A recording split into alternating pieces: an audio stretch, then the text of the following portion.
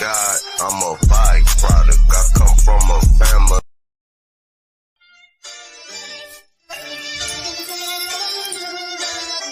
Between earth and God, I'm a byproduct. I come from a family of hustlers. That byproduct, money is the root of all evil. But I'm still trying to find a large profit. It's a mirage, they live in a facade. I was smoking thigh and had a talk with God. She told me why she named me John. I art the scriptures to shed light on the darker picture. If you my dog, I'm barking with you. Be feeling the star wisdom. My homie Chuck told me it was giants on earth before me. And chemtrails, we inhale. That's another story. Mercury is used to check temperature. The sun is the spirit sink in the earth. The moon is the portal. Assuming you important. Set your turn. Mars is wars as the M turn. And change words. I'm in the game, but change service. About to disassemble a bomb. I ain't nervous.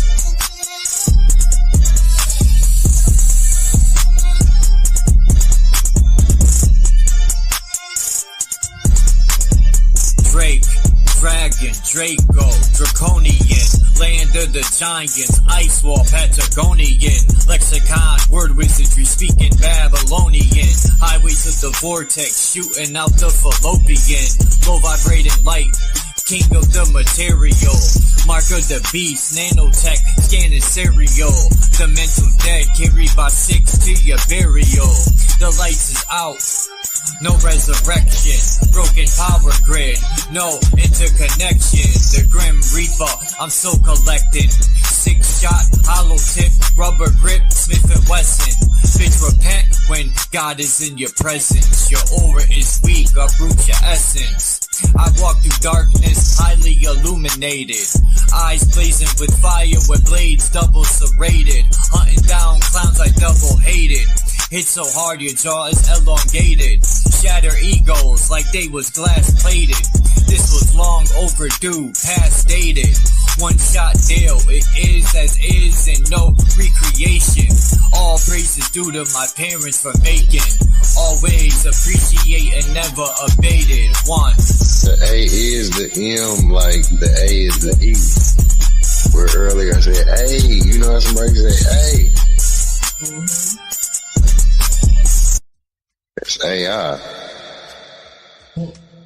And that's the dream, like, don't people say, hey, I'm dreaming. Am I dreaming?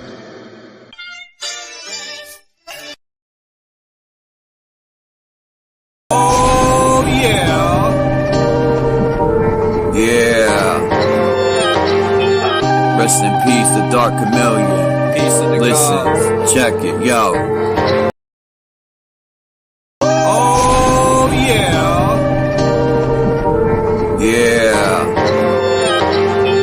Rest in peace, the Dark Chameleon. Peace in the Listen, check it, yo. It was a cold April morning under the constellation Aries. The moon was 85% under the luminaries. From the celestial waters to the womb my soul was carried. Then my mother gave birth to a warrior visionary. But when I speak this truth, I feel like nobody hears me. Every once in a while, I give sight to someone blind, floating on the globe in the heliocentric lie. Dilate your pupils the more you open your eyes. The truth is sitting in plain sight like a disguise. Until my mother's death is revenge, I won't feel satisfied. It haunts me when I think about the phone call when she died. A river worth of tears shed from my eyes. So I looked up at the sky and I asked God why. It's been 21 years, I'm still waiting for a reply. Since birth I've been at war, the attack our undeveloped minds. Indoctrination camps making us dumb, deaf and blind. I'm always thinking solutions, we are running out of time. The dirty witchcraft is weak, I see through all the lies. I clearly analyze all the symbols and the signs. When I connect dots, the truth starts to align. The people are the power, you can never eclipse my shine. I say the truth hurts, but the truth will set you free. They say hell burns and there's a one-way ticket for me. You create your heaven or hell whether or not you believe. I'm God and Satan, I have have to balance out my chi. One day these seeds I plant will bloom so you can be all you can be. Never give up and always hold your head high, cause you are God, there's no need to look to the sky.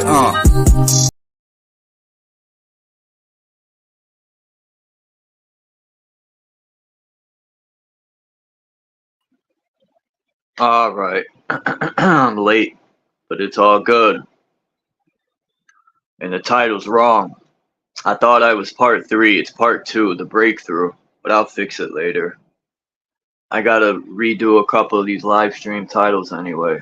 I've been slacking. But peace to Lucid, Kimba, Danny Skylark, and I don't know where those waterfalls are. I think South America. Let me see what picture is gonna be first, because I'm prepared today. This was the first picture, Jacob's dream. So we'll get started with Ego and Archetype, chapter 2. I think it's chapter 2, part 2. Let me make sure. Chapter 3, part 2. Okay. It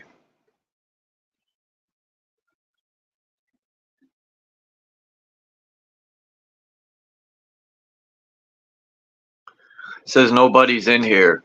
That's wild, man. I know they be messing with these numbers.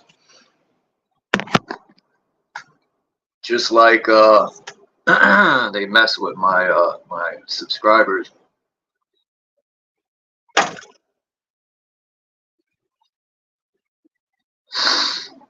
Hey Max, what's up? How's everything going? So I'm gonna read part 2, which should only take not even 10 minutes. Then I'll open the panel. I might do part 3 too, but part 3 is actually kind of long. But we'll see how I feel. So this is Ego and Archetype, chapter 3, part 2, the breakthrough.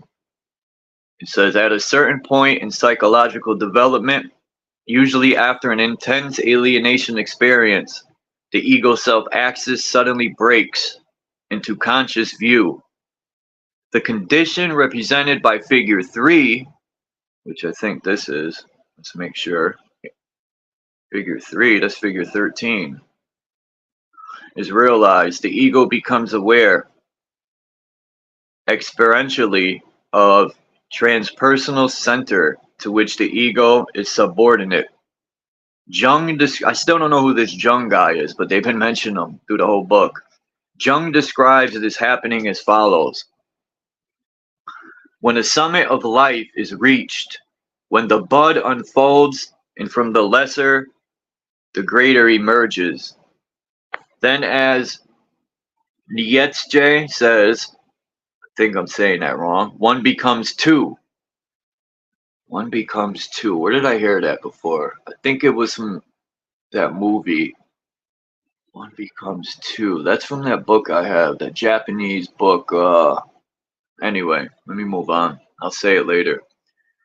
One becomes two, and the greater figure, which one always was, but which remained invisible, appears to the lesser personality with the force of a revelation. He who is truly and hopelessly little will always drag the revelation of the greater down to the level of his littleness, and will never understand that the day of judgment for his littleness has dawned. But the man who is inwardly great will know that the long expected friend of his soul, the immortal one, has now really come to lead captivity captive. That's Ephesians 4:8.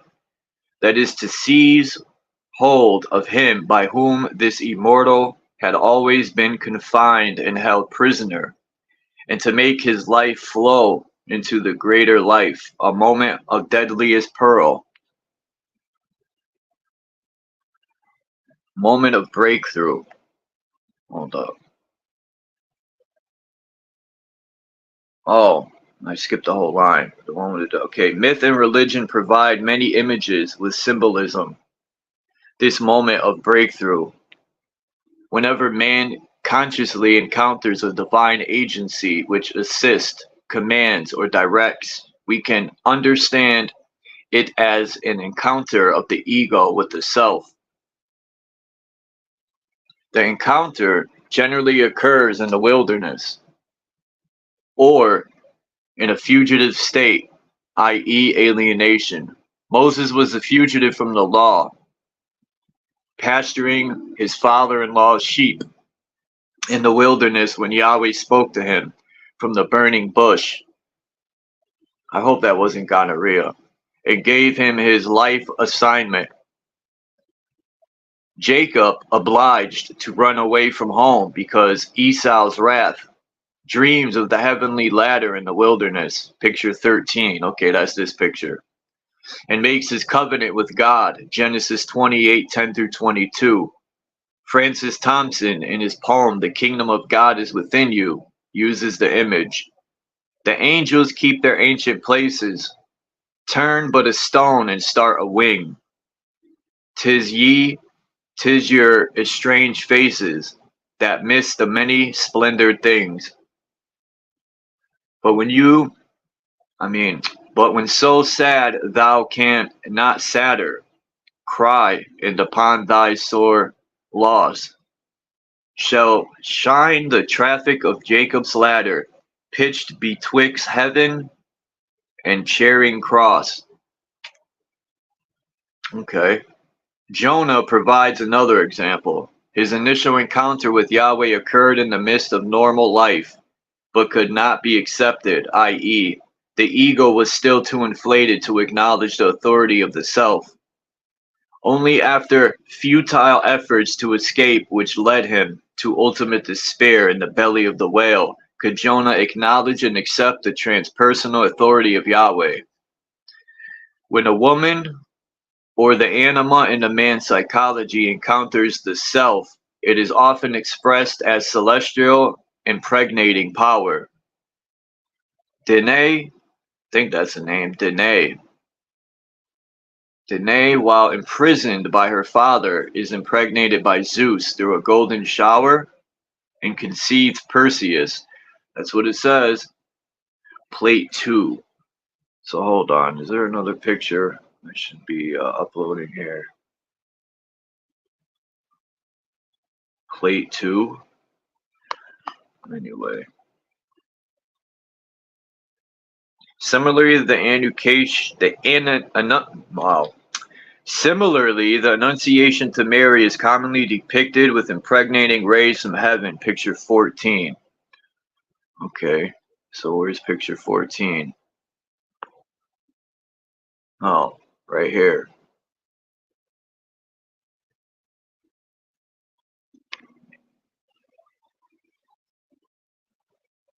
A more psychological version of the same image is used by Bernini in his sculpture, The Ecstasy of Saint Teresa, picture 15. Okay, man. So that would be this one.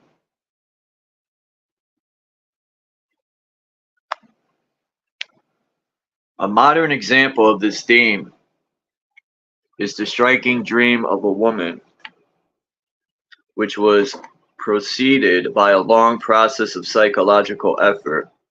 I see a young man naked, glistening with sweat, who catches my attention first by his physical attitude, a combination of the falling motion of a Pieta figure and the energetic release position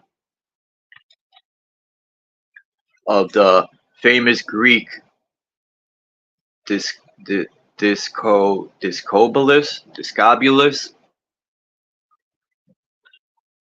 He's in a group of other men who is in, wow, I gotta figure this word out, who is in an ambiguous way, seem to be supporting him.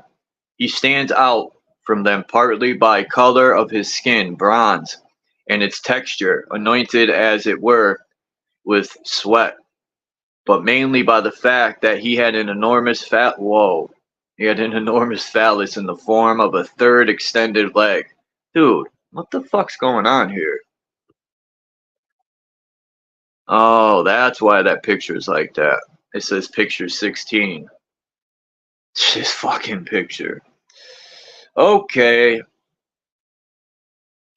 The man is in agony with the burden of his erection.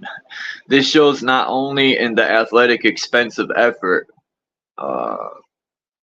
musculature, and sweat, but also in the contortion of his facial expression. My sympathy for his plight and my astonishment, admiration, intrigue at his male member draws me to him. We then join in intercourse. Just his entry is enough to cause in me an orgasm so deep and widespread that I can feel it in my ribs and lungs. This isn't a Bible.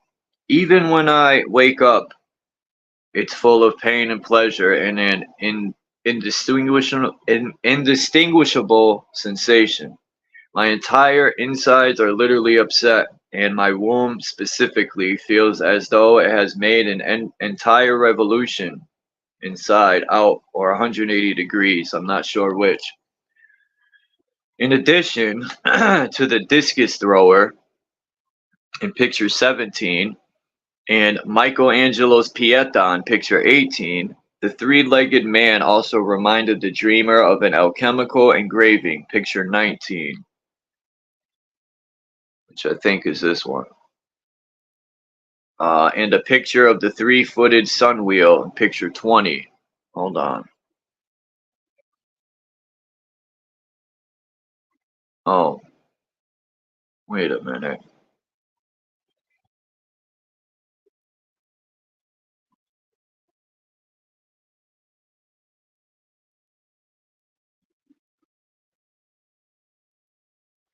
How am I missing a picture? Hold up. Sorry, everyone. I had all the pictures up here, but one, it wouldn't even upload that one picture. Hold on. God, just when you think you're prepared, you're not. So this one was supposed to be before this one. So I guess I put this one up. It was supposed to be this one. For 16, 17, and then this one. That's the third leg, weirdo. And then that one. And then this is 18 and 19 right here. In addition to the discus thrower, I already said that. Okay, the three-footed sun wheel. She had one scene. Thus, the dreamer figure is a rich condensation of multiple images.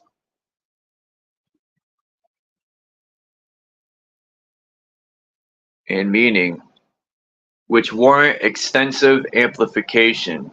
Without pursuing that task here, a few observations can be noted. The dreamer has been penetrated and transformed by a masculine entity of creative power. He is an athlete of both body and spirit. He is associated with the ultimate spiritual principle, the sun, and also expresses the whole process of psychic transformation, the alchemical picture. So then that would be this one, I think. For the dreamer, this dream initiated a whole new attitude and awareness of life. As its sexual imagery suggests, new levels of physical responsiveness were opened. In addition, the whole sensation function, heretofore largely unconscious, became available. Most important of all was an increase in authentic individual autonomy and emergence of very sizable creative talents. By the accompanying associations, it is evident that this dream expresses a decisive encounter not only with the animus, but also with the self. The triadic symbolism indicates emphasis on the process of concrete spatio-temporal realization. An outstanding example of the breakthrough of the ego-self axis is the conversation of the Apostle Paul. Jonah tried to escape his vacation by flight. And I think that picture might be this one. Where was it? Saul attempted to escape by persecuting the representatives of his own destiny. The very intensity of his attack against the Christians betrayed his involvement with their cause. For, as Jung says, the important thing is what a man talks about, not whether he agrees with it or not. That which one passionately hates is sure to represent an aspect of his own fate. And then next would be part 3, the book of Job, or the book of Job. Hold on, so this was picture 21.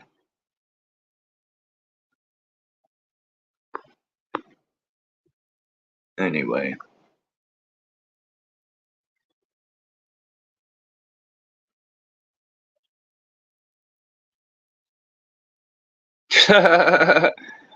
Yeah, that was something from the left field, man, that I didn't even expect that. I seen the picture ahead of time. I wasn't even thinking.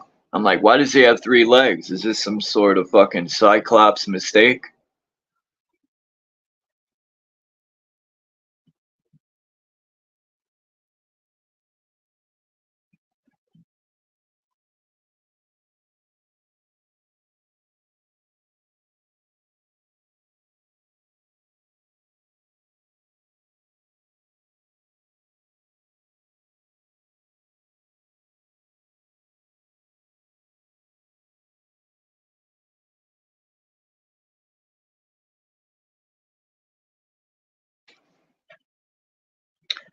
The book of Job, or Job, is going to be, let's see how many pages. 1, 2, 3, 4, 5, 6, 7, 8, 9, 10, 11, 12, 13, 14, 15 and a half pages. I think I will not be reading that right now. It's 15 and a half pages. That's wild. And some of these chapters are so small, and yet some of them are 15 pages.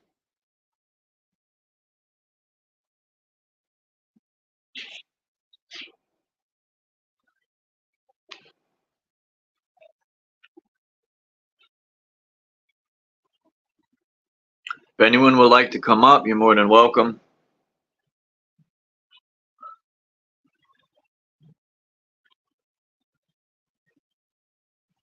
I'll wait a few minutes to see.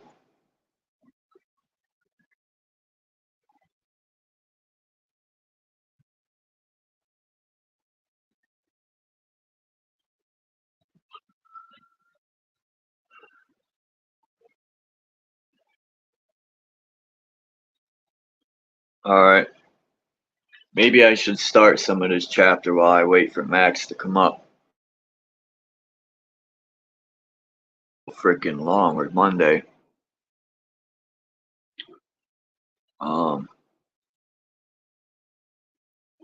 So far, this book is pretty interesting. I think this chapter was a little off of ego, but maybe he had a big ego because he had a 3rd leg.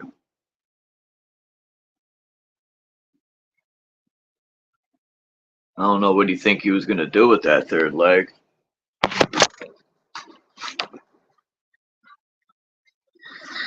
The lady probably won't have no problem giving birth.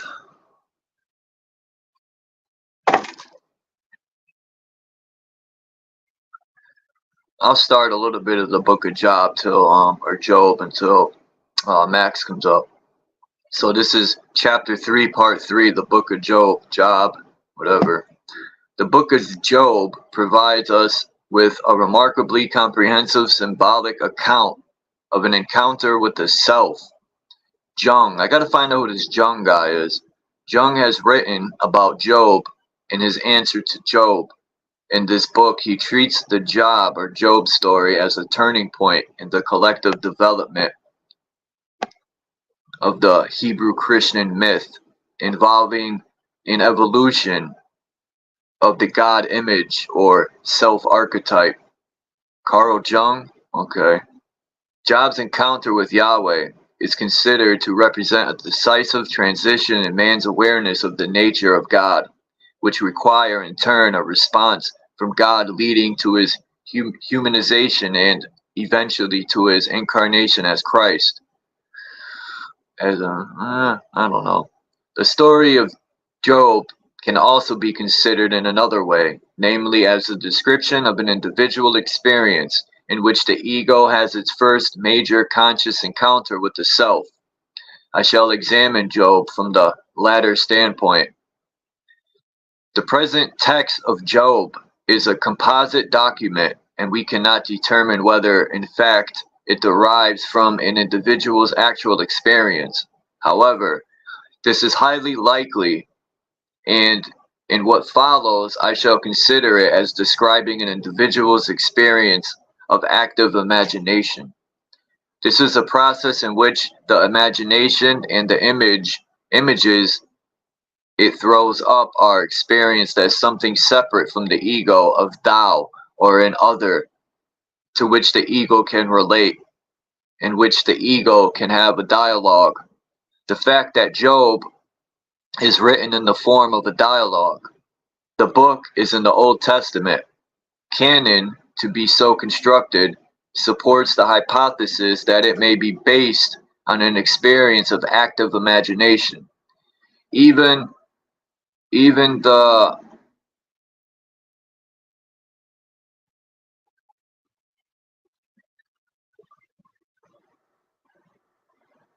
repetitiveness, I think that's what it says, even the repetitiveness of the dialogue rings true when we consider it as a record of personal experience.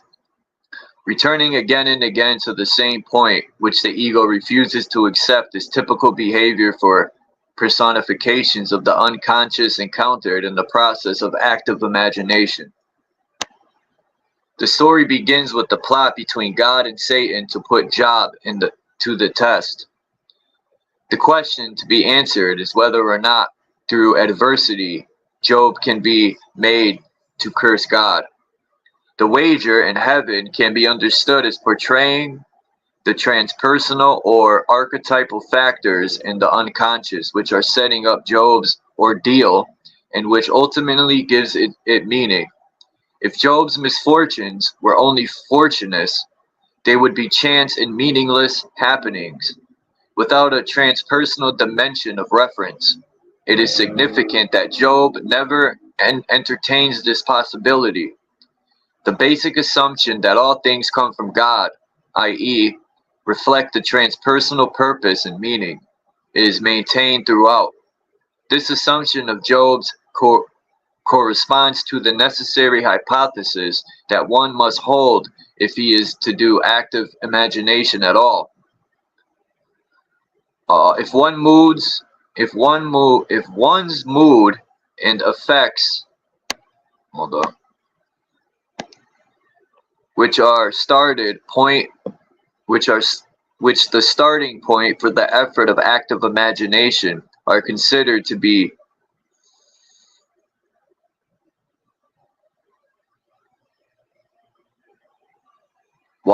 fortuitous, I don't know what that word is, considered to be fortuitous, I don't know, or to have only external or psychological causes. There will be no ground for seeking their psychological meaning. The knowledge that a psychological meaning exists is acquired only by experience. In the beginning, one must have at least enough faith to be willing to take the proposition of psychological meaning as an hypothesis to be tested. Since Yahweh and Satan are working together, they can be considered are two aspects of the same thing, i.e. the self. Satan provides the initiative and dynamism to set up Job's ordeal, and hence represents the urge to individuation which must break up the psychological status quo in order to bring about a new level of development. The serpent played the same role for Adam and Eve in the Garden of Eden. Also similar to Eden is the fact that Job's ordeal is designed as the temptation. He is to be tempted to curse God. This would mean psychologically that the ego is being tempted to inflation, to set itself above the purposes of God, i.e. to identify with the self. Why should all be necessary? Evidently, Job still has some tendency to inflation. In spite of his blameless reputation, or perhaps because of it, there is some question whether or not he knows decisively the difference between himself and God, between the ego and the self.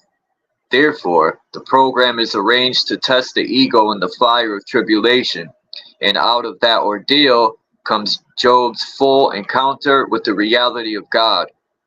If prior purposes can be discerned on the basis of effects, we can then say that it was God's purpose to make Job aware of him. Apparently, the self needs conscious realization and is obliged by the individuation urge to tempt and test the ego in order to bring about full ego awareness of the self-existence. Initially, Job is prosperous, esteemed, and a happy man, corresponding to a contented, secure ego, blissfully unaware of the unconscious assumptions on which its shaky security rests. Abruptly, all that Job values and depends upon are withdrawn family, possessions, and health. The calamities that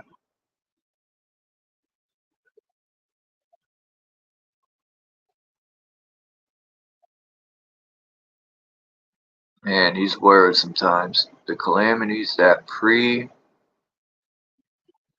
precipitously, I think I got that right. The calamities that precipitously befall Job are represented in an engraving by William Blake. About the picture, Blake printed the caption, "The fire of God is fallen from heaven."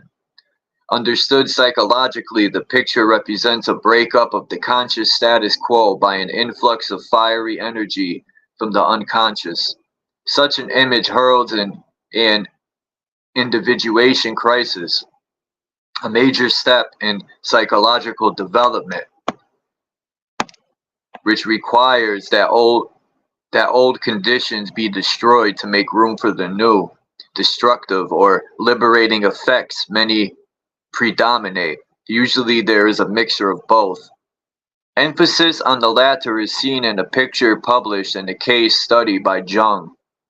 In this picture, which began a decisive phase of individuation, the lightning from heaven is blasting a sphere out of its surrounding matrix. Let me see, do I have this picture? I should.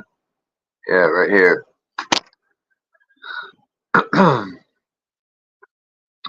Surrounding matrix. The self is being born. The tarot card, what's a V? 10, right?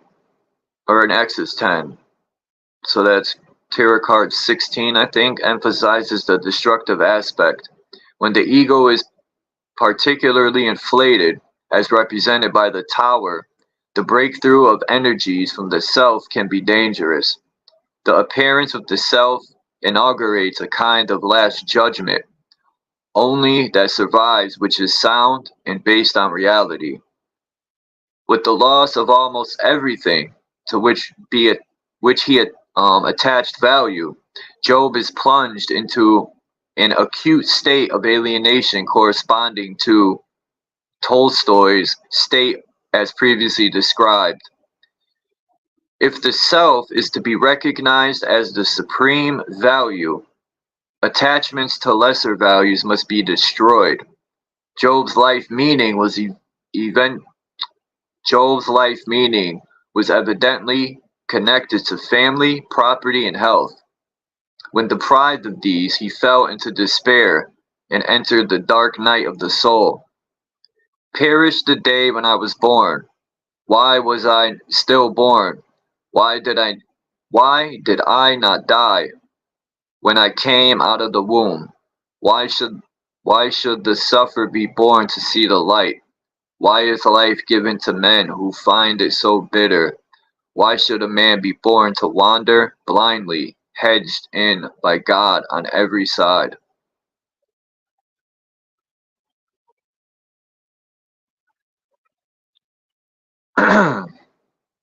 So this is the picture of the card, I guess, that I was talking about, the tower.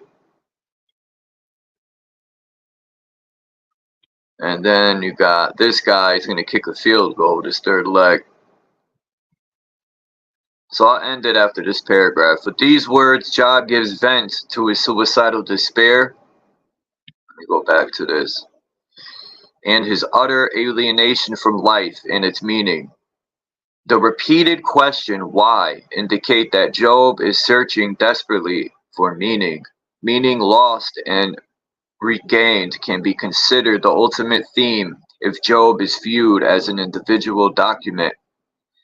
In states of depression and despair, much of the libido, which normally maintains conscious interest and vitality, has sunk into the unconscious.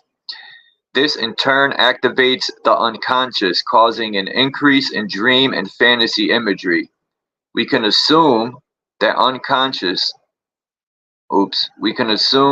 such an occurrence happened to Job.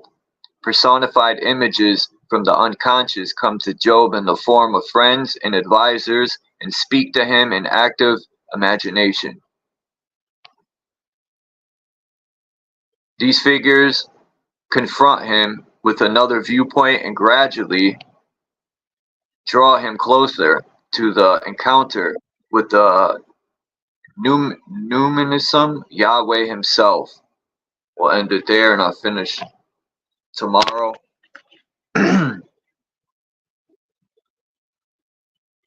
Because we have Max coming up. Hey Charles, how you doing? Pretty good, in motion, alive. Oh, hold on. Third leg, get out of here. That was weird, man. Reading that, they went in deep. I never knew the Bible spoke so deeply on sex like that. But hey, sex is life, man. That's kind of a different version than I remember of Job. Yeah. Yeah. I don't know if it's a rewrite maybe, or if it's the original. I can't remember. That's what I know. Churches like to talk bad on being naked and sex, but that's life. Sex is sacred. Check this picture out. I screenshot it from London. I was watching this video this morning. Shout out to London, man. And he had some guy, I think his name was B. Mm-hmm. That's what he put for his name. And he was showing clips of him on an airplane. And this is the sun I remember right here. Nice and gold, yellow. Not the white crap we got today, but they changed the light bulb. But that's what I remember. Nice early mornings with the beautiful sun. Yeah, they don't seem to like us to get the new sun. I don't like the new sun. I think the sun has never been what they say it is. I think it's just some sort of little thing that has light bulbs on it. Could be. And they changed the light bulb to maybe. It's a possibility for sure. Hard to tell. I don't believe it's a big ball of gas, so I think it's a planet myself. Could be anything. I think there's people in there too. Running it? Like they measure our atmosphere, and at the top of our atmosphere, it's really freaking hot. So why wouldn't it be at the sun and then cooler underneath? Maybe that's what the pictures I have of, you know how the Mexicans are seen in, how they depict horses pulling the sun. Maybe the sun is some sort of a craft where people are in it. Well, that's yeah, the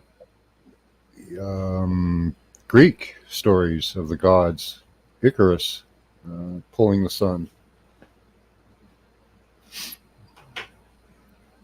Or sorry, it was Icarus flying too close to the sun. Sorry, I forgot that. But the son of, I can't remember the name of him that pulls the sun, was promised that he could, his father promised him anything he wanted, and he asked to fly the sun, which was like an impossible task, and he burnt up the earth and burnt Africa and made the people down there black because he burnt them, and yeah, a whole bunch of other bad stuff. In the desert, you know, Sutton melted all that and burned it up. Whether that story is true or it was a war or something, there's evidence of that. Right? Especially in India, they have that one city that's still irradiated. Could have been a war, could have been the sun. Like, what would happen if the radiation of the sun got too close to stuff? Would it make it radioactive? I don't know. Be pretty logical too, you know.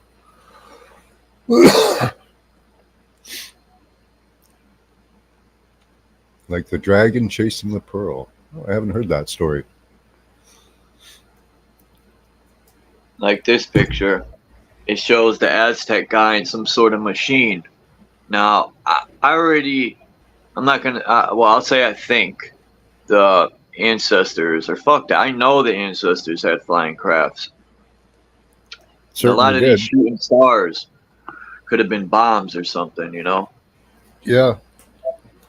Well, the Mahabharata talks about it constantly, about weapons and ships and stuff. And so I don't know. I believe it, and they even have like plans. They've drawn out images of these craft and how they work on mercury vapor. For some reason, is one of the things they work on. I don't know if they use it as a fuel or a magnetic levitation or what.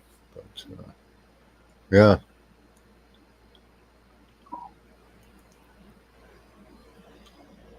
Oh, here it is. Looks like that guy's being transformed or something. I don't know. All the fire around him. What's all the red? I think someone just colored it this way so you can see the picture better. Yeah, it looks like fire on them or something, right? Because they put it in red. I don't know. Is that fire or frequencies, or kind of looks like fire? Fire is a good depiction for energy too, right? So sometimes I think when they draw fire, they mean energy. I found this cool thing yesterday. I'm gonna put this in my little corner. Oh, cool. I wish it didn't have so much background to it, though. More or less, if it was cut out, and I could, like the chessboard here, because I don't like it shows squares. I'm very picky, but what can I do?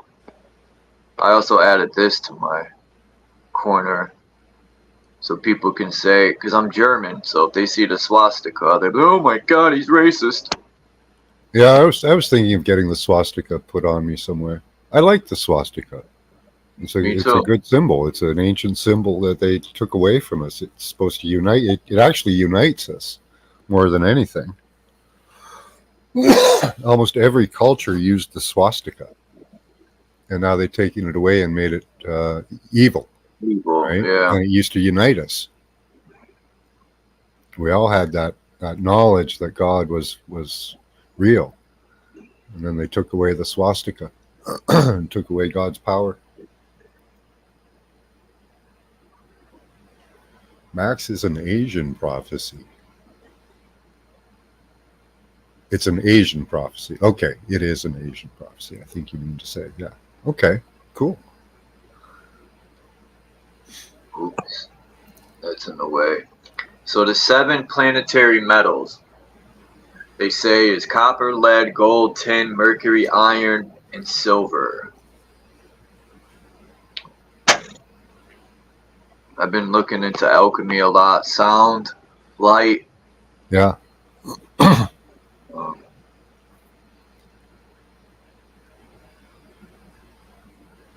Coagulation. I forgot what that means. Coagulation. Is that like the mixtures of When they come together. Yeah. Coming together, yeah. Huh. Yeah, see that symbol there. I've been looking into recently into galvanic batteries because of what we see with the Anunnaki carvings, you know, the wristwatches and all that. Yeah. I'll pull one up. You see that symbol? Kind of reminds me of a galvanic battery. I have a picture of that. That's wild you brought it up. Now people try to say, oh, those are decorative. Come on. Like I always say, if our ancestors are, if we thought of technology, I'm pretty sure our ancestors who were in better condition health-wise and mentally could think of what we thought of and plus way more. That's just how I see it. Oh yeah, they were way smarter than we were. Not because we're dumb, it's because we've been dumbed down. Right. With, you know, falsehoods, lies, lack of information. You know, they lie and omit. You know, if they don't lie about it, they omit it. You know. But a galvanic battery works like you put it on your skin and it works, right? It produces energy that you can use for things.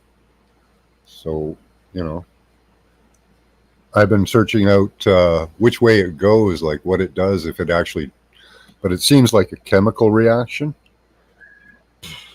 I've been looking into it for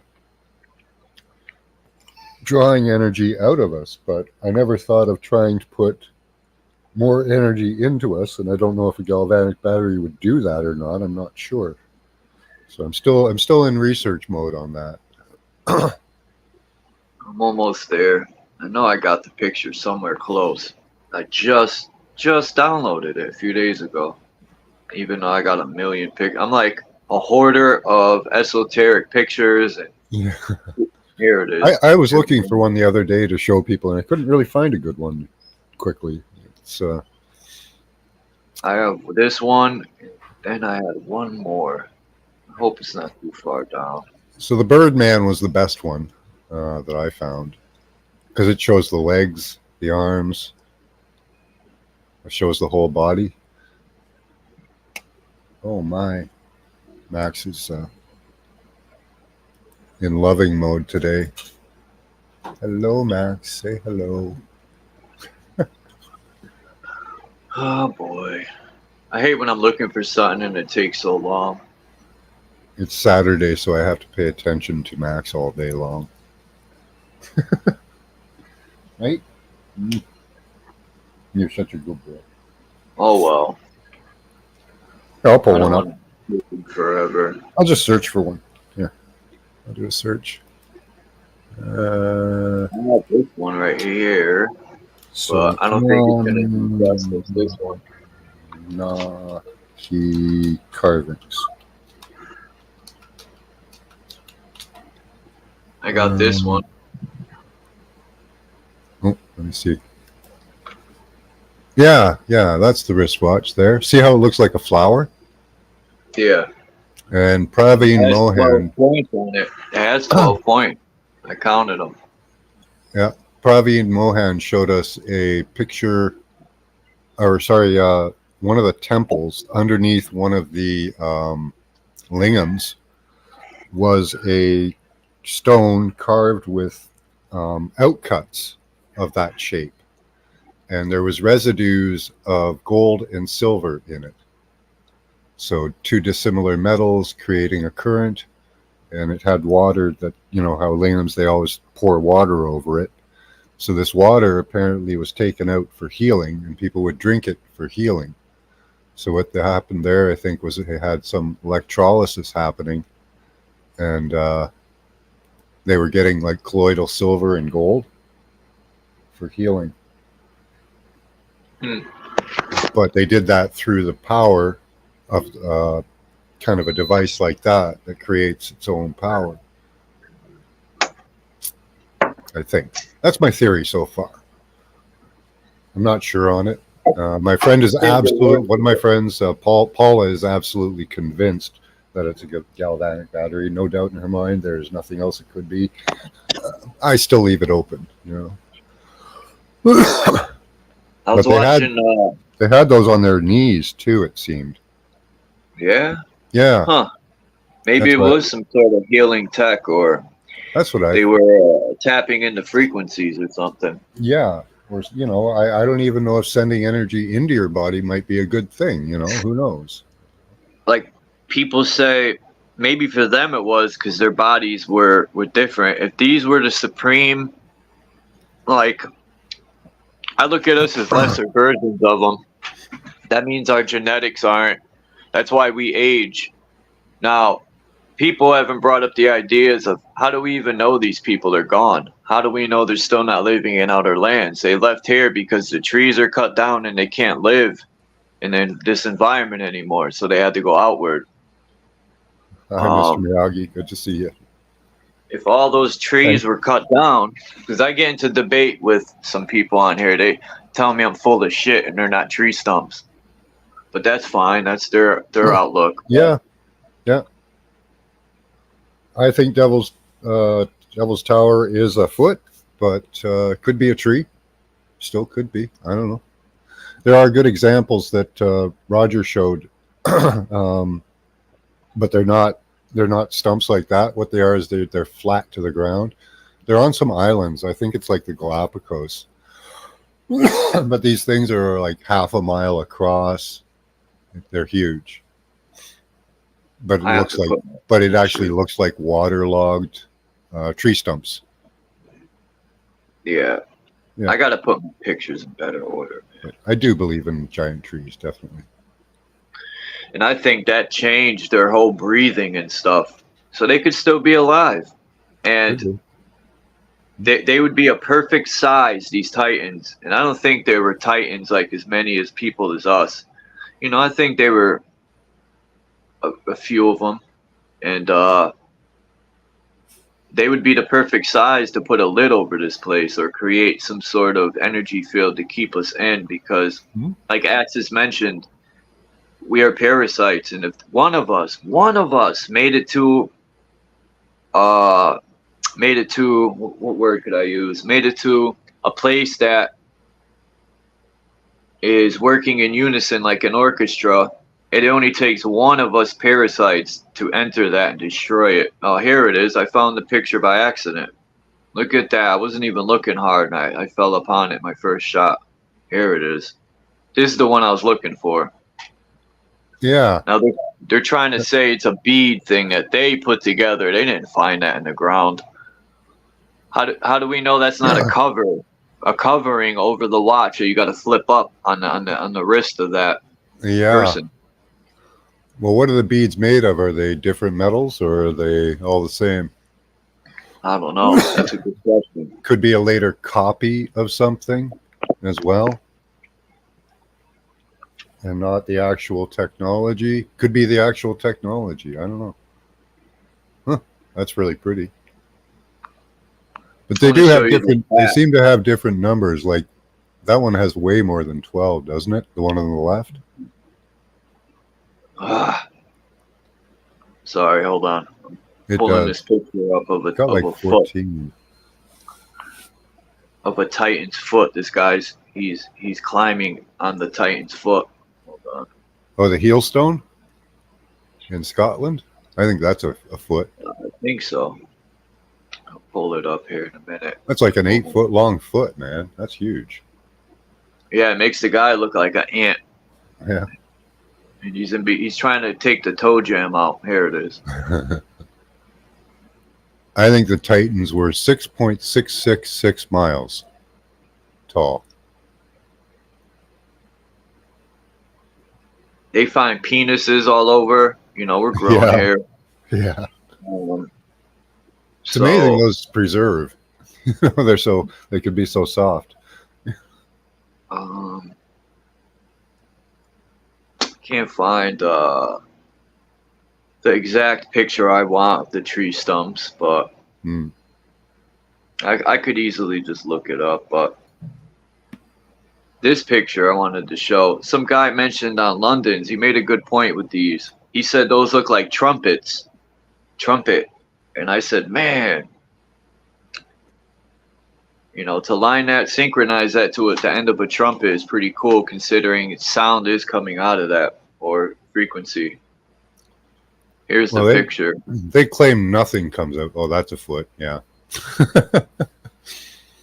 They claim nothing comes out of a black hole, but I don't even believe in their theory of black holes. Kind of gives it away in their description. It's infinitely dense. I don't believe freaking anything they say.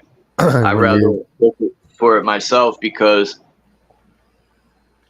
they tell us that these plateaus or whatever are rocks, right? And as a child, I even questioned, where do rocks come from? What are rocks? You know, everything's lava. Magically appear. Everything's lava. But I've seen lava. Lava doesn't look like that at all. I mean, look at this wizard's hat.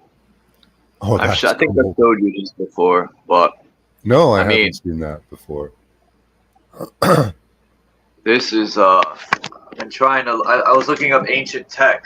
I totally get that. That's cool. This is what came up. See, the old wizard's hat, they had that. We were discussing this on my show last weekend, I think, about the area in the hat. You know how they had like the old stovepipe hats, the big tall ones? Yeah. I think those were like modern day wizard's hats, because they had a big open space inside. I think that has something to do with, like, I don't know, communication or, you know, healing or something. The big space inside the hat. I don't think it was just to have a big hat. Is kind of the point of it. Then I found this picture, which the guy drew to kind of show.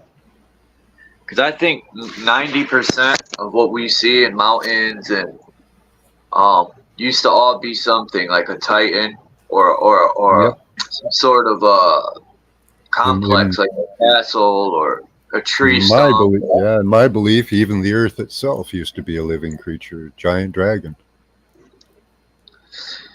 There's some reason why a lot of these pictures have dragons, and they're always stepping on a dragon with a sword in its throat. There's reasons why they're always showing that symbolism.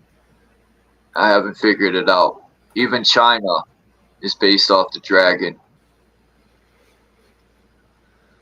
Well, the Enuma Elish really helps with that, because there was, well, with the earth, like for me, the story of the Enuma Elish with the monsters and Tiamat and Marduk killing Tiamat and all the monsters and then casting them. They became an amorphous mass and eventually formed the earth. At least that's how the story goes. So a bunch of dead monsters, lizards, thrown together, and then I don't know why, but Sky mated with Earth, Uranus. I think it was Uranus or Jupiter. I can't remember which planet is Sky. Uranus. You got it in the wrong hole, the universe said. But apparently, like, I've found the evidence of it. Sperm all over the planet. Giant sperms. So, and I think that the stories of man coming from the earth is pretty accurate. I think what happened is these, like, dragon eggs were all over the earth, and they got inseminated, and these monsters and creatures came up in us. Like this picture. Yeah. I pulled this up and didn't even realize I had it up. I think that's Mercury, or It's somebody, but either way, Yeah, I got winged shoes. They're Got fighting wings the on his dragon. feet. Yeah, that looks like Mercury or the other Hermes Yeah. on the right with the wings on the helmet. That's Because cool. even Jesus is related to Hermes in synchronization because they're all messengers. Messengers of who? Yeah. Because I look at Satan and God as all one energy. Mithra, yes, thank you, Danny Skylar. The one to the left is Mithra. Okay. Yeah, Mithra, Hermes, Yeah. they all are synchronized. Like, say we went to Germany, right? I'll use Germany. Uh-huh. And they have a deity. You go all the way to Hawaii, and they could have the same deity, but it'll look different, and it'll have some things that are the same, but it'll have a different name. They'll look a little different. It's just how things change.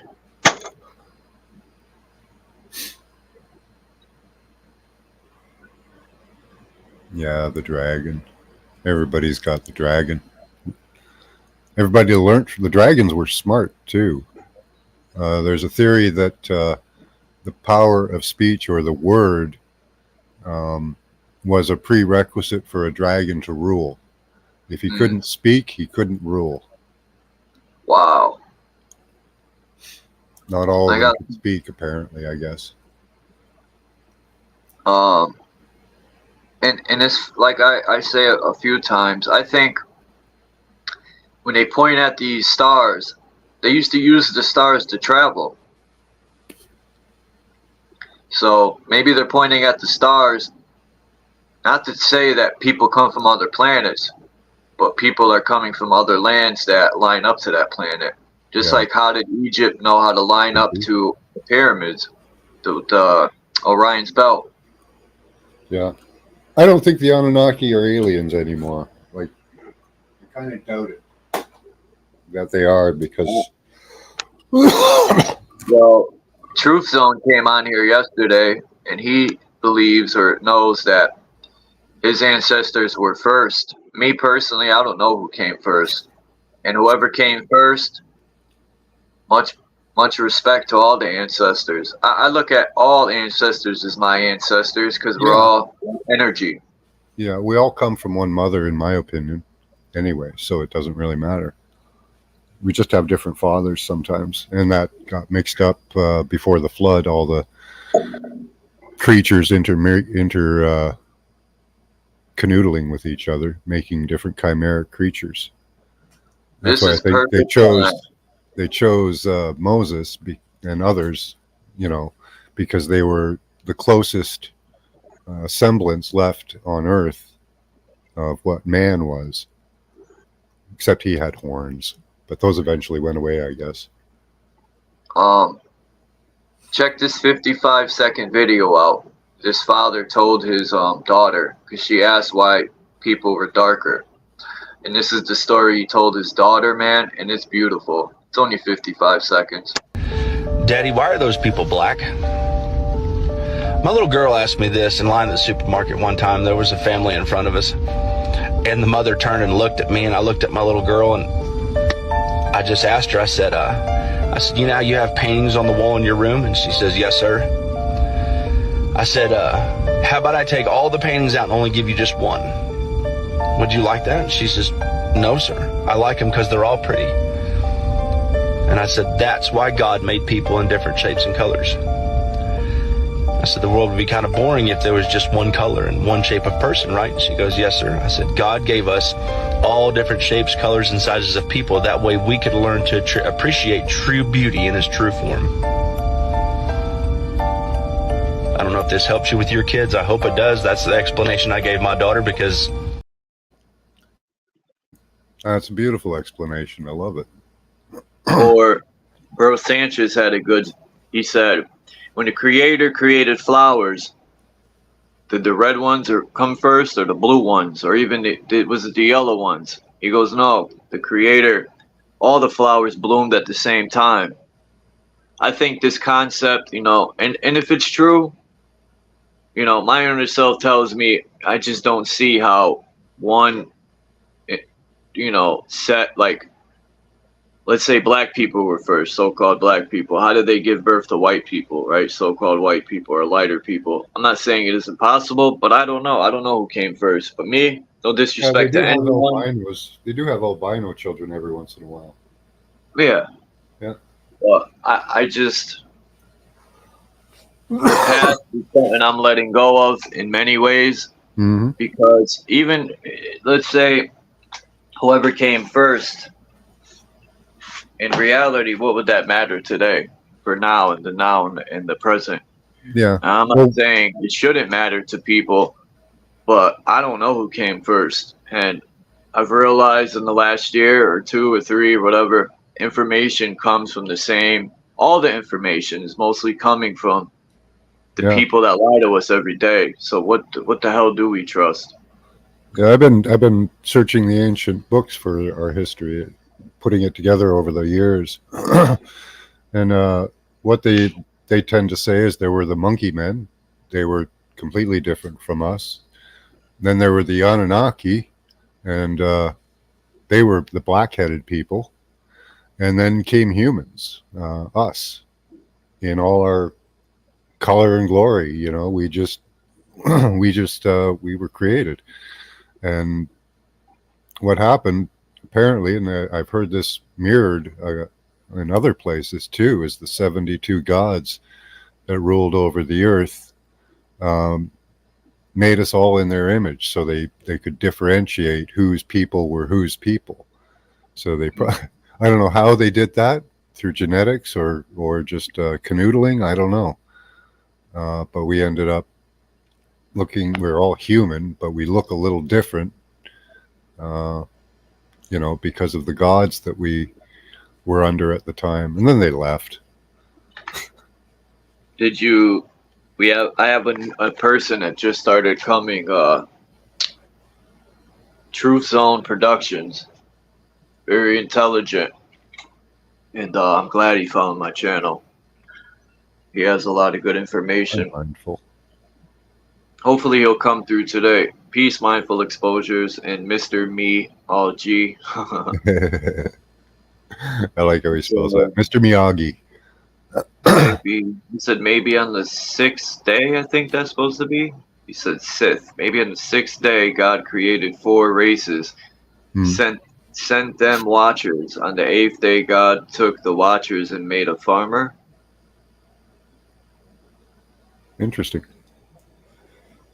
Axis made a good point. He said yesterday he mentioned that he said, you ever wonder why they want everyone's DNA and blood all the time, especially when you go to hospital? They're just annihilating you with like 7 vials of blood when they only got to put 2 or 3 drops under the freaking microscope. I always wondered, what the hell are they doing? Even when you get arrested, if you got any type of felony, you got to give up your DNA here in Connecticut. So what do they care about? I don't believe that you can find someone's DNA on everything, and that's just some science. I think it could be true, You're but filling up here. Hi, Agnostic Principles. Hi, Jay Heighton. yes, peace, Jay Heighton and Agnostic Principles. I always wonder though, what are they searching for through our DNAs? And if they created us, that's another thing. People say we come from a laboratory with the trains that had all these children on them. Well, if that was the case, they wouldn't need to get our DNA because they would already have it because they created us. So why would they need our DNA now? If they created us in the lab, they would know our family's DNA. Maybe we're mutating. True. Okay. Hopefully London will come through. I sent him an invitation.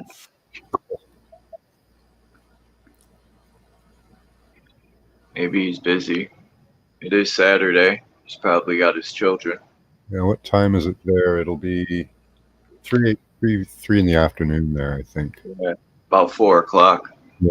Isn't it 6 hours ahead? Yeah, 5 or 6 hours, something like that.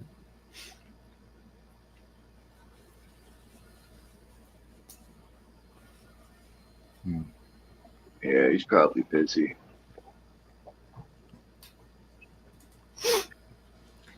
Yeah, I think the gods did that because the gods brought us war. We didn't have war before them, apparently. Well, before the angels fell.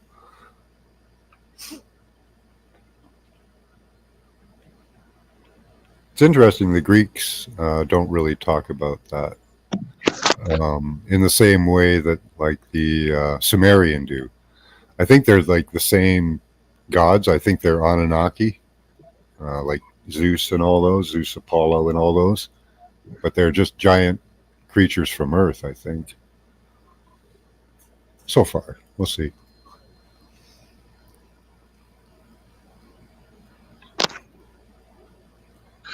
I should make a rhyme about all the deities. That would take a long time. Yeah. But there's the main ones, you know. Hera, Zeus. No, I suppose there is a lot of them. I'm going through the names now. It's like, oh yeah, it just goes on and on and on. Thousands. That's the problem I have with reading the old Greek classics is all the names I don't know, right? Like they tell an entire story about a couple characters, but you know, then those characters are related to the next characters and blah blah blah, and it just goes on like it's a saga, really. It's not really even a bunch of stories. It's a whole saga.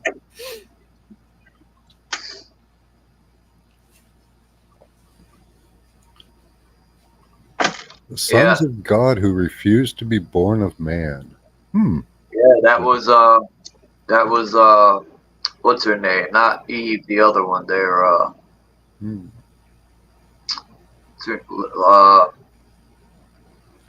Gilgamesh was a hybrid. Gilgamesh was a hybrid. He was half god, half human. Lilith was the last one to give in and become flesh because she stated that the flesh is a prison for the soul. And people make good points. It is called a rib cage. Yeah. But that's just wording.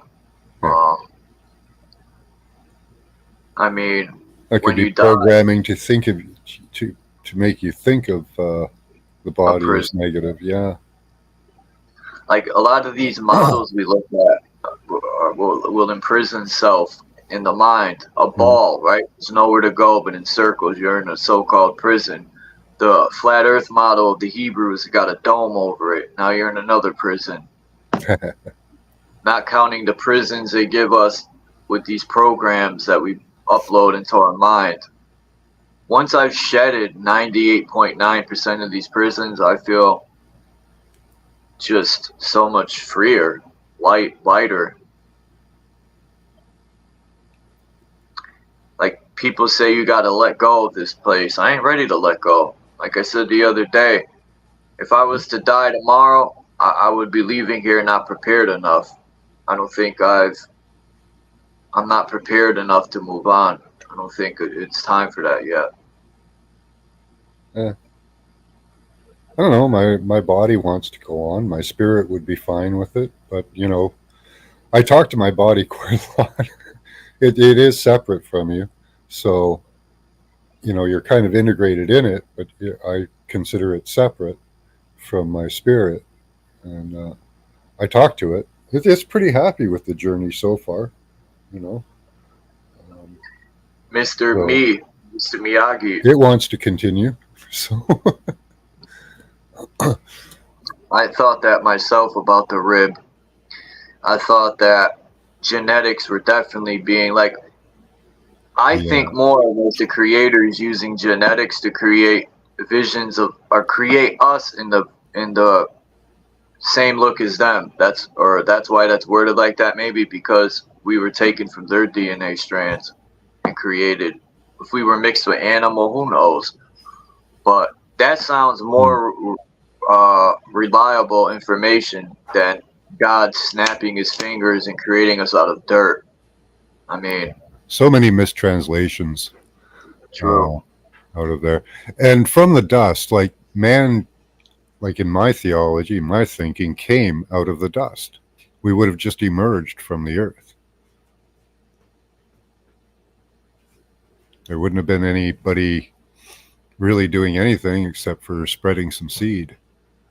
And there is a story of man being created by stones being thrown over a shoulder, and it would hit the dry earth, and a man would pop up. So I think we came from like the earth and the eggs that were planted all over the earth. I think they lasted a long time. We've done a lot of research into the life cycle of lizards, like the eggs, the sperm, and all that. Those eggs can last in even like animals on now for years, inside or outside the womb of a lizard. They can stay viable for a long time.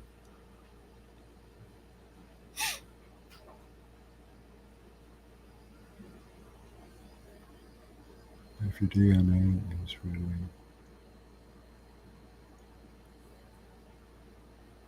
Oh, definitely capable of regenerating, yeah.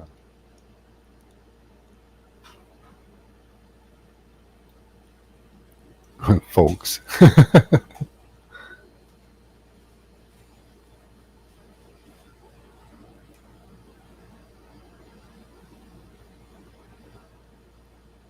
I just got some of this herb. It's got a lot of purple in it. Oh, cool. Somebody, look at this old like heater. a nice tight bug. I like those. I like those heaters. Yeah, they're good for heating up oil on and stuff. It's just the landlord's cheap. Well, there's a new landlord now. Everyone got booted out but a couple people. Oh, shit.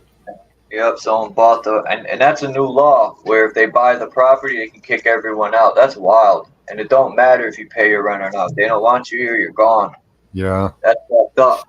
So that means even if you pay your rent and you're a good tenant, if they don't want you there, you're out. How much did the rents go up? How much did the rents go up? He raised the rent. I think it was $400. So now I'm paying $1,300 for a 1.5 bedroom. Holy shit. Yeah, that's about the prices up here too. What they're doing, they did that to an apartment building near us. They wanted to renovate. So they said they're going to kick everybody out. A couple of people fought them. They didn't win though. They were able to stay in the building, but they had to pay the new rent and they renovated the apartments. It's all a cash grab. You put in a few $100s on an apartment and you can charge, double the price.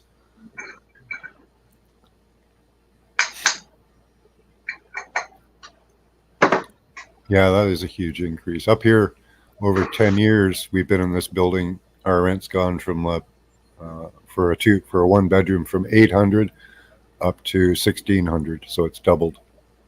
It's actually more than that, but. And that's why I asked for help at the end of the month, mostly the last week. Yeah. My fucking rent went up. Bills, man, bills. That guy bills at my fucking door every month. I don't like Bill. Yeah.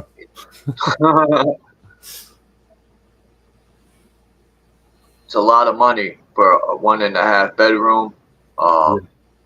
It's fucking insane. It's ridiculous. They had the balls. They bought the place. All they did was paint the hallways and change the bottom door, which really didn't need changing.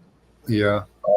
They had to make it look good, and then they jacked the rent up $400. That's insane. When I heard that, I said it was easier to stay and deal with it than to pack up and move. I hate moving, especially from the second floor. Couches, and it's beyond big.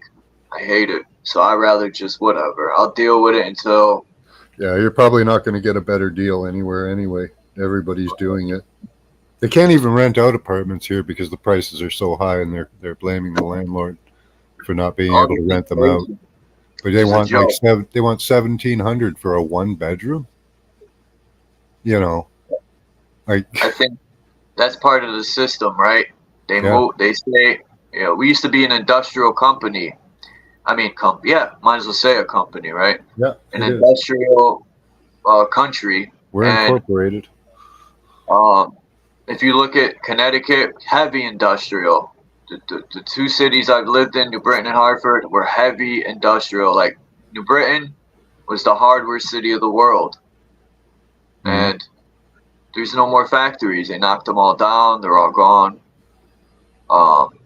And now they could say inflation. The fucking politics can say, oh, things are scarce. We have to inflate all the prices when we should be making our own. Like Trump seems to know people are pissed and we should be making our own products. Why the fuck do we depend on other countries when we can make our own products, have our own jobs? Fuck depending on China and get that garbage off our shelves. Right? Exactly. That's what And then when I say that, I'm racist. Because I care about our country and the people in it. I want the people to thrive. There There's shouldn't be 4 poverty million anywhere. extra people in Canada. Our population from 4 years ago went from 37 million to 41. From India, right? They said No, Toronto they're is from everywhere. 90% India. They're from everywhere. But a lot of Indians, yeah. They come here for school and then they just stay. I don't blame them. I mean, look at their But country. but we've got the illegal immigrants coming all the way up. They're just trucked from Mexico right up to the border here in Canada. That's how they got so many in, because there's only so many school positions that people can take in Canada. The rest of them are being brought up from the southern border.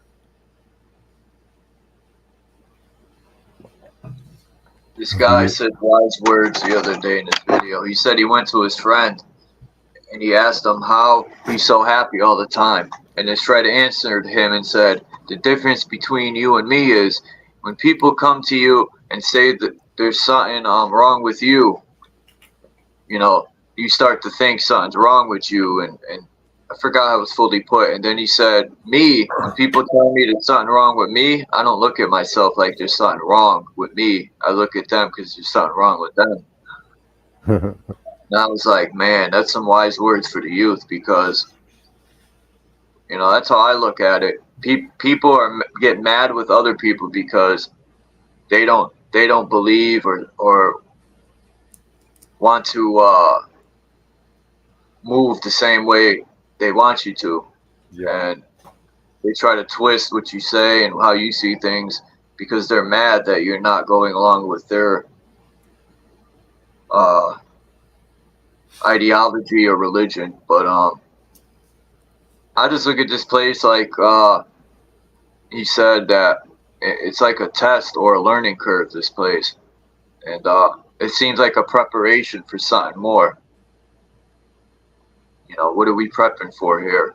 I don't know. But it's just the intelligence that goes on in this realm, it just cannot be the end after. And if it is, that's what it is. But my inner self tells me, and my 2 death experiences tell me there's something more.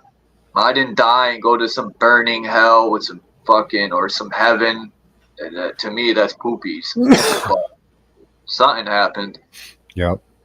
I was definitely aware when I had died. I went somewhere. I was definitely aware.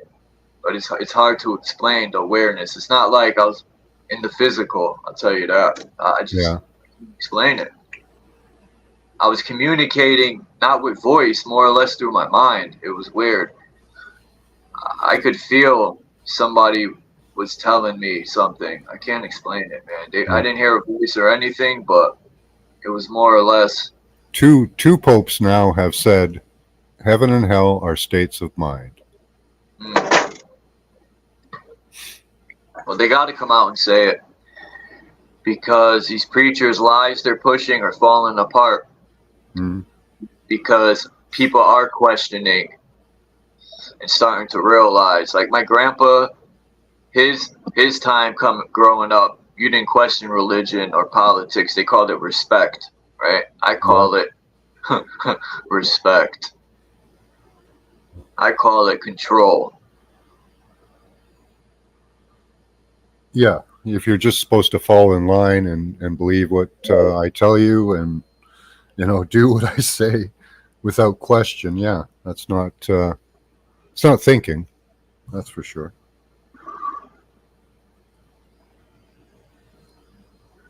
I miss the old days. I definitely miss the 90s, and the late 80s were good times as a child. In my teenage years, 92, 93. Yeah, the 90s were good. Yeah. Right before that September event, this country was awesome, man. And then when that happened, and then they put the patriotic can't even think I can't even think, man. The stupid they made them laws through the Patriotic Act or the Patriot Act. Yeah, the Patriot Act. Yeah. What a slap in the frickin' face and kicking the balls that was. Yeah. But what are they gonna do with this event? That's why I brought it up. What is going to come with law? What laws are they gonna slap on law-abiding people? They're always punishing people who legally carry. Wouldn't you? The police are always approaching people that legally carry and using assumptions, and they always use assumptions and maybe, right? Maybe this could happen. Maybe you're this and maybe you're that. It blows my mind. Cops, man. Well, how do I know you're not going to do this? The cop says too. I watched this guy, the armed fisherman in Florida, solo yacker, and he's always out flexing his Second Amendment. And they're always talking about assumptions. Well, someone called, and you're carrying a weapon. Who walks down the street with I think it's an AR, wasn't an AR-15. It was a handgun and a kit or something. But either way, you can do that by law. And they're always like, you're not supposed to be able to go up to somebody and disarm them. That's against the law. But the cops will do it over assumptions and maybes. It's fucking crazy, man. There's no more respect in this country. The police don't have respect for the people, man. There's an interesting phenomenon that's happening right now is the FBI and Secret Services are all hiding, which is a different thing. They don't usually do that. Usually they're out and telling us how to think about this and what to think and giving us 3D images and all that. And now they're not.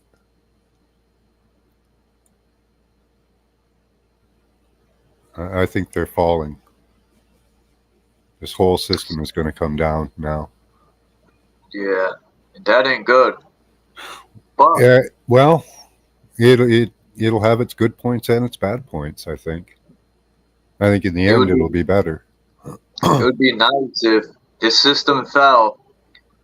They couldn't claim land anymore. People better grab their land, start protecting it, get a piece of land. Hey, if we clawbacks are coming, I think. I think clawbacks are coming. What's that? Clawbacks, where they just basically go into your bank account and just take it. They take your assets. They take everything. Yeah, the Constitution states if you got all these preppers, listen up, preppers. You got all your food and your bullets and guns and your underground this and that and your whole setup. Just remember, your Constitution that you love will be used against you. If they find that they could just come on your land and say, well, we need this, seize it all. It's in the Constitution. I think it's going to go the other way, though. I think that BlackRock and these drug companies and Gates and all them are going to get their clawbacks. I hope so. That would be, because that's what's going to fix it, because they've created so much wealth and put it in their hands. They put 90% of it in their hands, in the hands of a few people, a few criminals, really. You know, so unfortunately, they did it through criminal activity. You know, they insider trading and insider information, control and manipulation of the markets.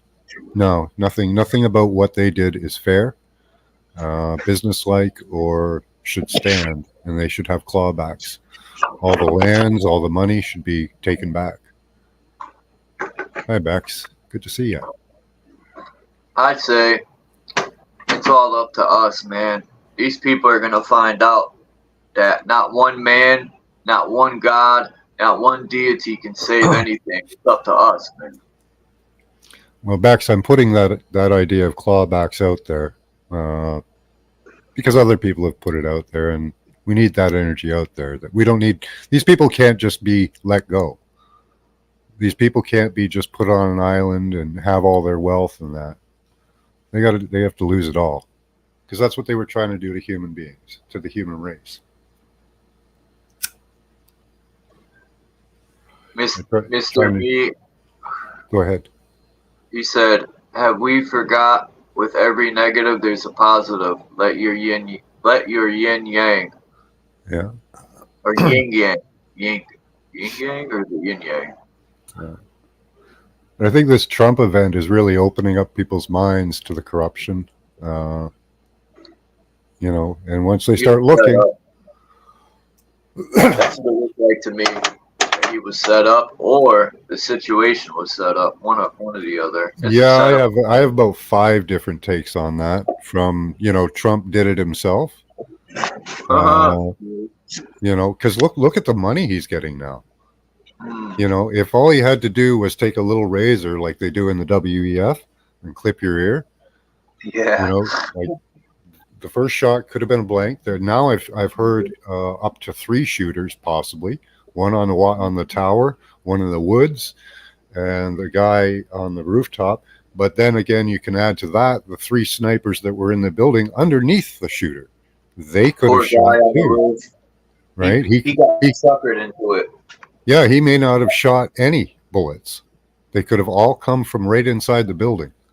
He was the distraction that he was on. Yeah. They wanted him to take the rap. He was set up. I think so. Yeah, they had there's bombs and bomb material in this. We're not sure if it was a truck or a small car.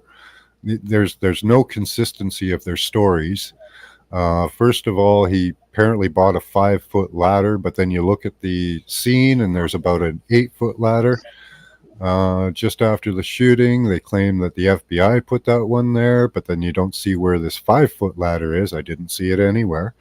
So, yeah, it's this is going to take a while to sort out what actually happened. But it does seem like, you know, Soros and all of those others put in money a short while ago. Short stocks on Truth Social and other Trump enterprises. So they were expecting a fall in his empire, which if he died, there would have been.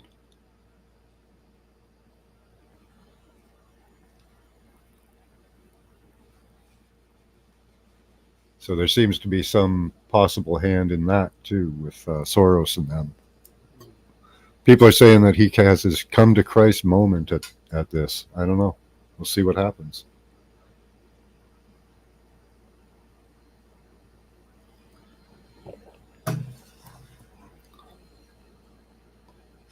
Or maybe he'll go down like Kennedy's, you know.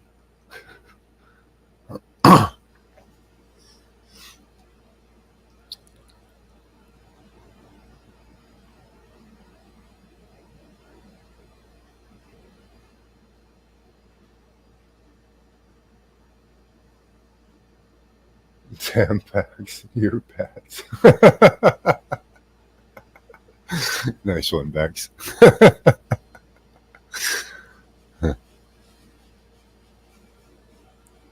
Yeah, was muted up. I said I'm ready to just disappear like a magician Are into you? the woods.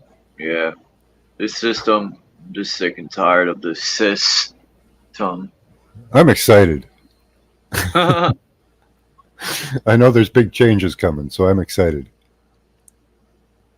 I'm one of those people that loves change, though, so I just roll with it.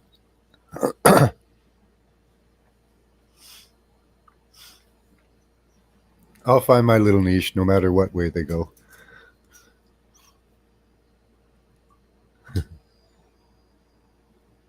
Yeah, see you in the woods.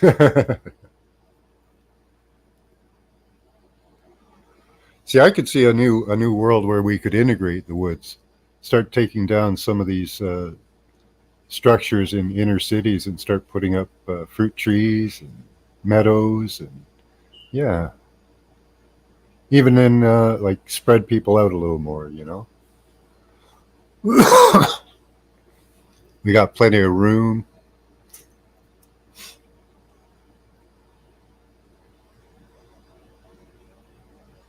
Could have areas that, you know, are more rural. I like rural areas, small towns. I don't want to be a farmer, but I'd like to do something, you know.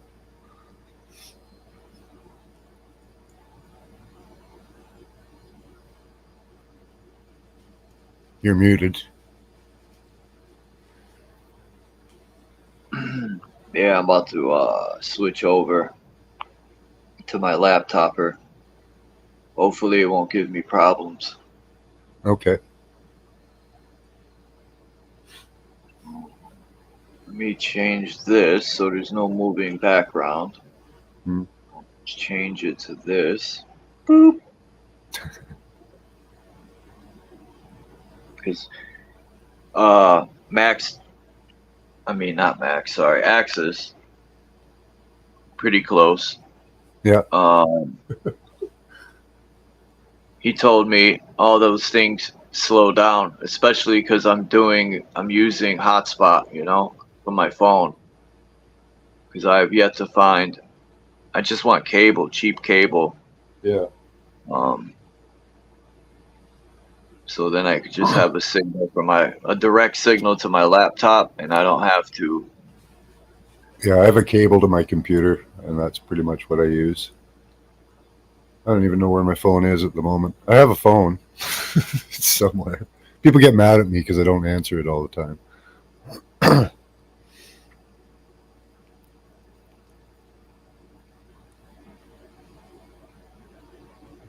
Yeah, me and Axis have some pretty deep conversations. He's a good guy. Love him.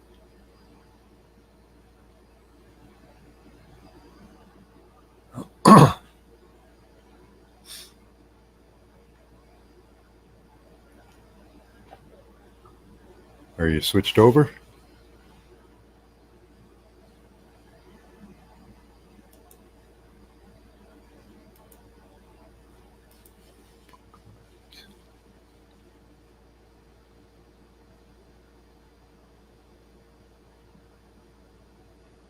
All right.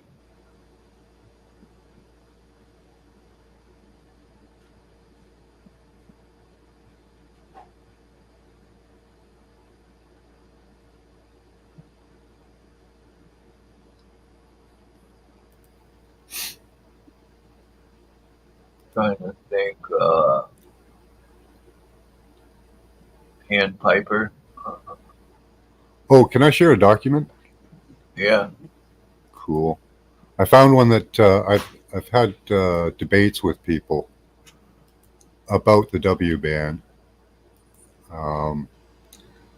and people don't believe or don't want to believe that they're part of the W band. So I finally found one that like, because they talk in all the documents, they talk about the W band, but you're supposed to know what the W band is. It's devices in or on and around the human body, which this document lays out really well. Here it is. Here's the key points. W band is network of wireless sensors in which in is the prevalent one. Now you can have these and on body sensors or around the body. Those are also usable, but in is the important one. And or. So they can have it either or. They can have them or not. But your body is the communication network. So W-band is a wireless sensor network of wireless sensor nodes in There which. we go. Oh, we're sharing? Okay. Oh no. Yeah. Yeah, I switched back to my phone. You okay?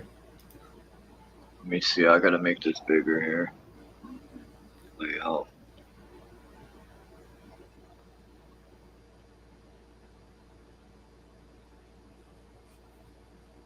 W-band is a network of wireless sensor nodes in which in and or on-body sensor nodes communicate with central hub as well as with each other. It provides effective health monitoring service along with many other applications. The W-band uses either RF or non-RF based communication techniques. Human body communication is a non-RF technique which utilizes the human body as a communication channel. This paper surveys the typical HBC schemes and compares the performance of RF-based and HBC-based W bands. Isn't that a bandwidth? W-bands is a series of networks, nodes. It does include things like Bluetooth, Zigbee. It tells you down here. Let me see if I can blow that up for you guys to see. There we go. If anyone wants to come up, you're more than welcome. I think the link is there. So it repeats about the in and or on body sensor nodes communicate with the central hub as well as with each other. It provides continuous monitoring of human physiology parameters like heart rate, blood pressure, body temperature, and others. It also offers mobility, portability, flexibility to patients. W-band will avoid the need for manual self-administered healthcare systems and may enable users to take control of their health disorders in the future. RF and non-RF based communication techniques can be used for W-bands. RF-based techniques use narrow bandwidth and ultra-wide bandwidth as communication channels, while non-RF techniques uses the human body as the communication channel. Such non-RF based techniques is commonly known as human body communication technique, HBC. Electrical signals can easily propagate through the human body, which makes HBC possible. Wireless data communications based on RF using Bluetooth, Zigbee, and ANT have already been deployed and implemented successfully. Since in wireless RF communications, the signals are radiated and in and propagate through air, which results in high power loss. As sensors and nodes are battery operated, most of the battery is consumed by the signal transmission, which decreases the operation during the system. Thus, it makes the system's energy efficient. We're kind of pay blocked from here on. It starts getting less legible, but we can read this. In HBC, biosensors sense the physiological parameters of the human body temperature, and others. The biodata is fed into the transmitter. Transmitter is capable to transmit biodata in form of non-RF signals into the human body via electrode. The transmitted signals propagate through the body. The receiver is capable of acquiring these non-RF signals from the human body with the help of electrode. So far, HBC has provided much better results as compared to RF. So just want to get that out there for people. I'll share the link to it if you want to share it with friends.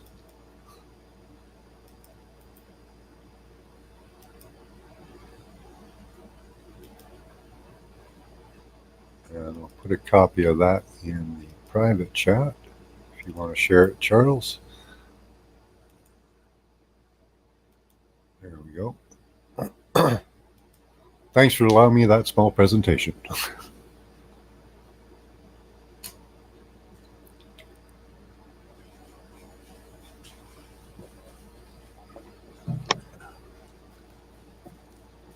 Come on. All right.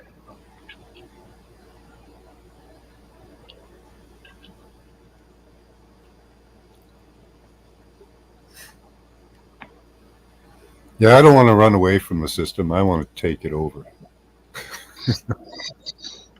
Yeah, that, to be honest, that's what I've wanted for 8 years, and I've been trying.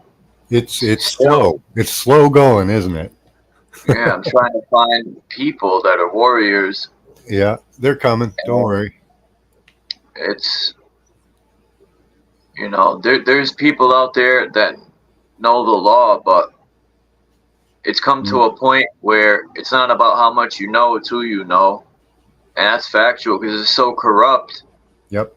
You know, you can know all the law you want, you know. They're going to override anything we try. So there's only two things left. Either give up or keep fighting. Yep. Now, I don't think giving up is really an option. Unfortunately, by the data I've read, you're not going anywhere. They can't find you.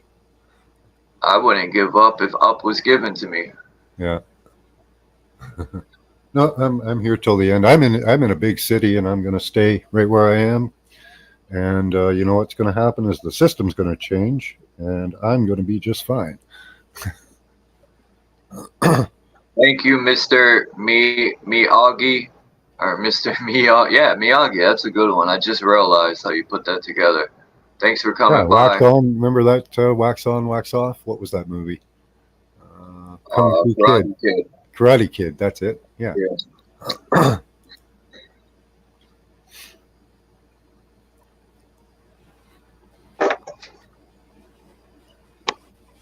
Yep, it's changing. I think so, Danny. I see the change. And with everything that's been happening, like a lot of people have been doing energy work. I have. This is the type of thing that I've been working on, seeing this type of thing happen with Trump.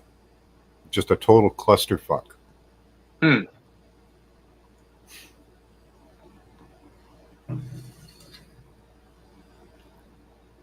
And it's happening. It takes a long time, but it's happening. These people are fumbling.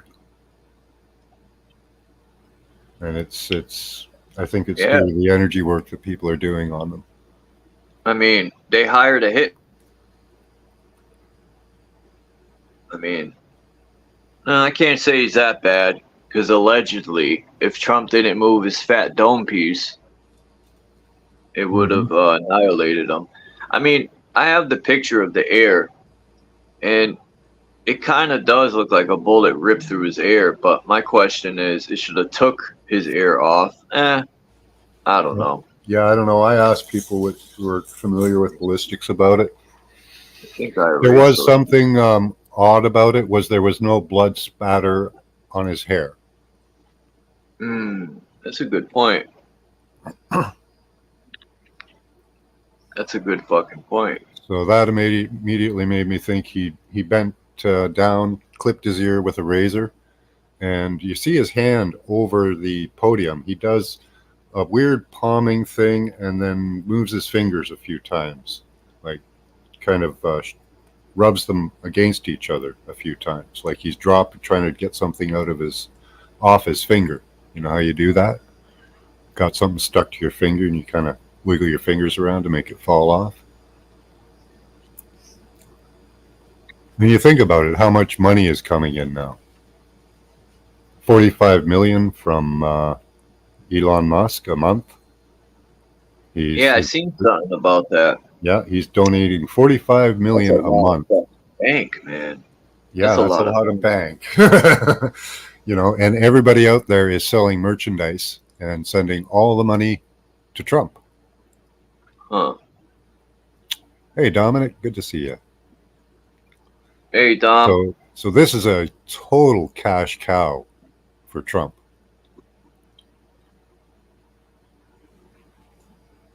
Look at this picture I just found. This guy's in definitely some sort. He's inside the sun, flying. I'm telling you, it's got the dragon head. So it's depicting the fire from the dragon. He's inside the sun driving it. Look at this picture. Oh, that's cool. Yeah, he's got a handbag.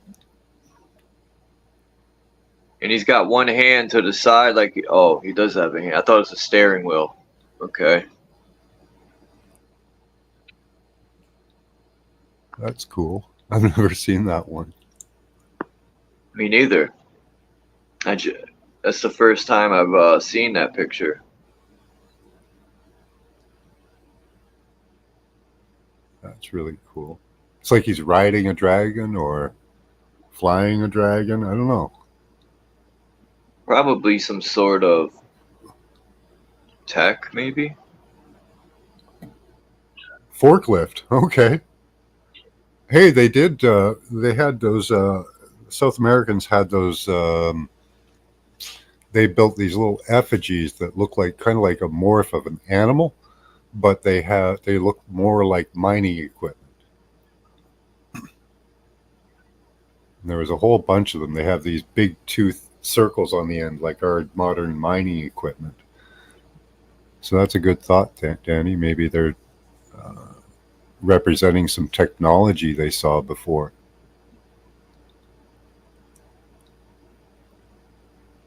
I've been trying to find more hardcore proof of, like, more pictures, more or less, of the darker aboriginals. I gotta stop using the words black and white.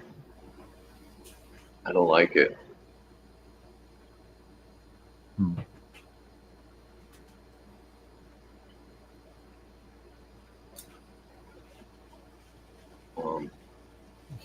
Fire hose. Look at this fucking map. No, I missed that. Yeah, I think I have found some new maps, man. This is awesome. Hold on. Let's see where this takes me. Oh, come on. Every time I press a map, it's taking me somewhere new. Oh, that's awesome, Bex. Bex's comment before, ResearchGate.net has a paper by the same author for free. The Human Body, the Future Communication Channel for W-band. Awesome. I like the people are sharing that. Get the info out there.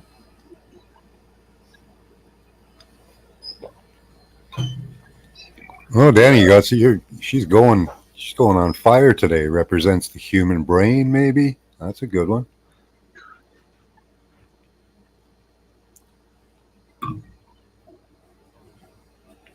Those neurons are really firing today, Danny.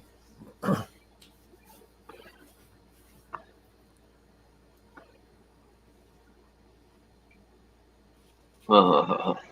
neurons are firing. Come on. There we go. Another thing that I find funny is they look like frogmen. The suits they wear, they kind of look like frogmen. Huh. From Mario Brothers, the frogmen. Or Kemet. Frog suits. See how this map looks. This is an antique map I fell upon in a website called the Map House. It looks blurry and crappy. That's what it looks. Part in the top left looks like a lobster. Actually, a lot of it looks like lobster to me.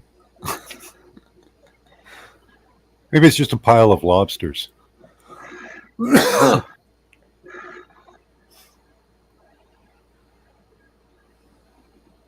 Is that where rock lobster came from? I don't know. I like the song. Rock lobster. You know that song? No. You don't know Rock Lobster by the B-52s? Uh-uh. When Oh, wow. Oh, you haven't lived life. B-52. I'm gonna have to check it out. Yeah, it's a good song. It's just fun. I like all types of music. Especially if I'm gonna use samples from old music to create some beats. But I like I took the Beatles Eleanor Rugby song, Yeah, Eleanor Rigby. Lonely People, and oh shit, I had an idea of putting it to a beat, so I found this guy on YouTube that already did it, but the chorus of he did it the same way I had a creative thought. So I took his beat and I took the chorus he put and I went and I found the acapella for the Beatles. I chopped out the piece of chorus I wanted to use and I overlaid it over his because it was so low and crappy. Yeah. And I just used this beat. I'm gonna cut it up and make a song out of it. I'll give him credit, but Oh, now I have to listen to Rock Lobster. look at this I found. Now I don't know. I found some I know people are gonna say, but it's only a drawing. Yeah, it is. It's information. Yeah. It just helps my theory of giants. This picture right here I just found.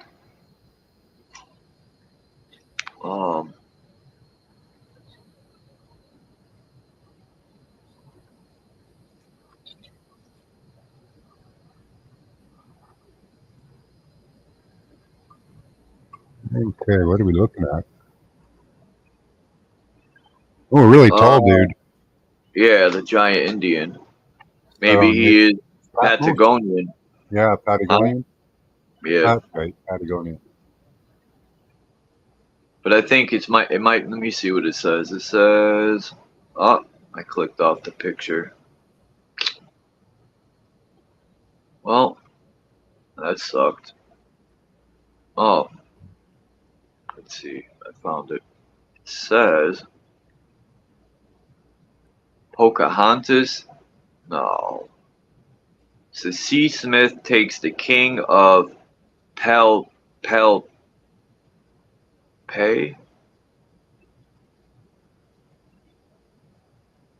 or something. How they took him prisoner in the OAS 1609. C. Smith bindeth us. Well, I know it don't say savage. Yep, to his armed. What does that say? These fucking words, man. An F is. These F's are S's, I think. They look like an F, but it's an S. Oh yeah, they do that. Is that?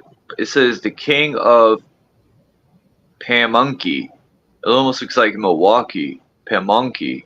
Instead of Oh yeah. Instead of Mill and Walkie, it says Pamunkey. And all his company. Hi, JG. And slew 3 of them. Yeah, it could be Milwaukee, Pamunkey. I'm gonna look where these Pamunkey tribes are. Oh man, they did this guy dirty. Let's see if I could get this picture. He's laughing. Wait till you see this picture. And the Indian's laughing too, like it's a joke. Oh yeah. He gave his right eye like fucking Odin. This picture, for sure. He wanted the wisdom that bad. He went blind so he could see better. Ooh, symbology in that.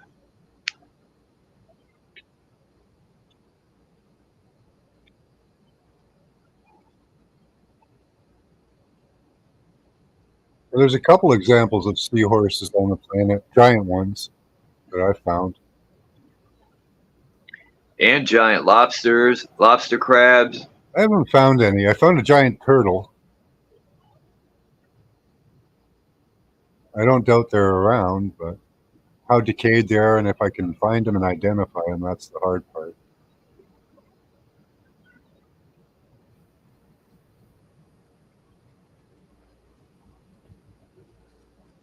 Oh, yeah, like Odin, eh?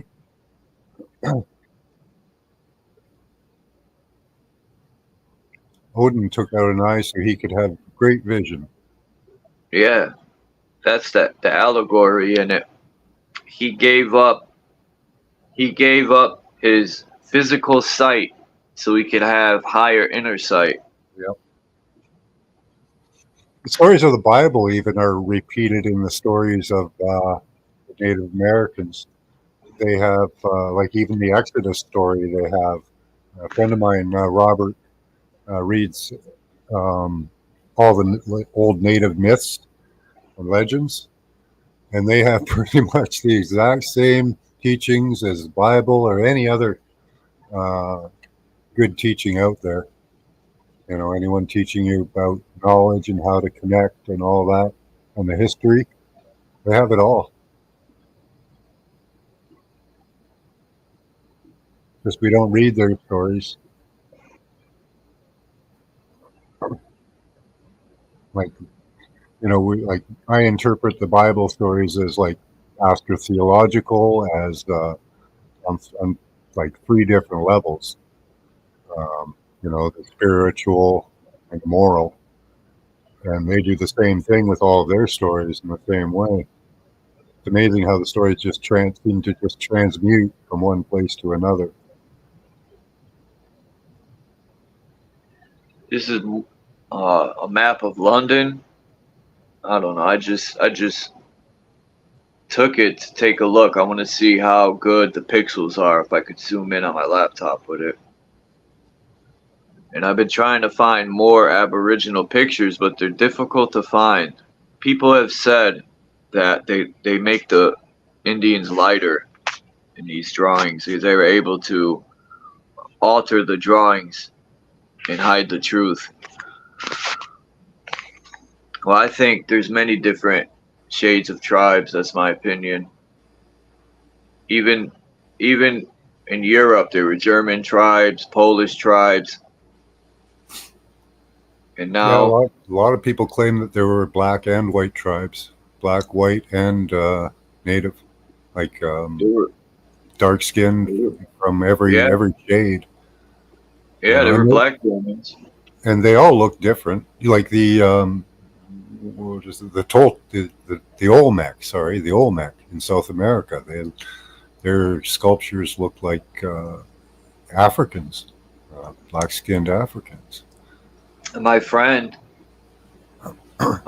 Joe, he was my neighbor. He was the first black Polak I ever met because his mom was Polish and his pops was black. Mm-hmm. And I used to joke around with him, and be like, "Bro, you're the first black Polak, man." And I think he might be. Maybe. At least in Connecticut. Which is awesome. Yeah.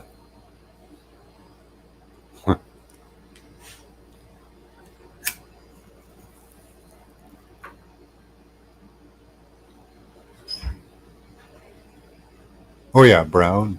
Different shades of brown, different shades. Really, yeah. Actually, I think Nigerians are like the closest to black, like almost like completely black. Um, But you see all kinds of shades even in families of black people and white people. Truth Zone was saying his family's Mississippi tribe, I forgot the name, goes back for hundreds of years. And I told him it would be dope, man, if he had like pictures. You know, not all Aboriginal. I don't think all Aboriginal tribes put feathers and did the typical Indian picture they paint. You know, they wore regular clothes and they paint that certain picture that Indians gotta have feathers and moccasins, right? Even the Indian guy came out, Native Indian, and he said that that's the narrative they paint for Native Americans is feathers and powwows, and you seem pretty mad at that. Yeah. They're always painting a narrative about people, right? Yeah. There's got to Well, be there's the whole certain narrative. Tartarian epic too. That story, you know, would have been here too if it was worldwide, a worldwide mud flood or a shaking or something. So they, you know, they would have had the Tartarian buildings and probably lived in high society just like the rest of the world. Or if you're not blonde hair and blue eyes, you're not Polish. If you're not, if you don't have a swastika and you're not racist, you're not German. If you don't, there's all these fucking. I was blonde when I was a baby. I was blonde for the first 7 years of my life. They always paint White these blonde. narratives. White blonde.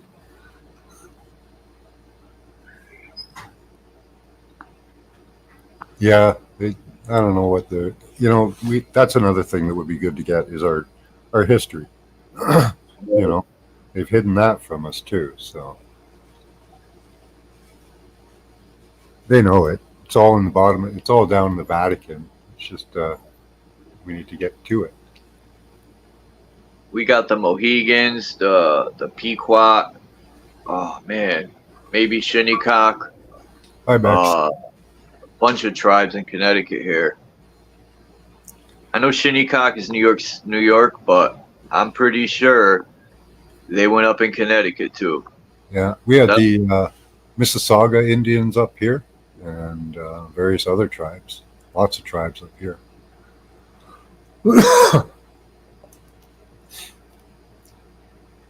All the areas in Buffalo are named after various Indian tribes, like Cheektowaga, Tonawanda.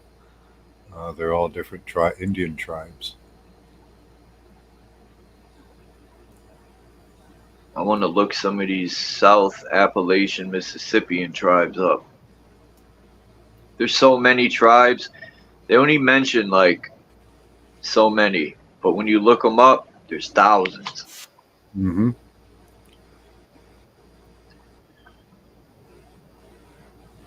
Yeah, and they all lived differently, apparently, like from what we've been taught.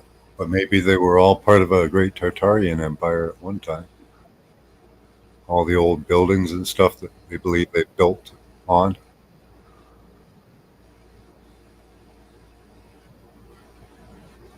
Vacations in Louisiana, yeah. Cajun, yeah. My last name means fair hair, fair skinned. Cool.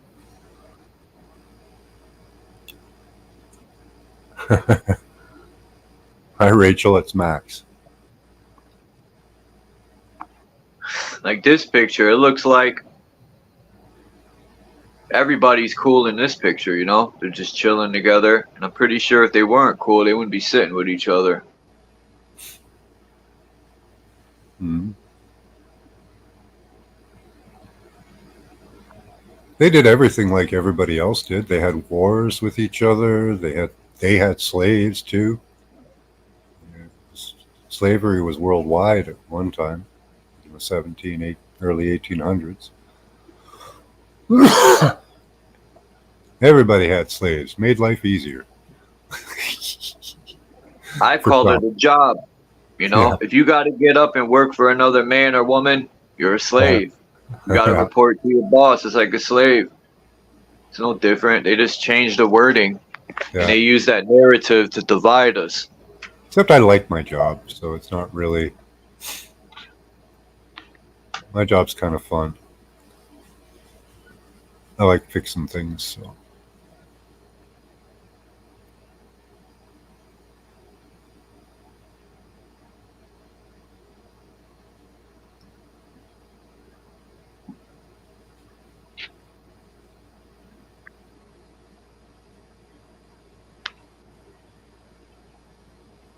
I want one of these coins for sure. Add it to my collection. I just recently got some money from Cuba. Uh-huh. which is a keeper. That's cool looking. This is all I got. Let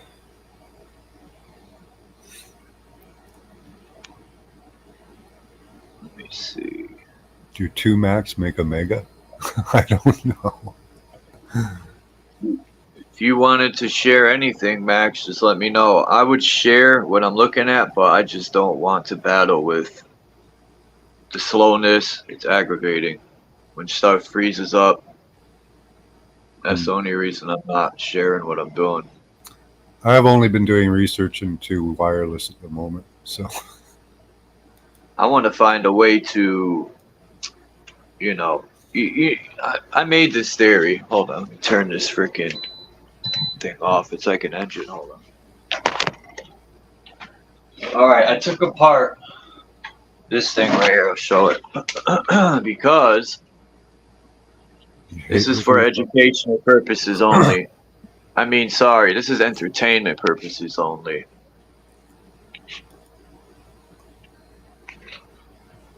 This right here, yeah, is when they took the signal out. These are the TV boxes. Remember when they switched over from you just plugged them in and hooked it up to your TV, right? Yeah, yeah.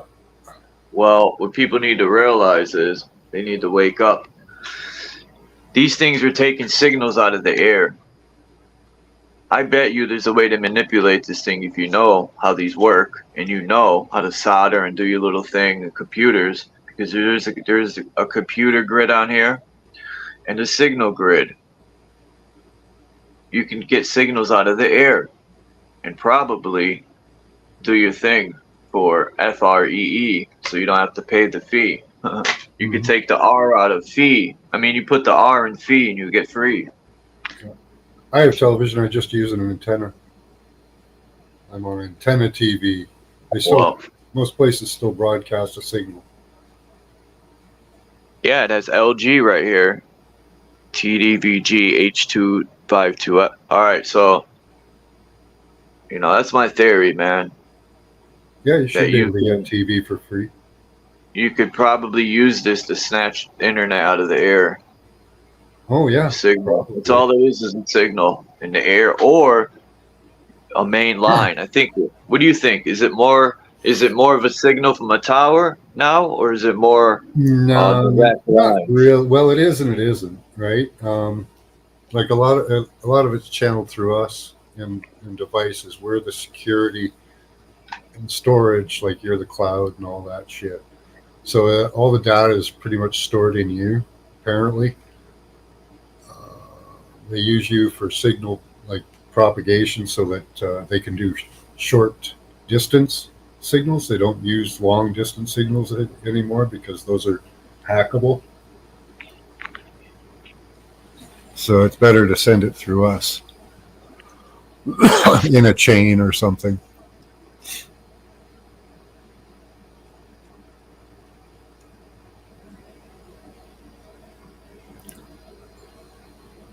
What's that, Bex?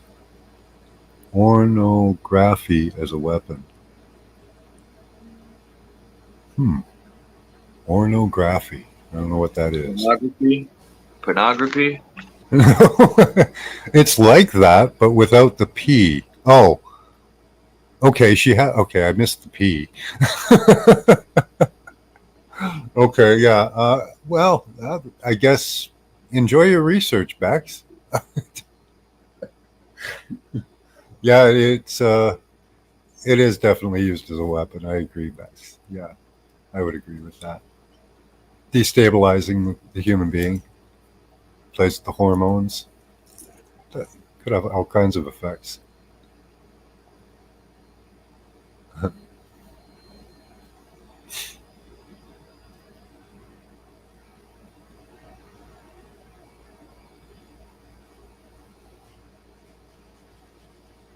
Rachel's from Buffalo. So you're just down the road from me. Buffalo, New York? Yeah. She's at the other end of the lake. I'm at, the south end of Lake Ontario. She's up at the north end.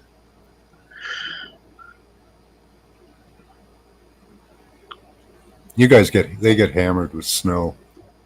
Yeah, Buffalo's no joke. Yeah.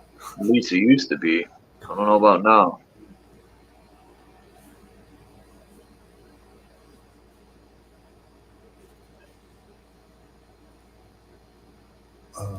Yeah. Here, this is for Danny. It's a seahorse.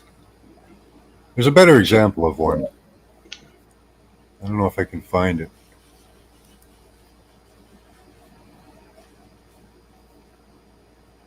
Let's see.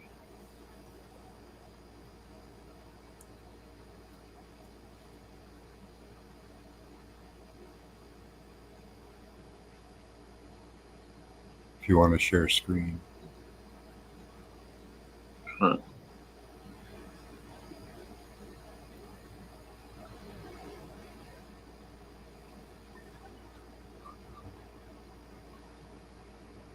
Yeah, what about the sex workers in Vietnam, eh? Is that what you're talking about, Bex?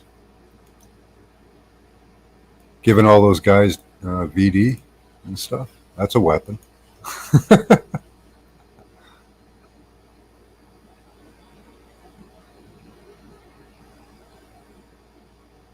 Oh, I know, Rachel.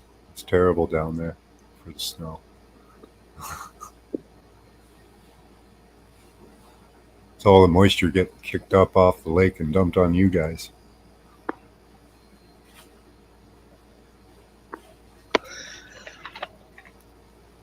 Porn bombs. That's a weapon, yeah. I've been porn bombed.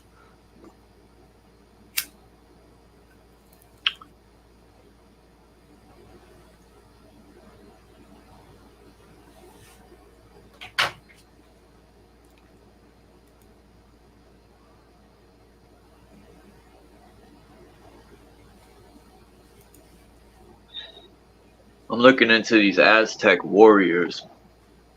They are no joke. These Aztec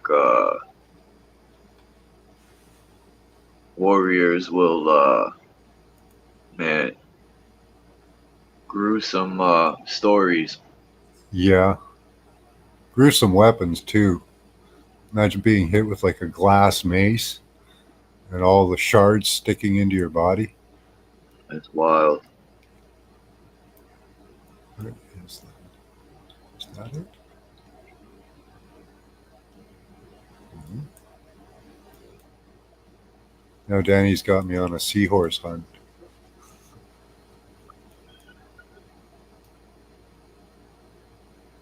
I know it was to the left of something, or to the right of something. Where was it?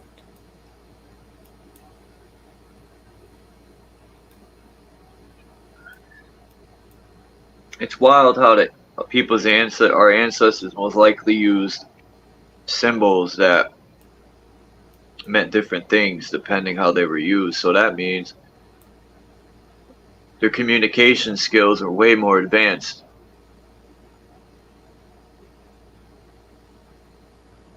Yeah, like, like people can write like the Bible, but they can't really like that. To me, the Bible has and most ancient writings have 3 levels of knowledge in them that unless you're in the know, you can only get so many levels of knowledge out of it.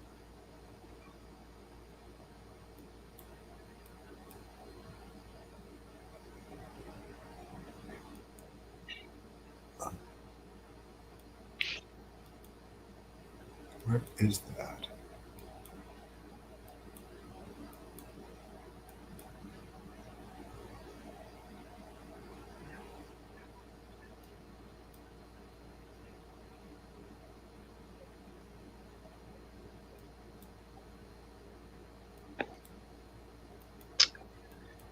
Trying to remember that city in Germany. I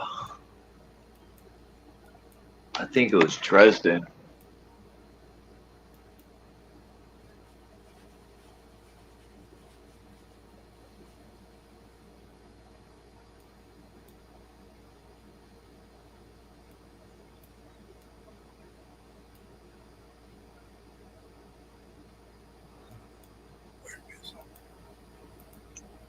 Trying to find that train.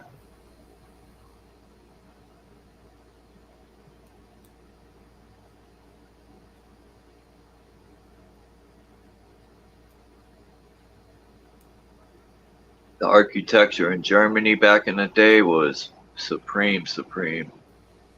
Yeah.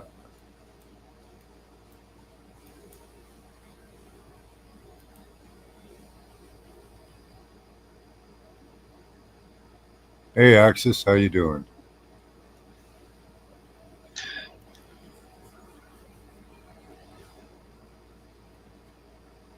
I love my German ancestors.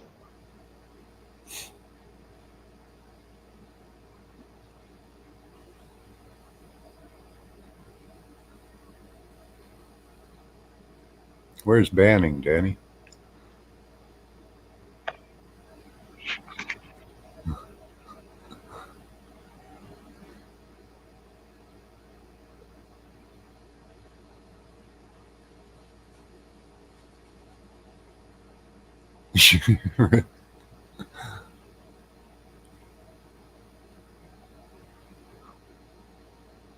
Oh, that'd be so cool if you never got one.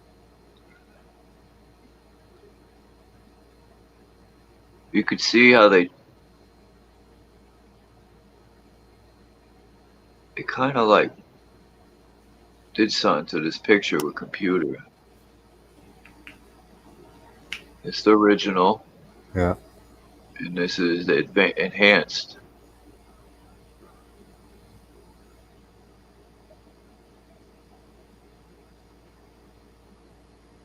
I mean, look at that architecture. It's just this supreme. Just this stuff is more than architecture. It's like technology, advanced technology.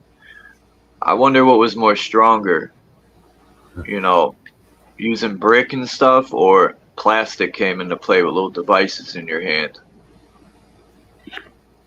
I think maybe the brick and the metals, and I just think all the time, why did they move on from this type of tech to, you know, was it not powerful enough, or maybe it's cheaper to do it this way, or they had no knowledge of doing it that way. I don't know. Yeah. They're founders of this place, right? They just find stuff and claim it. Why can't we do that? I'm like, I just found this city hall today. I want to claim it. Yeah. I think everything that's been founded has been founded already. They made a paper claim to it.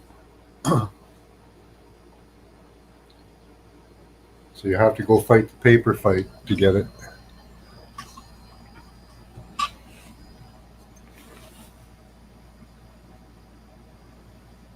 Peace, Yeah, Axis. I think that picture was two slightly different angles. It looked like the angle changed, kind of, because the buildings look almost different sizes.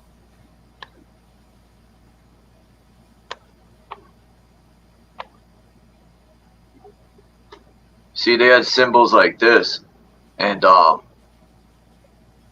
sort of like the so-called Egyptian, if all that's real. The only way to find out this stuff's 100% real is to find an actual Aztec that lives in Mexico, right? We got pictures of the stones with these written on them. Yeah. I think I would rather travel there and ask the people that live there and pass down their history than get the knowledge from a college somewhere. Yeah, their history was stolen from them, though.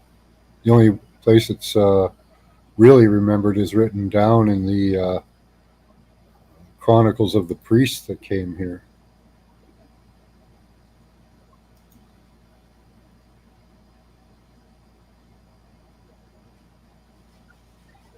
At the end of the day, we conquered ourselves.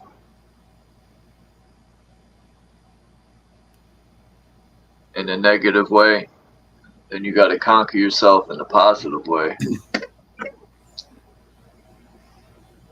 Yep. All these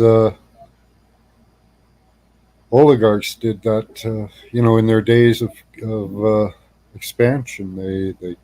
They destroyed these people's religion, took their knowledge from them. Same with they tried to do with the Indians, Native Americans in Canada, U.S., and pretty much everywhere else. Savage, man. They broke so many treaties. If all that's real, it's unbelievable. Yeah. They can't keep their word for nothing. Their word means shit. That they can't even keep a treaty and a promise, right? Yeah. Just like the People government today. And bullied them for their land. How can we trust them today? It was a big give back. I think it was, I can't remember which state, but half the state now, and they've got a trick for that too. They basically gave a huge portion of the state to the native people down there. And what they do now is they're running around trying to buy it up, because before they couldn't buy it up, but now they can.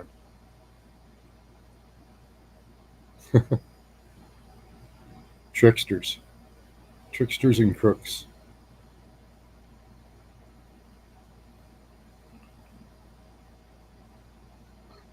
I mean, even the people in this picture, when I look at these pictures, the people look like ants compared to these buildings. Yeah. I mean, we do it to skyscrapers and all, but I'm talking like windows, the doorways, the ledges. When they show up in some of these buildings, the people can't even see over the ledge. The ledge looks like it's built for frickin' Shaquille O'Neal's grandfather, somebody that's 12, 14 feet tall. I question this one though, because like you see, the second story looks like a normal size, but the first story looks kind of huge. That too. That's in a lot of architecture. Like there's entrances and areas for both size people. Yeah.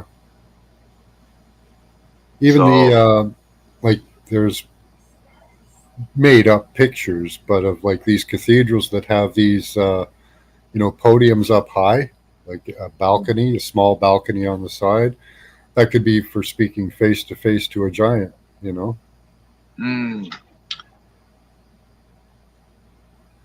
Good fucking point. Right.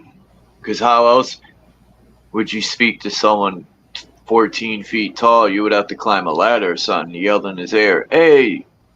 Yeah, he'd have to be looking down all the time or crouching down, and you'd have to be with your head up in the air. It'd be very uncomfortable, I wouldn't want to walk behind a giant after he eats some eggs. Yeah.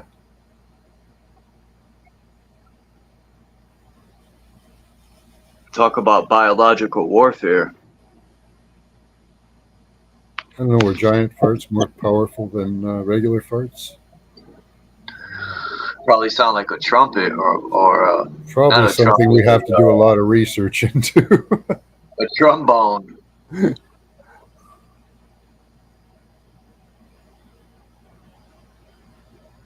Yeah, me too, Rachel. Definitely. I have 200 pictures of giant stuff all over the earth. I was thinking of the word Houston, like the Houston Astros or the halo or the hue coming off of the halo. So Houston Oilers, the hue, the light of the country, the sustainable city of Houston, where all the oil is, right? That's the gold, the black gold, the value to the country. And then they blame the Russians, right? And people fell for it because they don't even. Most people, these newer people, don't know for some reason. I don't know how they don't know that we have our own oil. So what the fuck? Yeah, you have enough oil to export it and make enough for yourself. Right. So does Canada. We got enough oil and resources, natural gas. Yeah. We got it all. There's so much oil under the ground. Trees. It's unbelievable. Yeah, those wells refill themselves apparently. So it's not oil isn't what they think it is. I think this is a big biological fucking machine, and the oil is the coolant. Or the greasy gears that turn the stars. Who knows, man? Yeah, I think it's something from the dragon. They had all kinds of weird chemicals going on in their bodies. They could breathe fire. They had like the one in Morocco. You can see like the injectors in his throat that put out like the different 2 different chemicals that they used to breathe fire. Those things were noxious. So who knows what other types of chemicals they had going on in their bodies? Because I think everything was living at one time. So, but I think like all these things they're like oil and that's probably just a product of body decay. Some part of the body.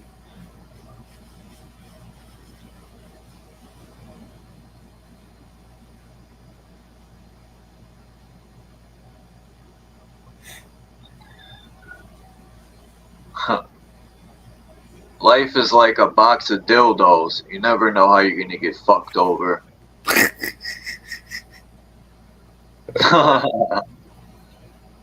People are gonna be like, what the fuck, man?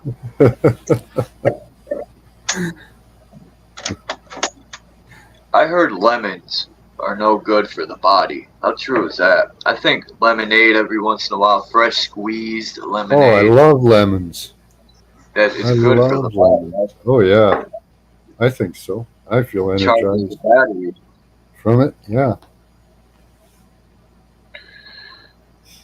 Oranges are apparently like from lemons. They're just a weird mutated lemon. That's all. Right. Lemons, limes, oranges, grapefruit.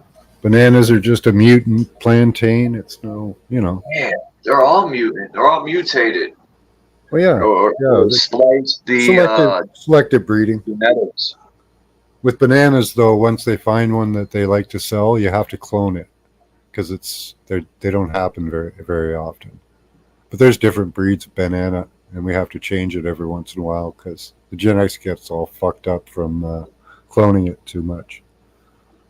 Yeah, when I watched videos about Jamaica. So that's like heaven.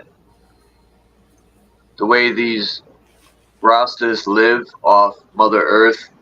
Oh man, we could do that so easily up here.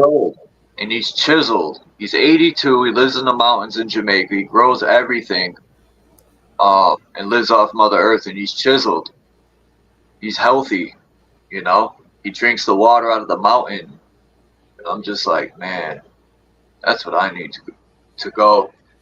A tropical island in the mountains. Clean water coming out of the mountains. Freaking real bananas with seeds in them. Yeah, I want a reversal in Canada. I want they keep tearing down all the fruit trees and putting up like fir trees or maple trees that don't really produce food for people. That's crazy. I want a reversal of that. I want fruit trees put up. I'm serious. Nobody listened to me. That's just an opinion. When I was a kid, I used to be able to just walk down the street and feed myself. Go to my buddy's place and eat some cherries. Go down to the neighbors and get some apples. You know, we had plums. We had plums in the back of my house. You know, look up Roger's Orchard if you're ever bored one day. New Britain, Connecticut. There's an orchard up near the reservoir, and they have wild berries we would pick. Yeah, we don't need an orchard though. We don't need like a huge orchard. Just everybody grow fruit trees. Different fruit trees, and then when you walk down the street, you just grab some fruit. Well, they weren't do it in a city, but it was the reservoir that's near the orchard.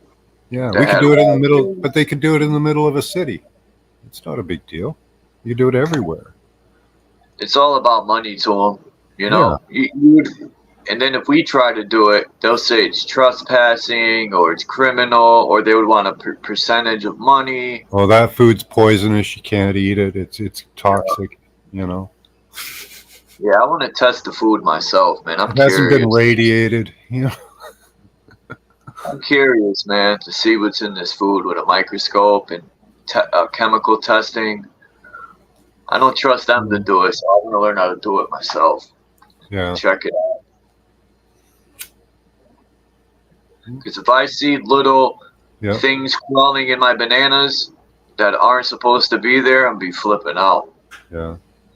There's lots of berries People- around here. Like I can go and get berries. I can go get crab apples. I can get wild apples. I know where they are too. Like I know where all the fruit is growing in this city. But I think we need more. That's all. That's wild. They cut down. You know, it makes me think. What's their plan? Well, to sell fruit, you can't. Fruit's no good if you can't charge for it. That's all, right? So you Was this private property or was this like city property? oh, they used to be everywhere. This whole area used to be orchards, so a lot of it was on private property, but some of it was on city property. Like this whole area was just orchard at one time. Grapes and apples, all kinds of fruits. But yeah, they just keep taking them down. Like the last place I lived in Burlington, I used to just walk up the street and there was a church that had apples and pears. A row of trees from the old orchards. Just go up and grab some.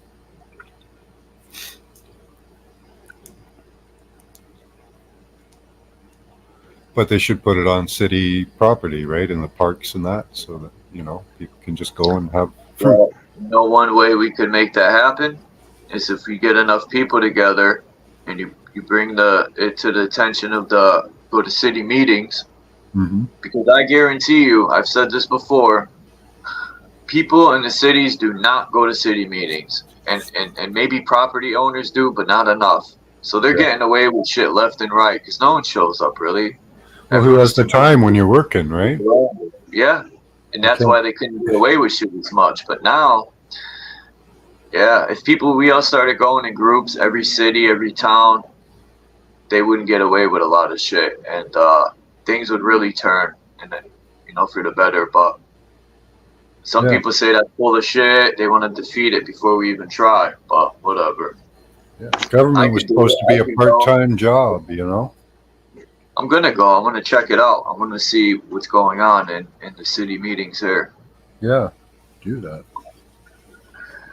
And I'm going to record them, just like... if I had the time, I'd do it.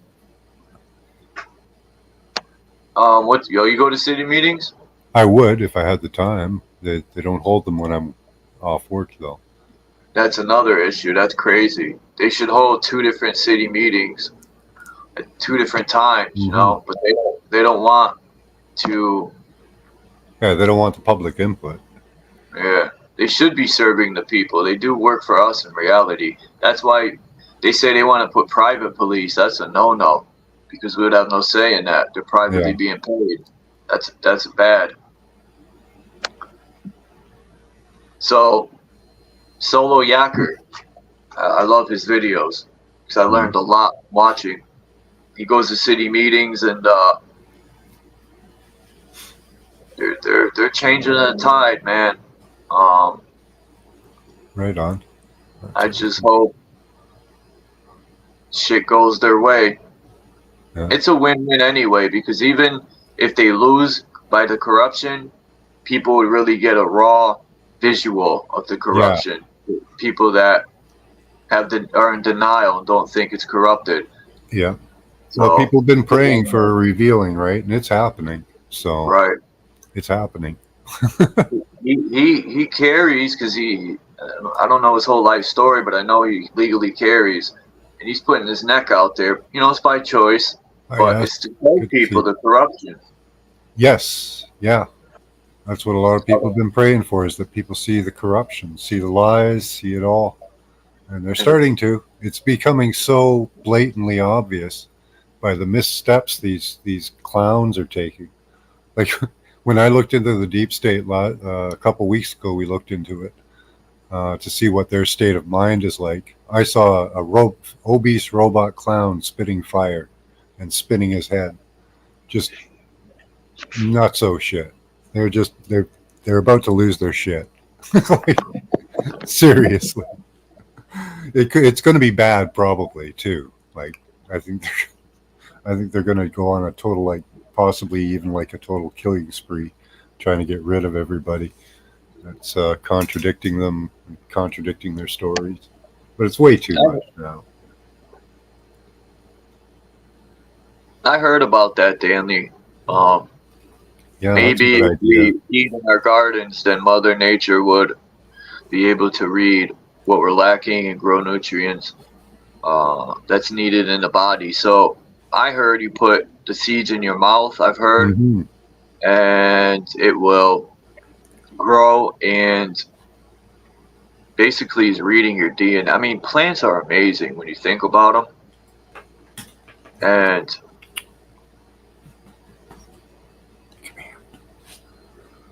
plants are like biological computers. The seed reminds me of like a chip that you plug into the earth. And when it has the right program around it, it'll grow into a beautiful tree, fruit, flower, whatever. Mm-hmm.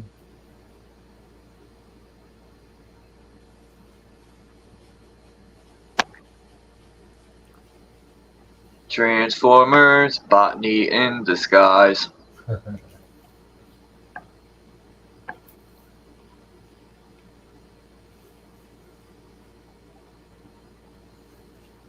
Man, talking about climbing trees. I watched a video of a guy who climbs trees in Africa.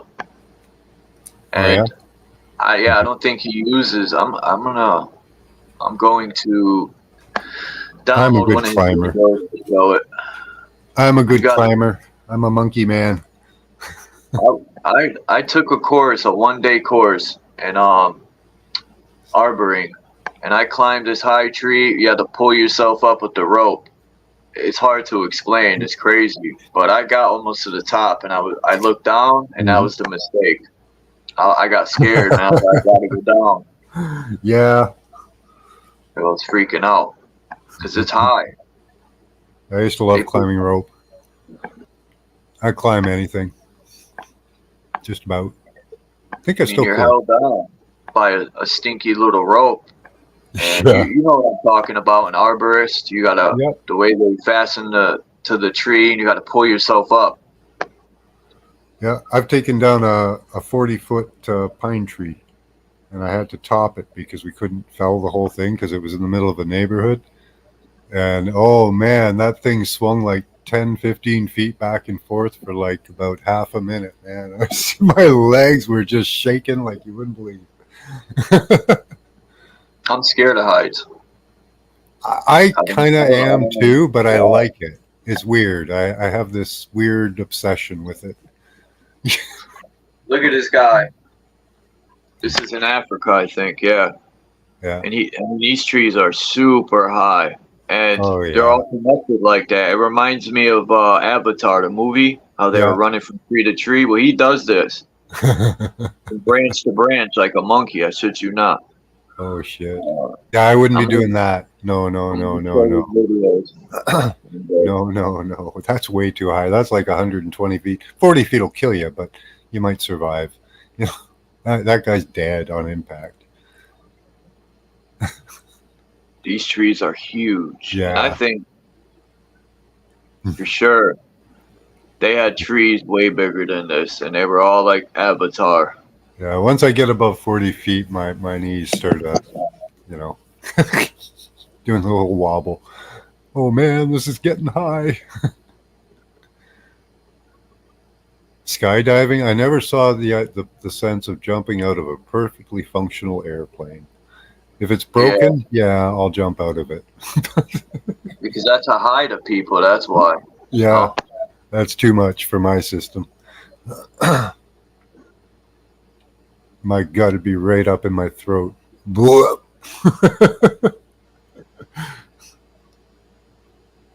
Six Flags, I went on the elevator, and it starts creaking up. And when they get to the top, they'll let you sit there. Mm. And once you think, you're just sitting there, you might zone out. And then it drops out of nowhere. Yeah, we got drop zone. I like that. I did that one. That was fun. Because I knew I was safe, so it didn't bother me. Like I knew there was no chance of me dying there. It's only up and down. Well, when it dropped, my body went up against the armrest that lock you in. Yeah. I'm thinking, man, if this shit gives away, I'm fucking flying.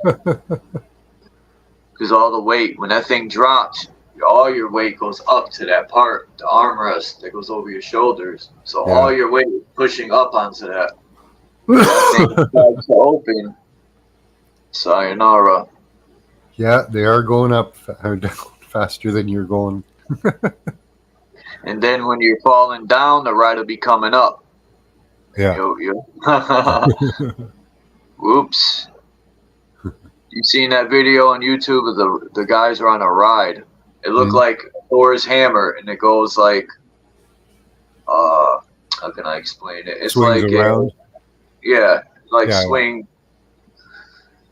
It looks like the thing in the music that goes tick tick, but it's the other way. Yeah. So it's like Thor's hammer, and the fucking ride was lifting up. The whole thing was like about to tip over. Oh, jeez. They didn't strap it down. Yeah. Yeah. That's why I don't mess with them rides. I just call me scared. I'm not that much into them. I don't do roller coasters or anything like that. I don't trust people. But I did the drop zone one. I did a swing one on a boat where you swing back and forth. I figured, we'll be launched, but it's not that high, and it'll be kind of like crash landing in a plane, which people generally survive. So, but a roller coaster, if that goes off the rails, you're cooked. If I ever have a feeling that tells me not to go on a ride before I get in line, I ain't going. I don't play with them rides. Because if it does malfunction, it ain't no slight injury. No. No. All that plane diving and what's the other one? You jump off of bridges. Oh, no. Danny had a bad accident. Sorry to hear that, Danny. 45-mile-per-hour boat. Yeah, that's no joke to play with either. Water, No. It'll break you in pieces. Yeah. Especially at high speed, high velocity. Gets pretty solid at that speed. I know from cliff jumping, I stung the bottom of my feet so hard, I felt it go up my legs. It was weird, and my knees, my thighs, it was crazy. Mm-hmm. Next time I wore sneakers, I said, fuck that. Oh, wow. Momentarily paralyzed. Shattering bones, that's wild. Wow. I split my bone. My ankle up, the shin, basketball riot. Yeah. A big fight. This guy, I was turned. One of my feet were turned the way I was looking. And he ran football tackle into me, and my foot never turned back straight. Fall back. Yeah. Split the bone, man. That was the worst feeling ever. I didn't even know it happened. It wasn't like a complete split, but it was a bone fracture all the way up the front. Yeah. Hairline bone fracture, whatever you call them. And I went to run. I didn't even know it happened. And when I went to run, I fell because I couldn't put weight on it. Mm-hmm. I've only broken my big toe. That was my fault. I kicked something. Momentarily paralyzed. That's scary. I've thought about that scenario so many times. I would watch movies and see it, or you hear about it, and I would just think, man, I couldn't imagine. I'm grateful in my car accident I didn't. Like, I think there's no way that I just walked out with busted teeth and an open forehead. Like, I had no seatbelt on, hitting a tree and rolling the car. I didn't break no bones. Wow. I had no seatbelt on. My neck should have been fucked up. Like, I'm grateful to, be alive, man, because It's wild. Being paralyzed is scary. I mean, talk about having to be mentally tough. Yeah.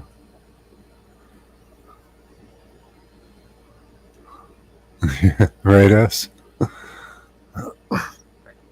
Be right back. I got to start some more coffee. That's bad too, S. Shit, Yeah. that pain is just the same.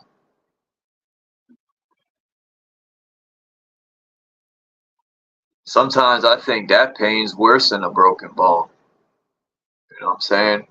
A heartbreak, betrayal, that pain hurts more than fucking a broken bone.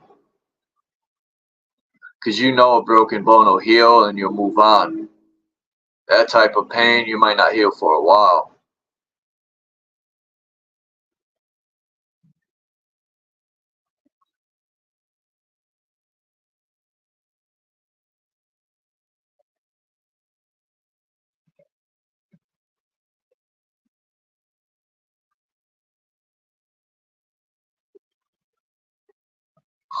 Hold on, I gotta read these.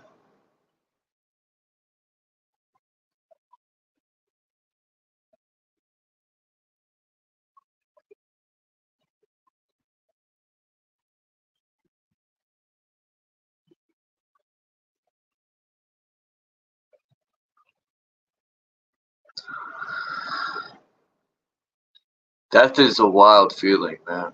There's no heaven burning in hell. There's no gates or none of that craziness, man. It's just like I was aware, but it was a dream state. It was crazy, man. I didn't have no worry wherever I was for that one momentary time. There was no worries. It's the craziest feeling, man. Maybe it was a trick. Need to be careful next time. Need to be aware. It's probably getting played. It was fake love that was being showed.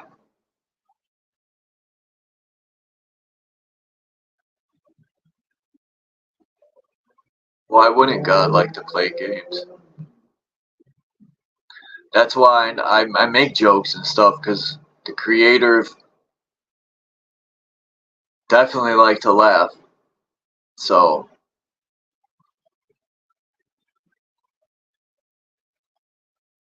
I think the gods were giants, and that's why people were so scared of God. Because if they disobeyed God in any way, he would just stomp you out and step on you like a roach.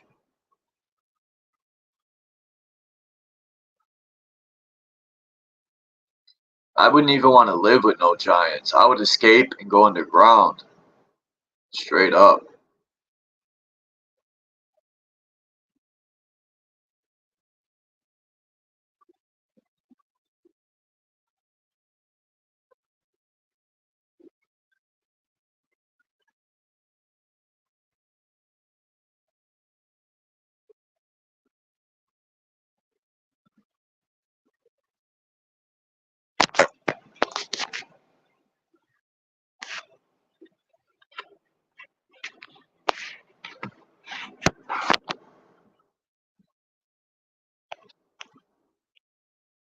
Hold on, what's this? Every time you go and pay your utilities, you are compounding the national debt. Do you realise that? I don't think you realise that. You think, you're kind of laughing at me, thinking, oh, this guy's a nut. No, I'm not laughing. Yeah, you must understand, brother. You must understand. Every time you use that cash, that is blood money. Stop Federal using Reserve legal notes. tender, Has start anyone using got a note? cryptocurrency. Has anyone got Are you worried about going to jail? Are you worried about going to jail? I'm a live man. I don't go to jail. They can put Mr. Sando Bonacci in jail if they want to. See that? Read here, folks. Read here. Legal tender. This is not money. This is useless dead note, and it's blood money owned by the Rothschilds. One family. Friends, learn how to pay. Make promissory notes and discharge your debt with proper promissory notes. These are legal tender. This is fraud.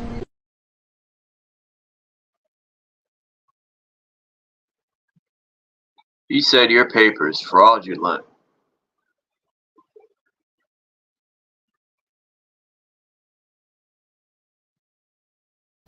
I agree. It's wild. I wholeheartedly agree with him.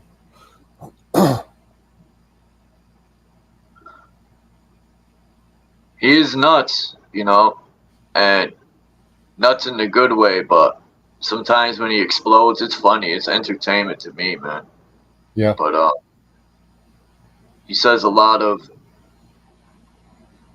stuff people need to think about.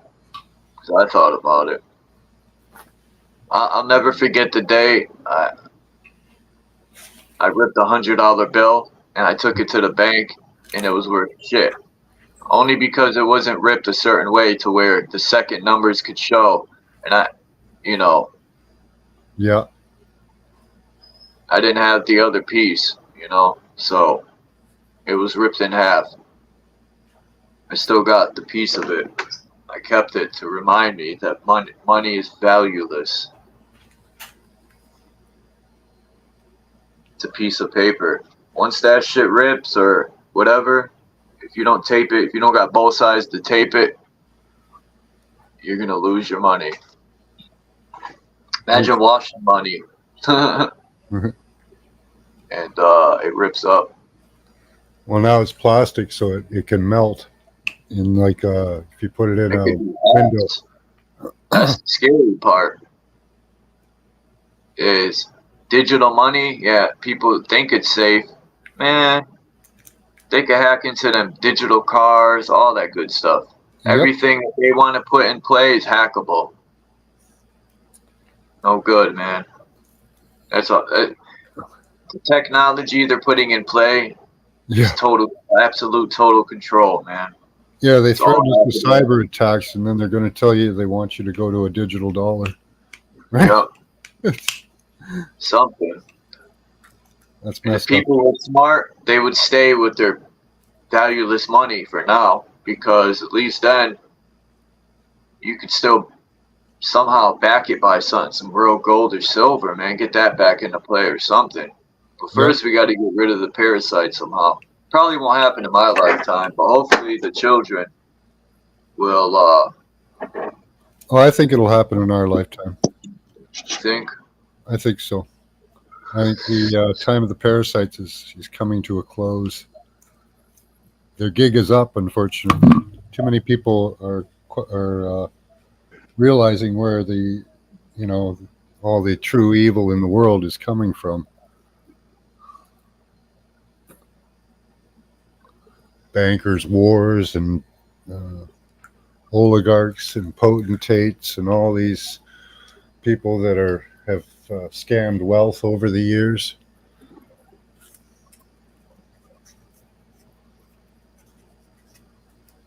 I think their time is up.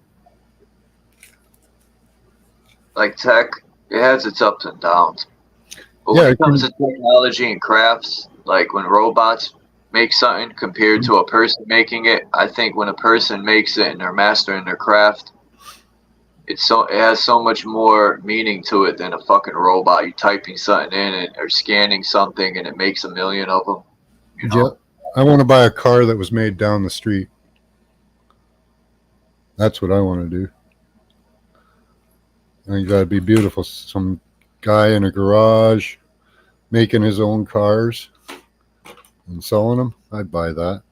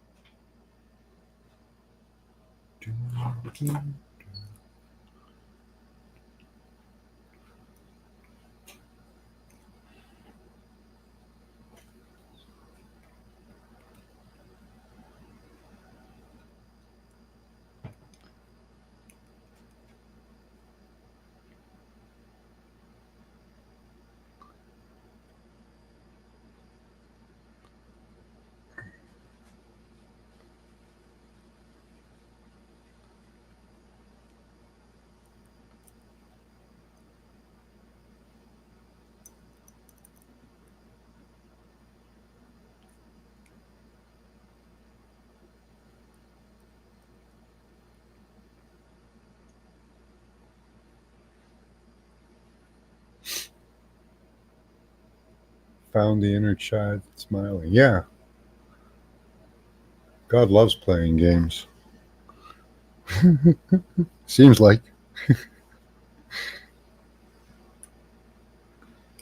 What do you think, Charles? Do you think God has a good sense of humor?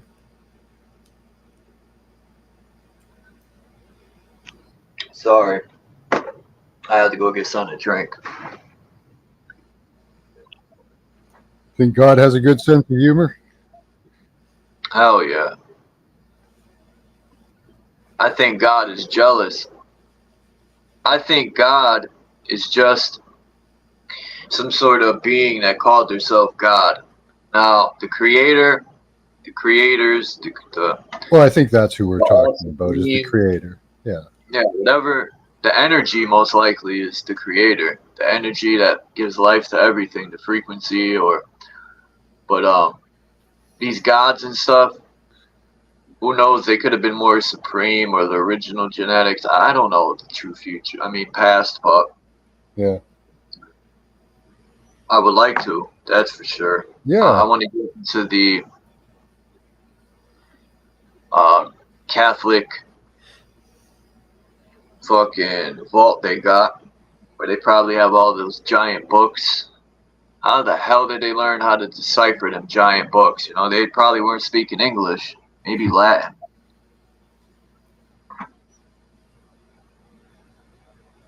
Yeah, I don't know. I've seen those giant books. Those are amazing. You know, a person couldn't even move them. So, yeah. Who were they for? A lot of people think giants are bullshit, and that's fine because, you know, that's how they see it. Yeah. I respect it. But I don't. I think for sure. And I think they still exist. Mm-hmm. Maybe.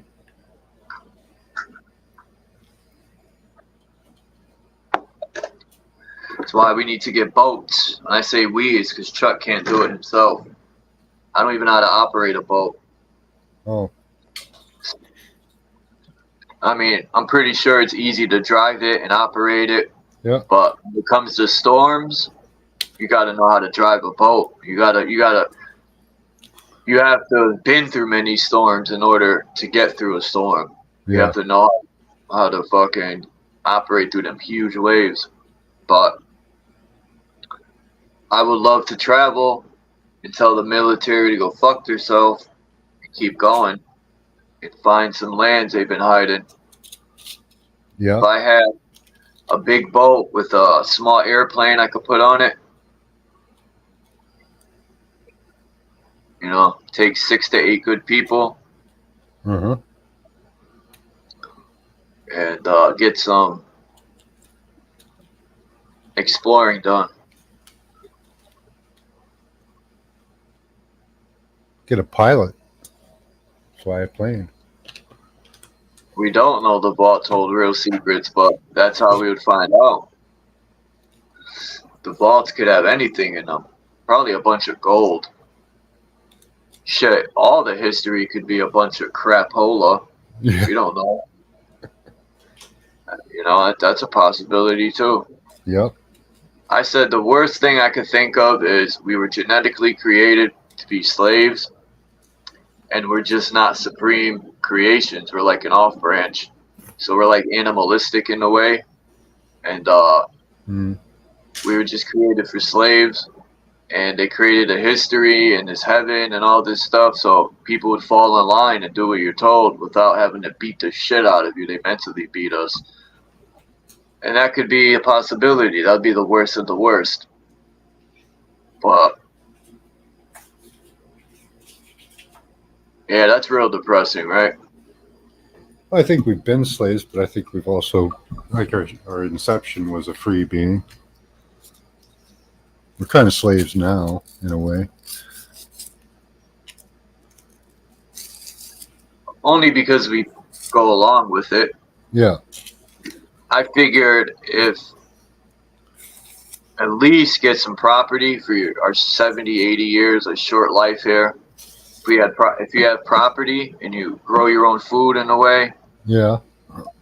you still have to buy seeds from them. Like, there's so much that we have to go to these people for, you know, they've gotten control of everything. So there's very few things you can do without them.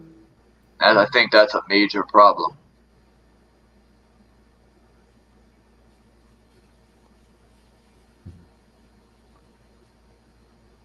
Yeah, I still believe in the community, though. I don't think we should all have to grow our own food. I think some people can, Yeah, you know. that would working as a community, just like I don't think children should be out of the house at 17 and 18. That's how people don't get rich, is they're not working as a unit. I've watched people from other countries come here and they work together as a unit. They don't kick their children out. They get jobs and they put their money together. They buy property, and property open stores. Yeah. I've seen it, and I'm like, man, that's an awesome. Yeah, they make sure that their kids are all set up before they send them out on their own, you know. Even in their marriage, like life, you know, oftentimes the mother-in-law will move in for a time to make sure that the wife knows, you know, how to be a proper wife and how to take care of the house and the children and do all that properly. We don't do that anymore.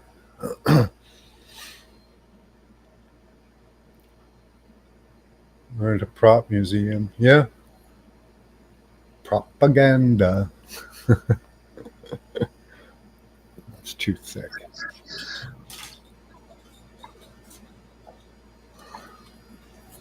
It's wild though. Even as a child, man, like school.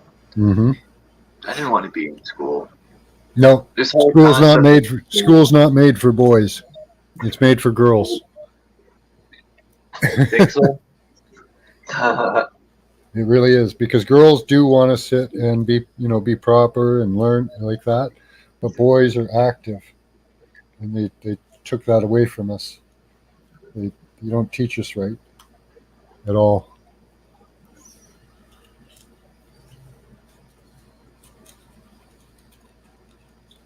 Imagine you die and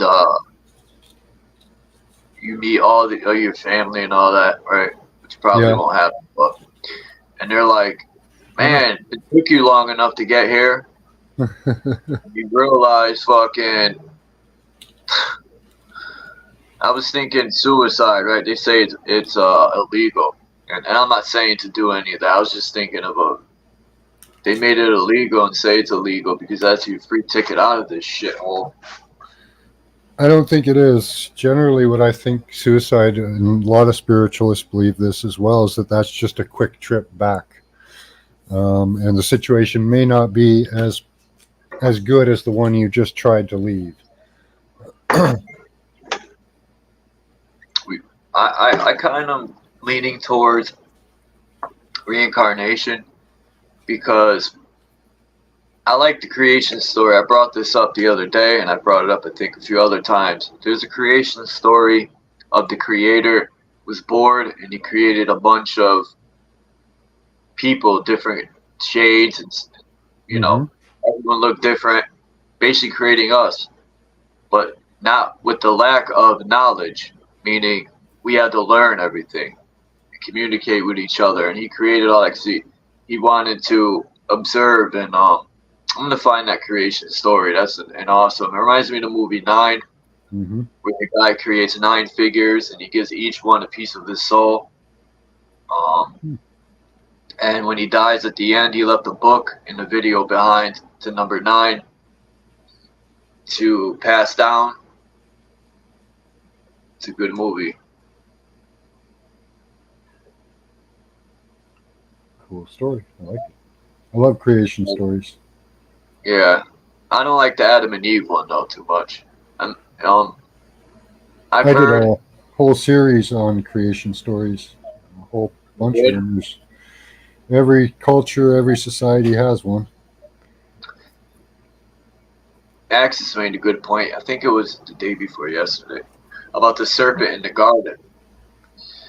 The serpent in the garden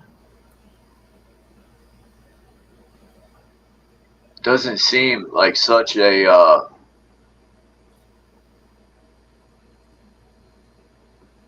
Forgot how we put it, man. With the serpent. The serpent.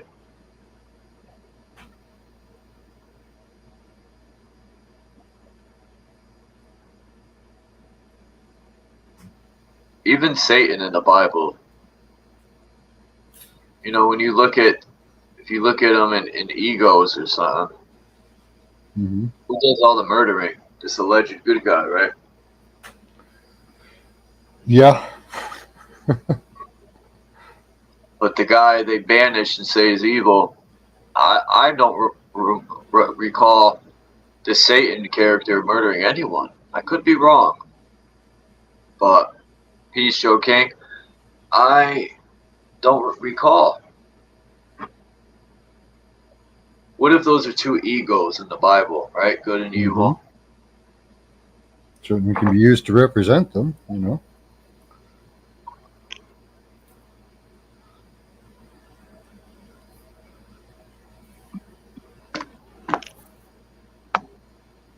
That's the tricky thing with bones that we were taught, though. Now, I'm not saying you can't save bones for a long time, but if bones are put in the dirt, even a coroner will say, or Bro Sanchez said in the military, he was a military police officer, and he had to learn to, if you find bodies, to date it, you know, how long. And he said, being nice, he'll give 100 years, depending on the conditions, but not no millions of years. Not no thousands What if they're of years. pickled first? And I kind of agree with him. Because they're saying they're digging up giant bones that are just laying in dirt, right? There's no... And it's the type of mud that would just rot fucking bones away. So that's a tricky one. I'm not saying you can't save bones depending on conditions, and you could slow it down. If there's probably ways, but that's a tricky. You know, millions of years. I'm not buying it. I don't even care what you do to the bone. Millions? No. That's my opinion. Yeah. I see what you mean, though. Like, I think it just depends on the conditions and what happened to them. Like, the bones and the bodies from the flood, I think that they were pickled, so, in the water before they got deposited. So that would make a huge difference as to how they preserve, I think. Yeah, I think you're right, Dom. I think both of that plays an effect in the allegory. Giant meaning wise or king or someone important, and also means tall in stature and all that. So yeah, I think it plays both ways in the allegories. Yeah, I always thought the word king was used for like a giant, because they would have been the kings, you know, like who could challenge them, who could take them on. Well, nobody, because they're the king, the giant. Yeah, you see them being serving. I showed some pictures. Let me see. Where they were servants, but me, like I said earlier, I would have escaped and went underground. Why would I want to stay a slave serving giants that could at any moment eat me, crush me? Yeah. That's just... How bad could it have been back in them days where you had to work for giants, you know? Yeah. It seems back in them days there was fruit growing everywhere. Like, look at Jamaica. In Jamaica, they have wild bananas growing on their own. They have all types of onions and stuff growing in the mountain hills. And it's all natural, the guy says. Yeah. They don't have GMO garbage there. Their stuff's all natural. He says they come there to get seeds. So, I think it's time I go to Jamaica. I want to live with the Rastas in the mountain, for real. Nice. I would let go of everything to go do that. And I would really find myself, for sure.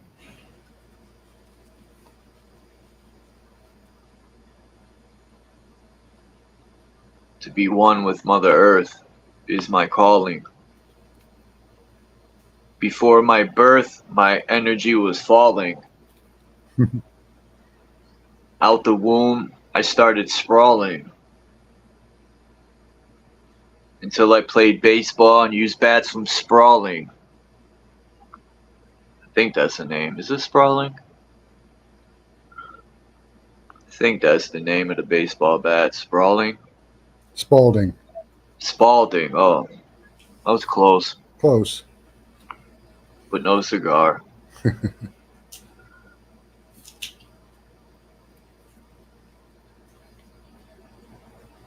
Alright, where's this picture?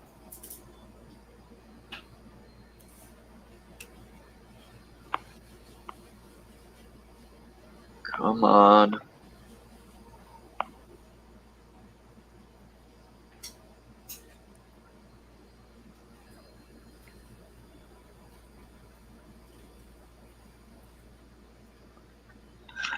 First, I want to show these for some reason. I've showed them before. But this is what I mean about religion and how it changes through time and different people. Now, I don't know about the Samaria and Anki or Hanky, but you know, the Virgin Mary and Jesus, Tammuz and what's that? Semiramis, Isis and Horus, you know, and on and on. Devaki and Krishna. Shingmu.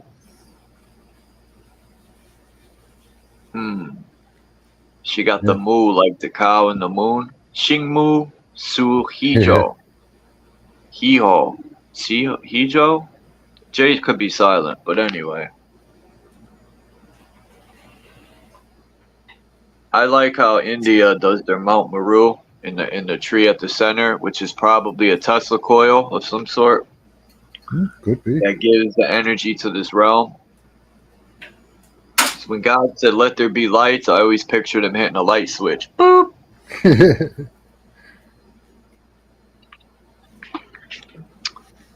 I'll never forget when my mom would turn the lamp on, and I really thought when she plugged the stuff into the wall, it was connected to the sun, but it is actually in reality. It's the same energy that's making the sun glow. Well, some people believe they don't even have the electric grid hooked up to anything, that it just operates by all the wires being up there. Yeah, it's and that it produces power on its own. That's what I think. It's tapping into the energy already. Yeah, it could be.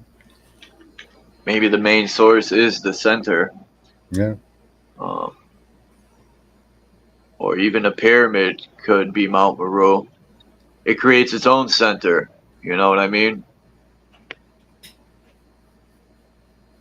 You're tapping in to the center, but creating your own center. Because then you could tap into this, and it's just a constant branch off. It's like in your house, right? You got the generator, and then, you know, in the neighborhood you have the big generator, which would be like Mount Meru, even though that's tapping into Mount Meru. It's energy. It's like a bunch of fucking extension cords. I love this version. Right I here. always thought it'd be cool if they put like a huge antenna at the poles and just collected the energy that way. That's what I think they're doing. The ether, like the Aurora Borealis, is coming out of there. I think that's all the energy coming. Yeah. Flowing. I don't know if they're using it or not, but I always thought it'd be a good idea. You looked into HARP a lot? Because I read, I don't know how true it is, but HARP was tapping into the Aurora Borealis. Oh, okay. Hiding the apple. Never heard that one before, yeah. That's cool. I was reading deep into HARP. I always thought they'd need like a big long antenna, but maybe an array of antennas, you know, short antennas would work. I don't know. It's neat.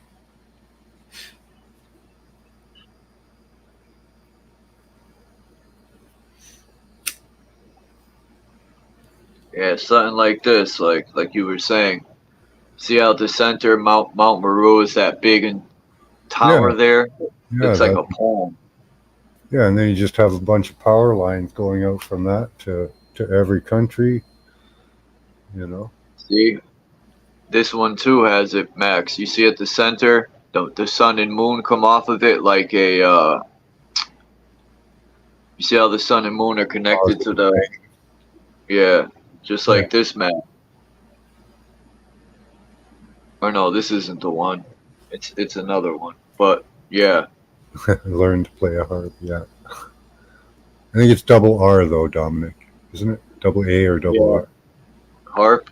No, I Mm-hmm. think I don't know. You might be right. High altitude auroral.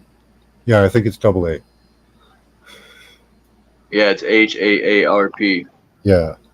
High Aurora something. High Aurora. Let me see if I can remember it. High Aurora antenna. I don't know. I'm gonna look it up just to be sure. And I don't think it's antenna either. It's High Aurora.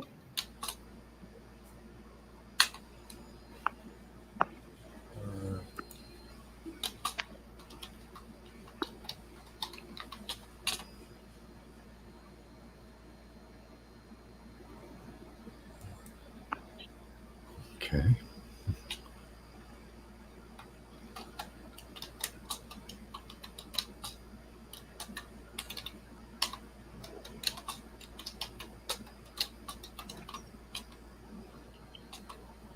Oh. High frequency active auroral research program. Okay. I knew Aurora was in there. Because the Aurora Borealis or Aurora Borealis. Yeah, so auroral research program. Yeah, okay. Gotcha. Forgot what picture I was looking up. Hmm. Oh boy. I don't even remember the purpose of this journey through the pictures. I'm like, wait a minute, what am I looking for? Does look like a deer skin stretched out. I think that's just the color. But yeah. Dragon skin stretched out.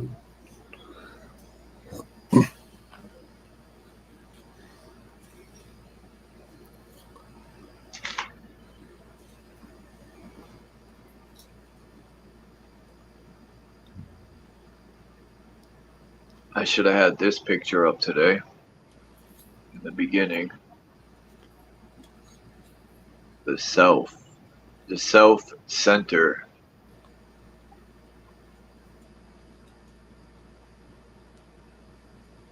I would love to find this picture much more clearer though. Oh, that's cool. Yeah, and then you could see all those things on the outside on the perimeter too, a little better. They stretched this picture, that's why it looks like that. Oh, is it? Okay. Yeah. They kind of like, to make it fit the page, they sort of stretched it so it looks blurry.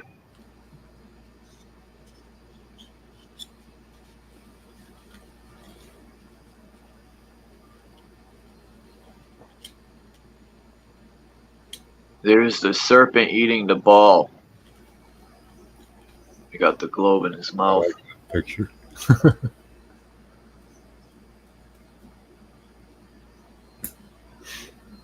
Oh, I gotta go get my coffee. Be right back.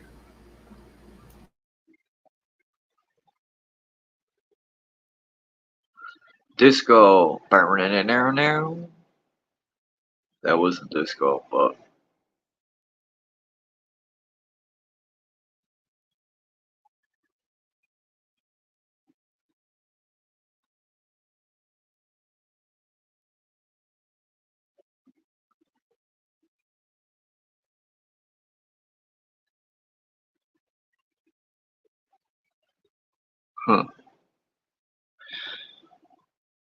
interesting. It looks like there's 3 realms right here. Spinning.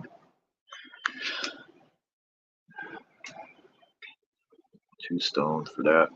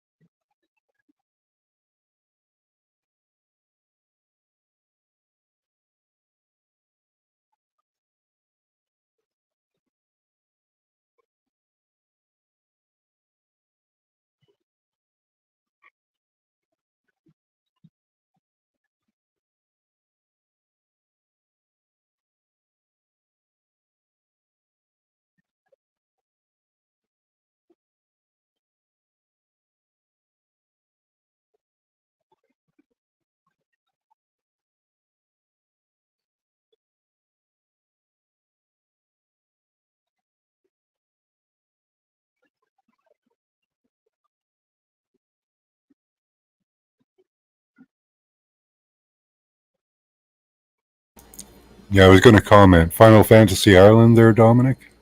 Let's take it up a notch from Fantasy Island to Final Fantasy Island.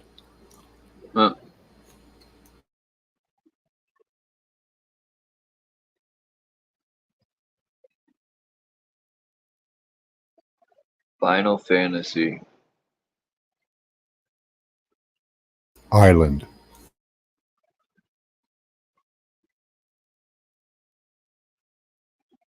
I land on an island.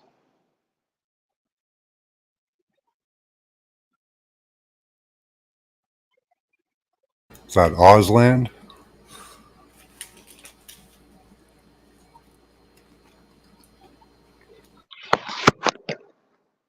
Oh man, it's 53 comments.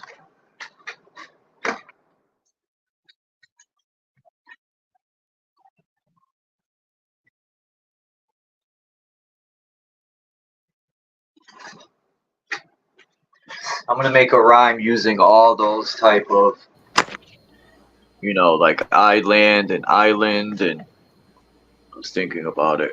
Oh, Not yeah. that anyone cares, but now look at this clock I found. As the dragon at the center, like everything's revolving around the dragon. Definitely. I agree with that. That's only because I think the Earth is a dragon. I wondered if the dragon could be laying on something as well. Like when I look at Google Earth, I see all these dead creatures laying all over the planet. But what if the Earth itself is laying on something? Like a giant turtle. Yeah. I always think, why would they put all this stuff, man, if it wasn't no purpose behind it? Because this native Indian said, go to Florida, and you could clearly see off the coast of Florida that there's something that has to do with a turtle, either a foot. Where would the tail be? The tail would. I forgot what he said. The tail is. Is it Hawaii? Anyway, I'm gonna have to check that out.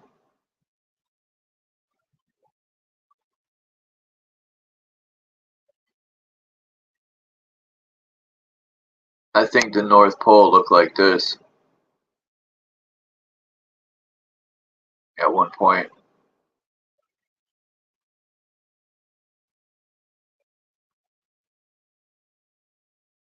Yep. And I wonder if there were lands that floated in the air. And that's why Australia is called the land of the stars because maybe it used to be in the air like this somehow. Maybe it was the big giant trees held some land up. Maybe that's how they built something up. Who knows, man? But I Maybe can all our see it. continents are floating and they just bumped into each other. They have tree forts. There are floating islands around, like they do exist. So, you know, what if all the continents just happen to come together and there's like, we're just on a big, huge water somewhere? You know, cops, they should be more or less investigators of, like we do, and speculate. Shit, we might be good cops, considering cops just do a lot of what ifs and put people in prison. I don't know. That pissed me off when I seen that video of cops just creating a bunch of what ifs before anything even happened and the guy got in trouble. It was a bunch of assumptions that put that man in prison. The cop was like, well, how do I know if this, and how do I know? It's like, dude, it's amazing. Yeah. It's fucked up that people got to go through that. But I think the North Pole is something like this.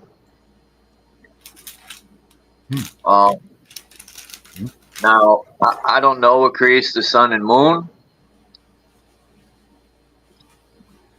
I just think it's awesome how it floats. You ever seen the YouTube video where the guy, he put, I think it was dry ice, or it was something that was floating in a circle.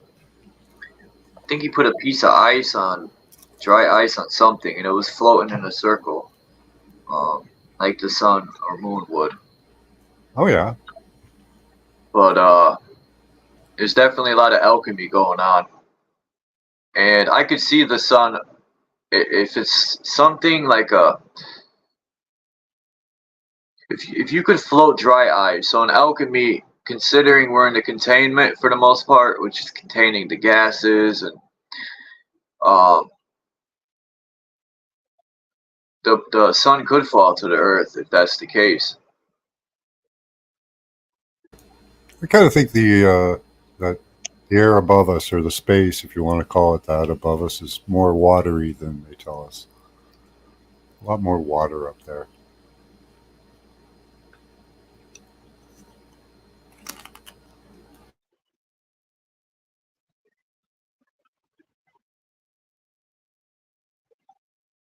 A lot of people, like my friends, be like, what does it matter to know all this? They ask me. And I say, it's because I want to know.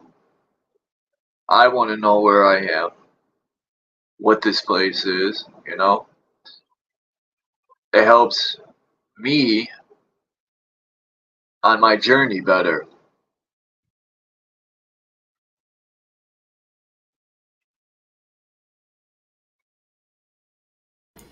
Have you seen the images of light that I show? I show it often. It's got 2 black balls and 2 white balls. It's a photon. But in the middle of the photon, there's a disk. I'm going to put it on your screen. It's just an image I printed off, so. Oh, I thought you were sharing. That's why I put it on. Let me share. Didn't even select yet.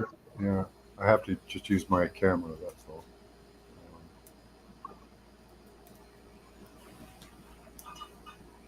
See if you'll reach.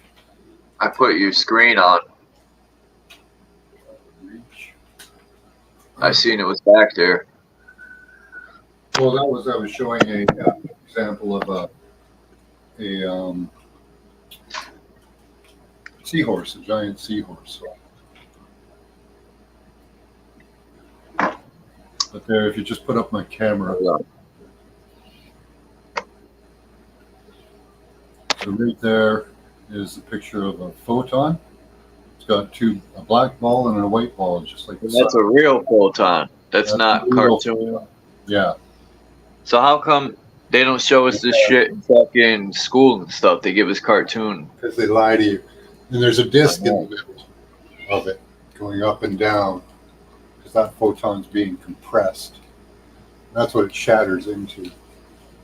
When the light hits it. Well, they So put light is solid. Light is definitely solid. No, it's just energy. It's just energy. Being directed. These fields. These are light is directed energy. Yes, yeah. That's a photon, right? And this, what we're seeing here, you're seeing the white parts of the photon. And what happens is the white and the black will rejoin, and it will just become a photon again. But for a short period, they blasted it apart and made it into separate things. They harness the energy or contain it and then direct it. Well, that's just, well, they used a laser, a red light laser, and they shot it at a Venturi, which is two things that will compress it together. You have two like stands, or he used nails actually. He put two nails in a board and started moving them closer and closer together until he was able to explode light. Now this is what I think is the back of a turtle, what you're seeing there. Interesting. Hold on, let me put this full page. Somebody said they think it's a razorback turtle because it's got these two appendages coming out. It's a very interesting structure. Hi, Max. Oops.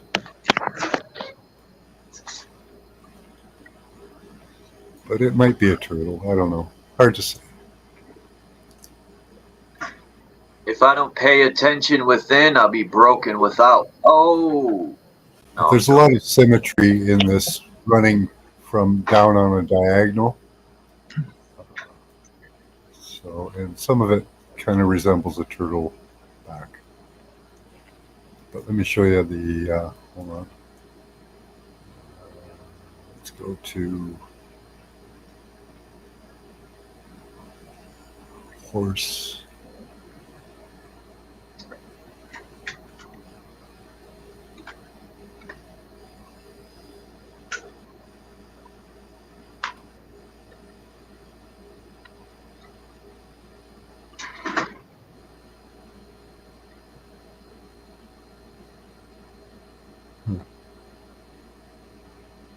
Horse one. I got so many bookmarks on this. No, that's not it.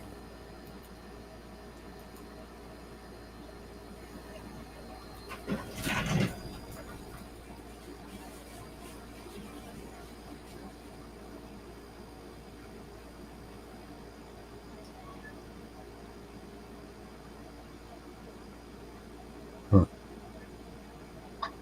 Oh, I can't find anything.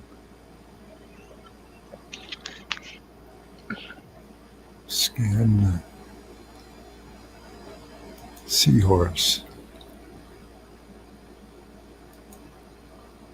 Yeah, this island in the middle kind of looks like a seahorse. Even with like almost a horse-looking head here with the eye and the mouth. Oh shit, it does. And the ear. And then it goes down. Yeah. Where is this? I think this is the Galapagos. Let's see, where are Looks like we dropped a bomb on it. You seen that? Right in the center. There's a big hole in the seahorse. Yeah. Right there, you see it? Right where your person is. Where his heart would be, probably. Some type of an organ. I think that's why atomic bombs are created, man. To fight these big fucking monsters. Probably outside of our realm. Maybe. That'd be cool. That'd be scary, too. But yeah, look at all this stuff. They're going to return one day. Never know. See, it looks like somebody carved this out, you know? Looks like something's just dragged, right? Right there. Look Yeah. at it. In two directions. Yeah. I don't know. There's a lot going on under there. We're not seeing, I think. That's the Galapagos Islands, by the way.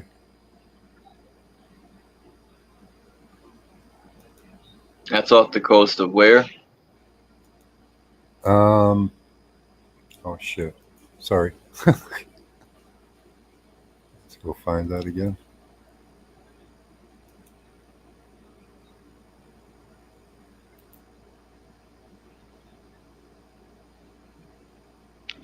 Peace, Dom. Thanks for sharing. Dom said, what does it matter? They are revealing their awareness. That's off the coast of South America, the west side. Okay. That's the California side. All right. Yeah. Revealing their awareness makes me aware of their awareness. And we're all aware.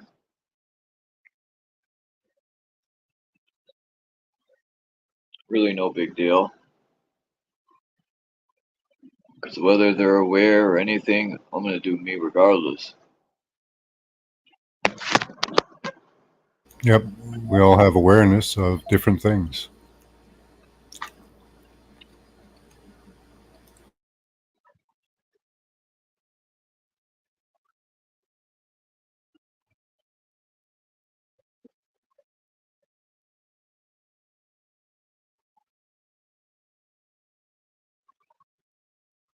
Plus, how boring would it be if we all had the same thoughts all the time?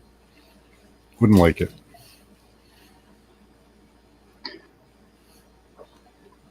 Yeah, if anything was the same, like schools. Some of them, they're not even Catholic schools. I remember growing up in Catholic schools wore all the same attire, uniforms. Reminds me of prison, uniforms, all the same. The only thing that's different is your fucking name and number. Now schools have dress codes. It's like, no creativity. No, not up here. They don't. Most Don't? of them. No. Most of them are full of people wearing all kinds of weird shit. That's what happened here. People don't like this, they don't like that, they get in their feelings, and we got to pay the price because they're all caught in their feelings. Yeah, I hate it when people get all butt hurt.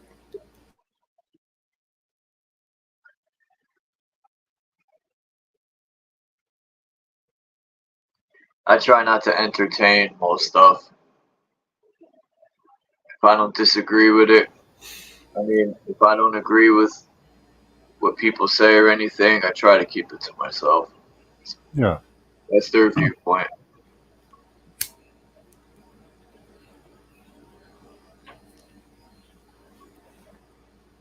Yep, you find any new maps lately? No, as I say, I've been doing research into wireless recently. And right now I'm on a couple build projects at home.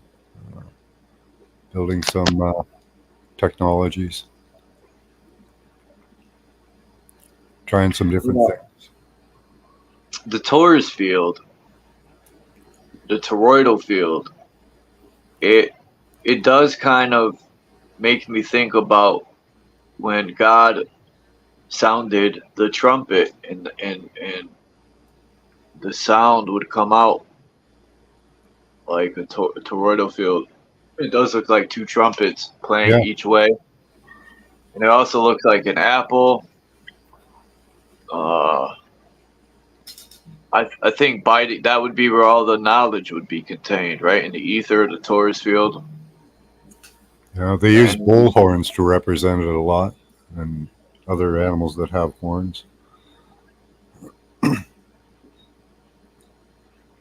The center of our realm has like a center of an eyeball or a vagina or like a mouth putting sound out or an ear. I mean, it's like a portal at the center. I think that's where water. I think maybe the center might look like Niagara Falls, but maybe in a circular, and it's like a drain that the water goes in and out somehow. Apparently what happens, at least with the magnetic field part, because of that disc you see, what happens Yeah. is it spirals in and it goes to the center, but then it doesn't go back out first. It goes around the disc, then comes back in and goes out the negative side, or the lower side if you want. So it does like a flower pattern. Hmm. It's big. It does a little spiral in, then a big spiral around the center, and then it goes back in and starts off in the little spiral and then expands out.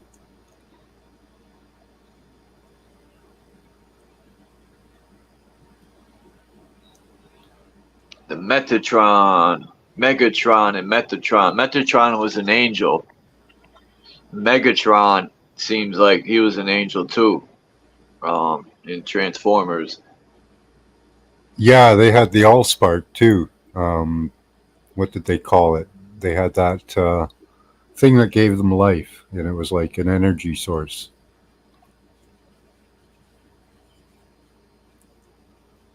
Energon or something, or I forget. Oh, Megatron. Oh, you're talking about The energy source that they used to exist was like a different energy. hold on, I gotta look it up. I could almost think of it. Let me see. I'll look it up. I think there were Energon cubes, but at the center of it there was like something like the Allspark.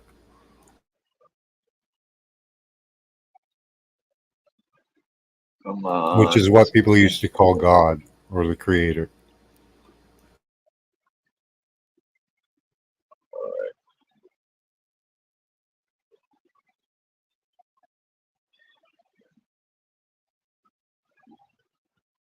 Which, if you think of it, is much more appropriate. All spark, all electric. We're all photons, conscious photons.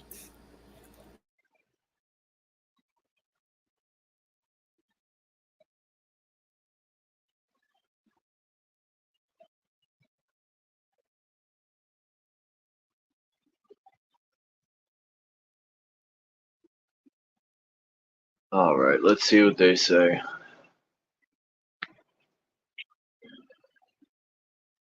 Yeah, that's what it says. Allspark.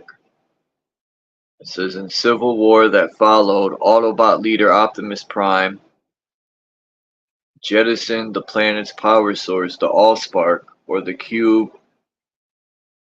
Colloquially, to space, where it traversed the stars and landed on Earth. For years, the Allspark rested, sitting dormant like a giant, useless. I thought it was something different than Allspark. Yeah, no, it's they actually say it, which is pretty much God in ancient writings, the Allspark, the creator. The energy. Amazing, eh? They were actually, that's like modern day teaching, modern day spiritualistic teaching. They were the good guys after the Allspark. Trying to save humanity.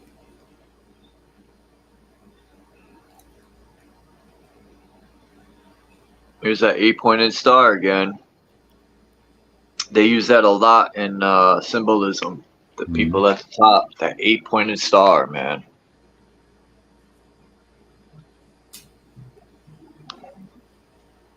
I like this picture right here. That's wild.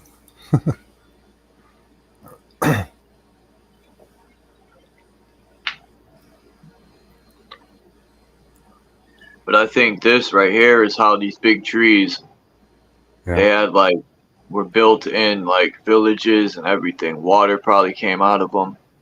Beautiful place until the parasitic mind state came. The greed, Yeah. the You know, we have greed, a pharmacy out here that has a stone caduceus in its structure. That's really cool. Yeah. It's interesting. Take a picture of it if you ever get a chance. Yeah, I should. It's not far from me.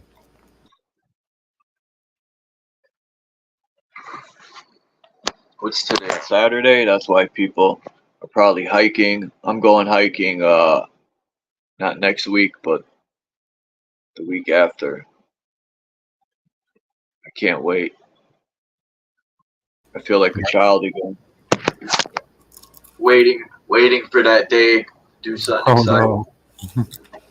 I just decide to, and we go because it's only like a half an hour walk from here, or a 5-minute bus ride. If I had a car, I would drive there all the time. But then there's nowhere to park. If you try to park on the side, Yeah. they'll tow it. Yeah, the Bruce Trail runs right through this city, which is cool. So there's a lot of natural woods in the middle of the city. That's why we would ride our bikes up there when I was younger. I have to figure out a way. Because I was going to go by myself and just walk up it, but I looked on Google Earth and I realized the walk up this hill is way longer than I remember. Do you have a bike? Man, you can't bike up this hill. Well, you could if you're in shape. I'm far from shape to ride a bike up the hill.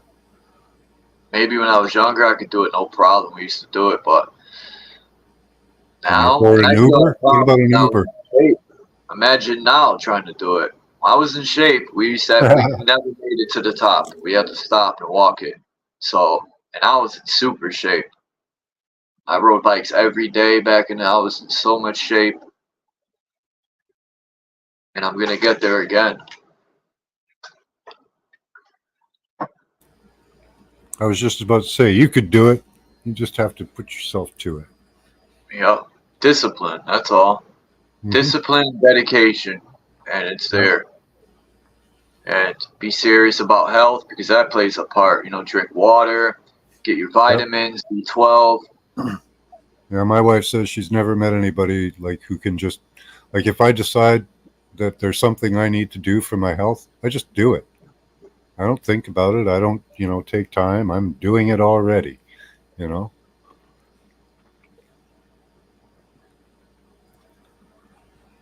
Surround myself with positive people.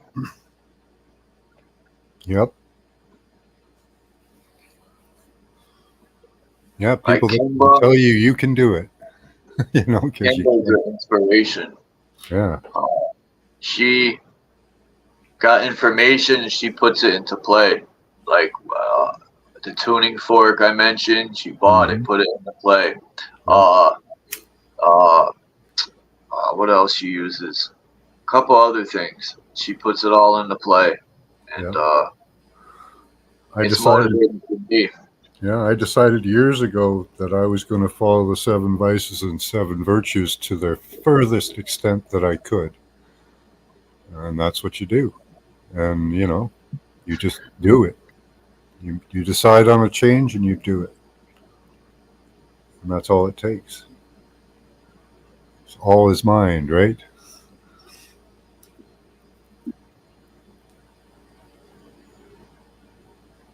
Trying to think. I think Danny's of that personality too. When she decides she's going to do something, she just does it.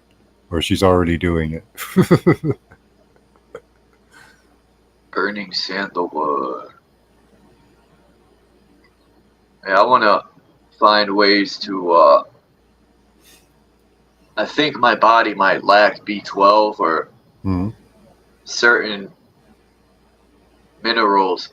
I want to find a good vitamin that contains. Look up ormus. Sea salt ormus. It has 114 to 128 minerals depending on the source of the salt. What's the name of it? Sea salt ormus. It's just an extract. You can make it yourself. It's amazing. Your hair and nails will grow like fast. Your skin I will spell look better.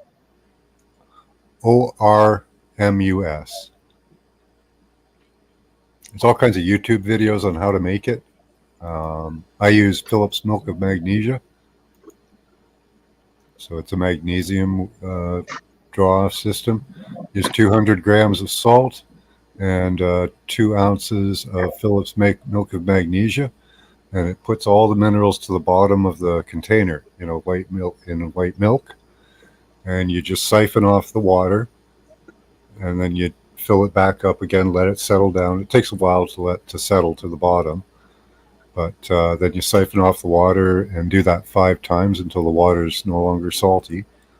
And then you can just drink it, or you can dry it out, put it in pills, or I just drink it. It's easiest. And I have to make some more soon.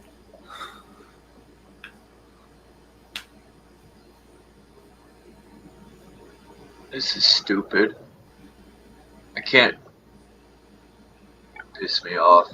I can't freaking set up my screensaver without internet on my laptop. That's cheesy. I'm gonna jump off here at 4 hours. All right. And a little bit longer.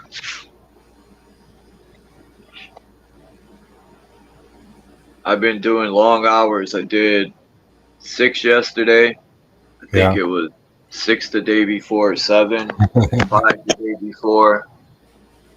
Yeah, I'm lucky I can catch you on weekends. So you do it during the day, usually when I'm working. What do you do for work? Are you a carpenter? Or? I'm a finisher. Nice. Yeah. I like hands-on work. I do fiberglass work. So they send me down the parts. I'm working on, mostly I work on hot tubs right now.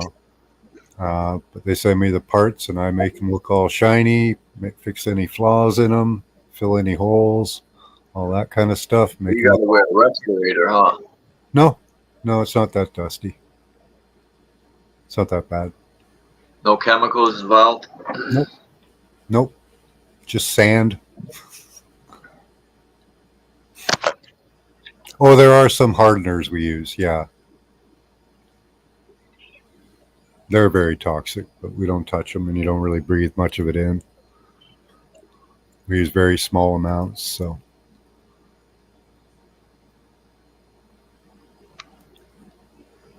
But I like my job. It's fun. Get to make things shiny.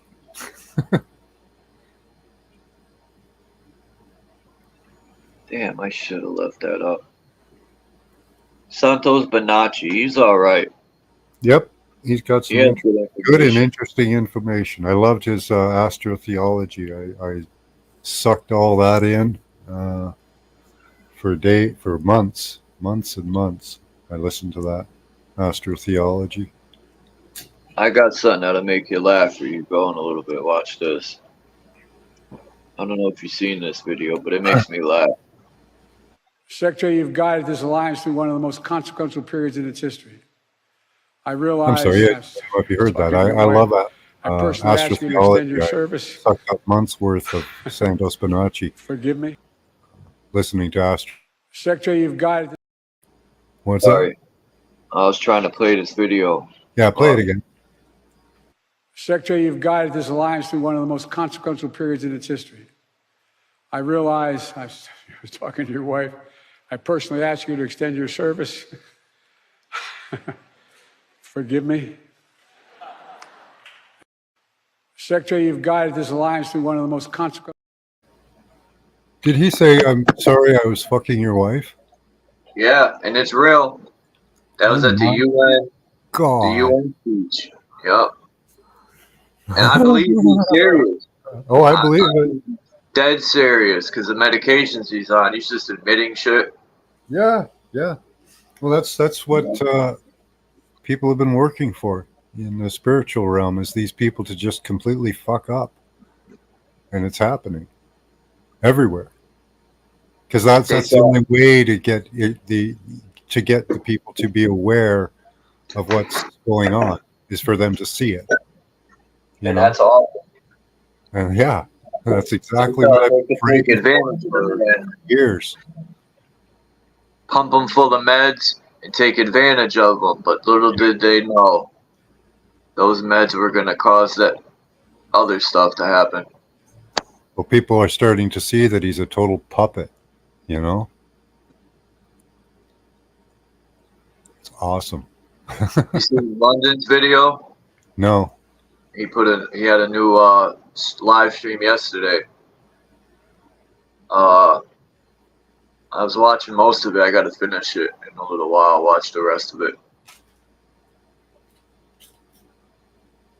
I love his little videos he puts together. They're awesome. Yeah, the AI. I forgot what he calls it. The AI. The Holy AI book.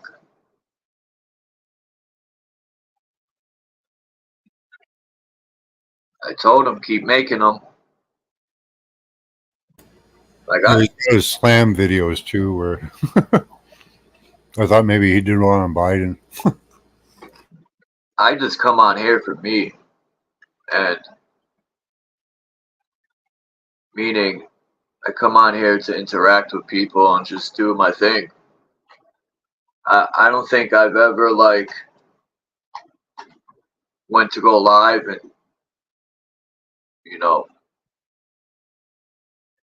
do it for other people.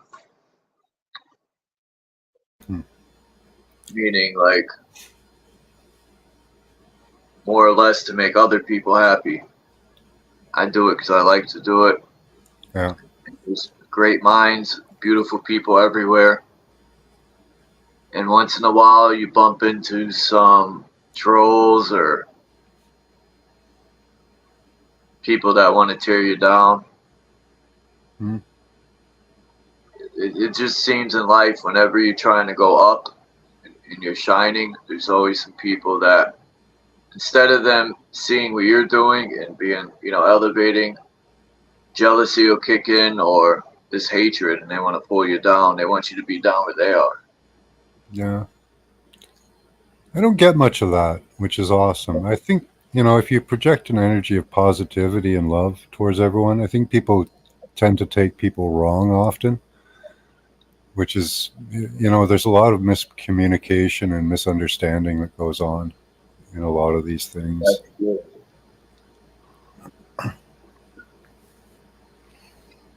Most people are open to ideas as long as they're ideas, If you're trying to tell me that I have to change my reality to what you think, then, we're going to have a problem.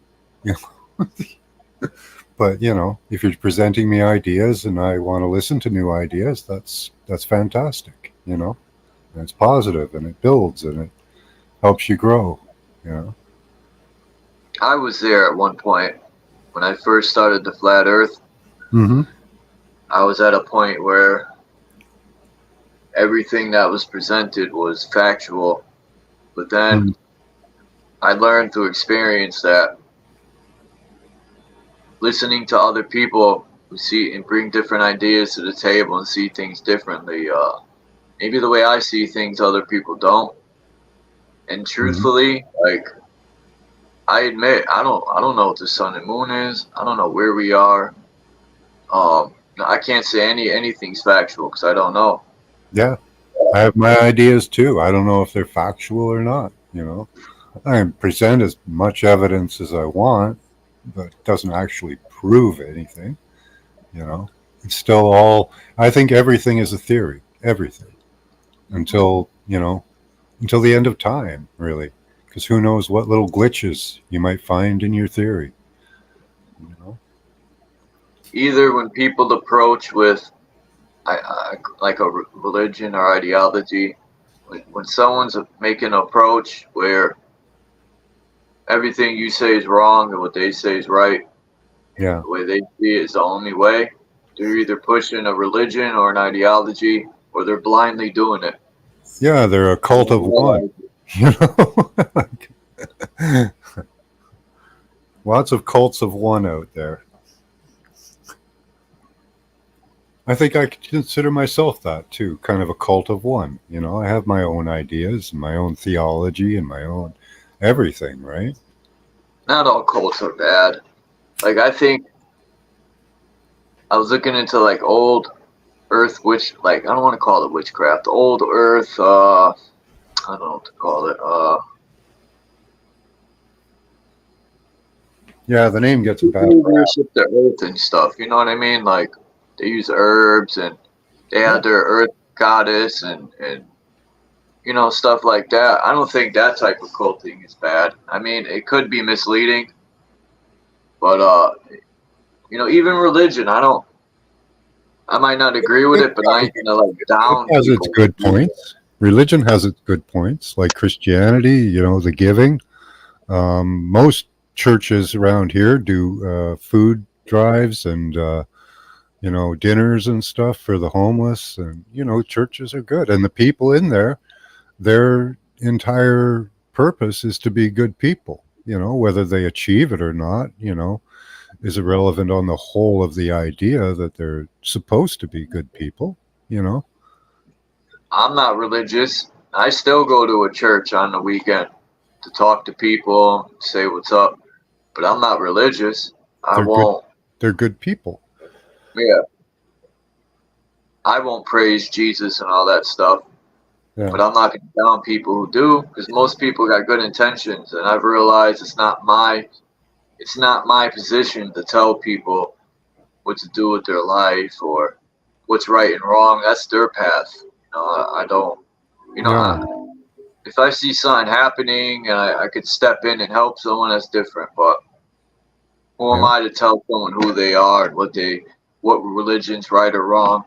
The way I see things is the way I see them. Right. I have friends that are Christian, Catholic, Muslim, 5%. Satanist, I've known a few. Witches, warlocks. Yeah, I grew up with a All good Satanist. people. Well, he They're all eventually good. became a Even Satanists, I know that are good people. Yeah. People misunderstand the religion or misunderstand it. They overstand it, actually. Mm.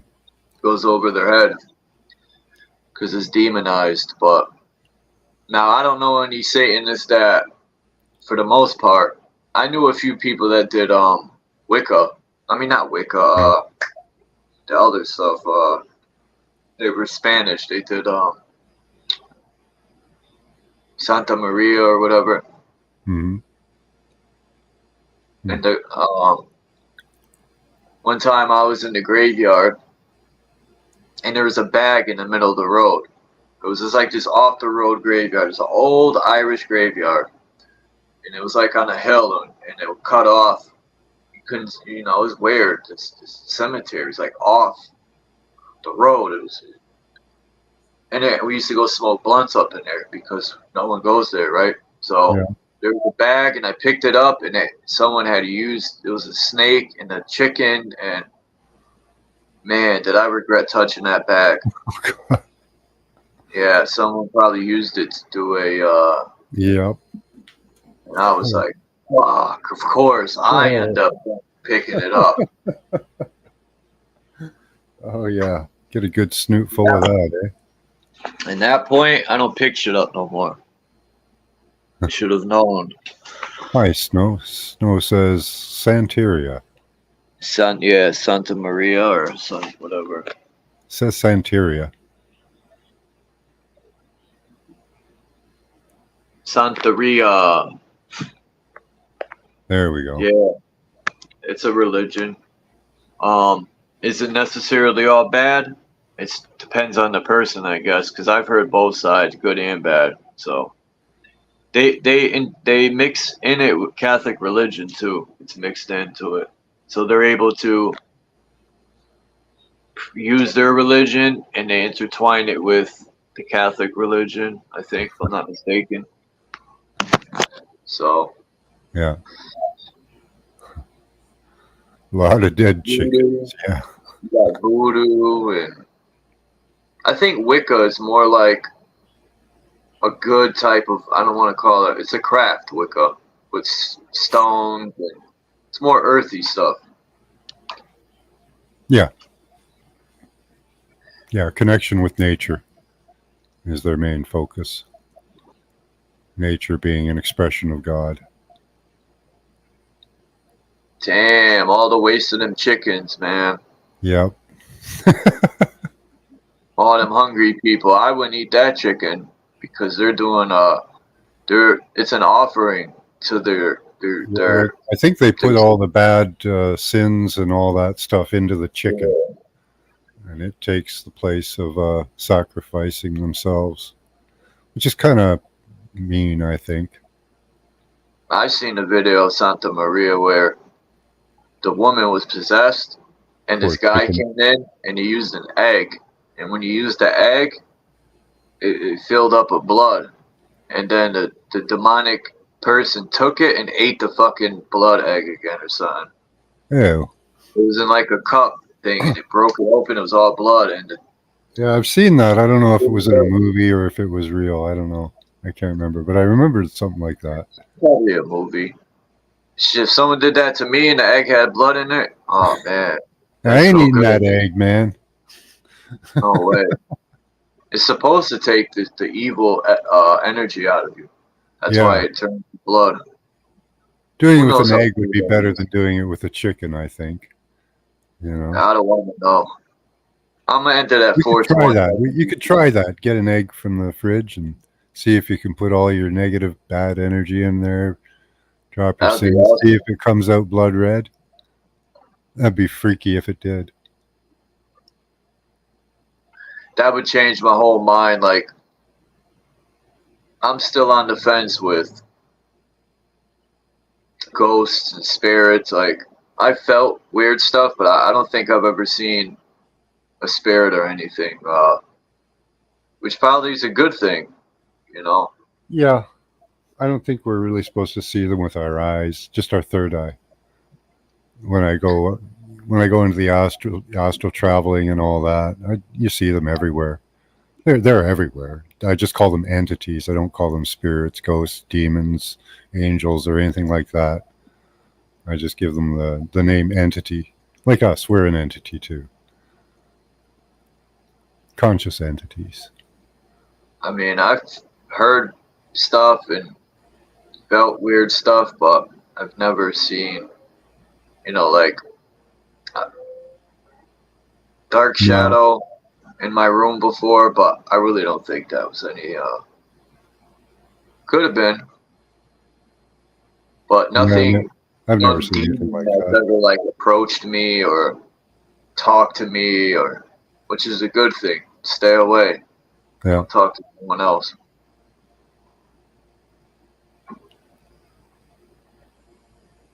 No chicken fucking. Definitely not.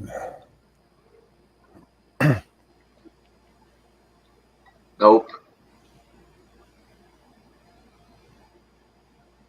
That would be funny, man. Little chicken hatch, and they're half human. They got little feet, like human feet, the chickens. Have you seen the homunculus experiments? This guy inseminated a chicken egg with human DNA. And what happened? It came out like a little blobby thing. Oh. And it yeah, and then he made others, and one had like an eye, and one had that's like sick. A pointy thing out of it. And apparently what happened then is they merged into one thing. And yeah, it's really weird and gross. Yeah. Oh man. The homunculus experiments. Ugh. Where a guy put little Nike sneakers on the chicken, and the chicken was running around with sneakers on its feet, and it loved it. It ran faster with the shoes on, and the chicken loved it. It would run everywhere. Nice. But no, I want to see what you're talking about. That's wild, man. Let me see if I can find it. These people are going way too far. And that's what makes me think, man, that everything's genetic. If we do it with plants, you can do it with humans and animals. Why can't you? What? We are like... That's probably how everything is created and changes and is made, through genetic manipulation. That's how the creators created us, genetic mastery.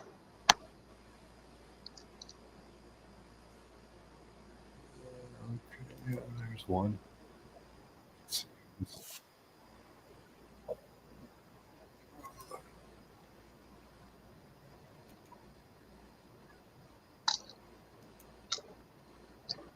Okay.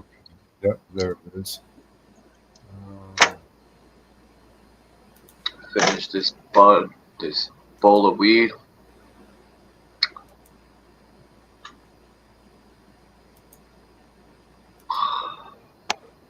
If you want to share that screen. He moves it and he Oh, quite a bit that we can see it's something. got a snorkel. So he touches it, he moves it, and the homunculus doesn't. That's a clue. So that's Now, one of them. Like, again, he it looks like that cartoon with disappears. the guy had a head like that. Let's see floating What as well. cartoon is Actually, that? let's switch direction in midair. Okay, I have a clue how it's done. First, let's build a homunculus again. So I think he's making a Because fake this time one to it's show you in how glass. it's baked or something. It's much easier. We don't have to. Yeah. Hey, little staging. We're going to mirror the from bubblegum monsters.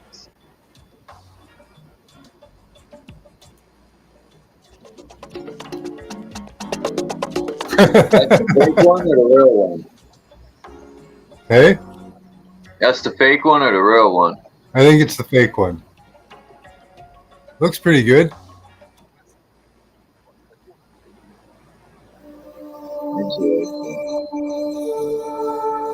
We need to show the real one.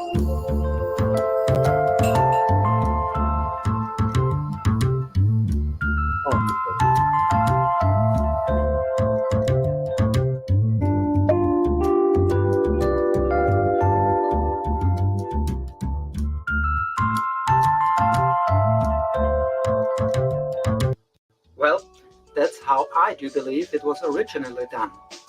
Thanks to Peter from Bubblegum Monsters. Was it his page over here? Thanks to Bill for the challenge. Was it him over here?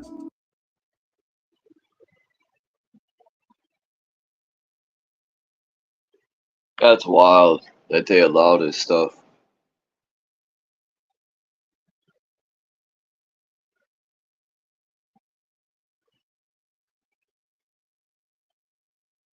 Whoa.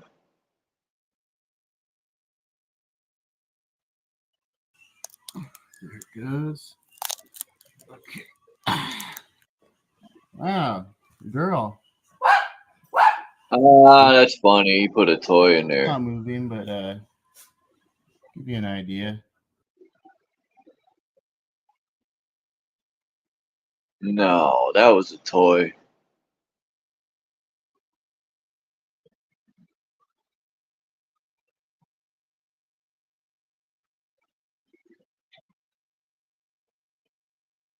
Look at that. There's a baby in there. The idea of growing a homunculus as a small person.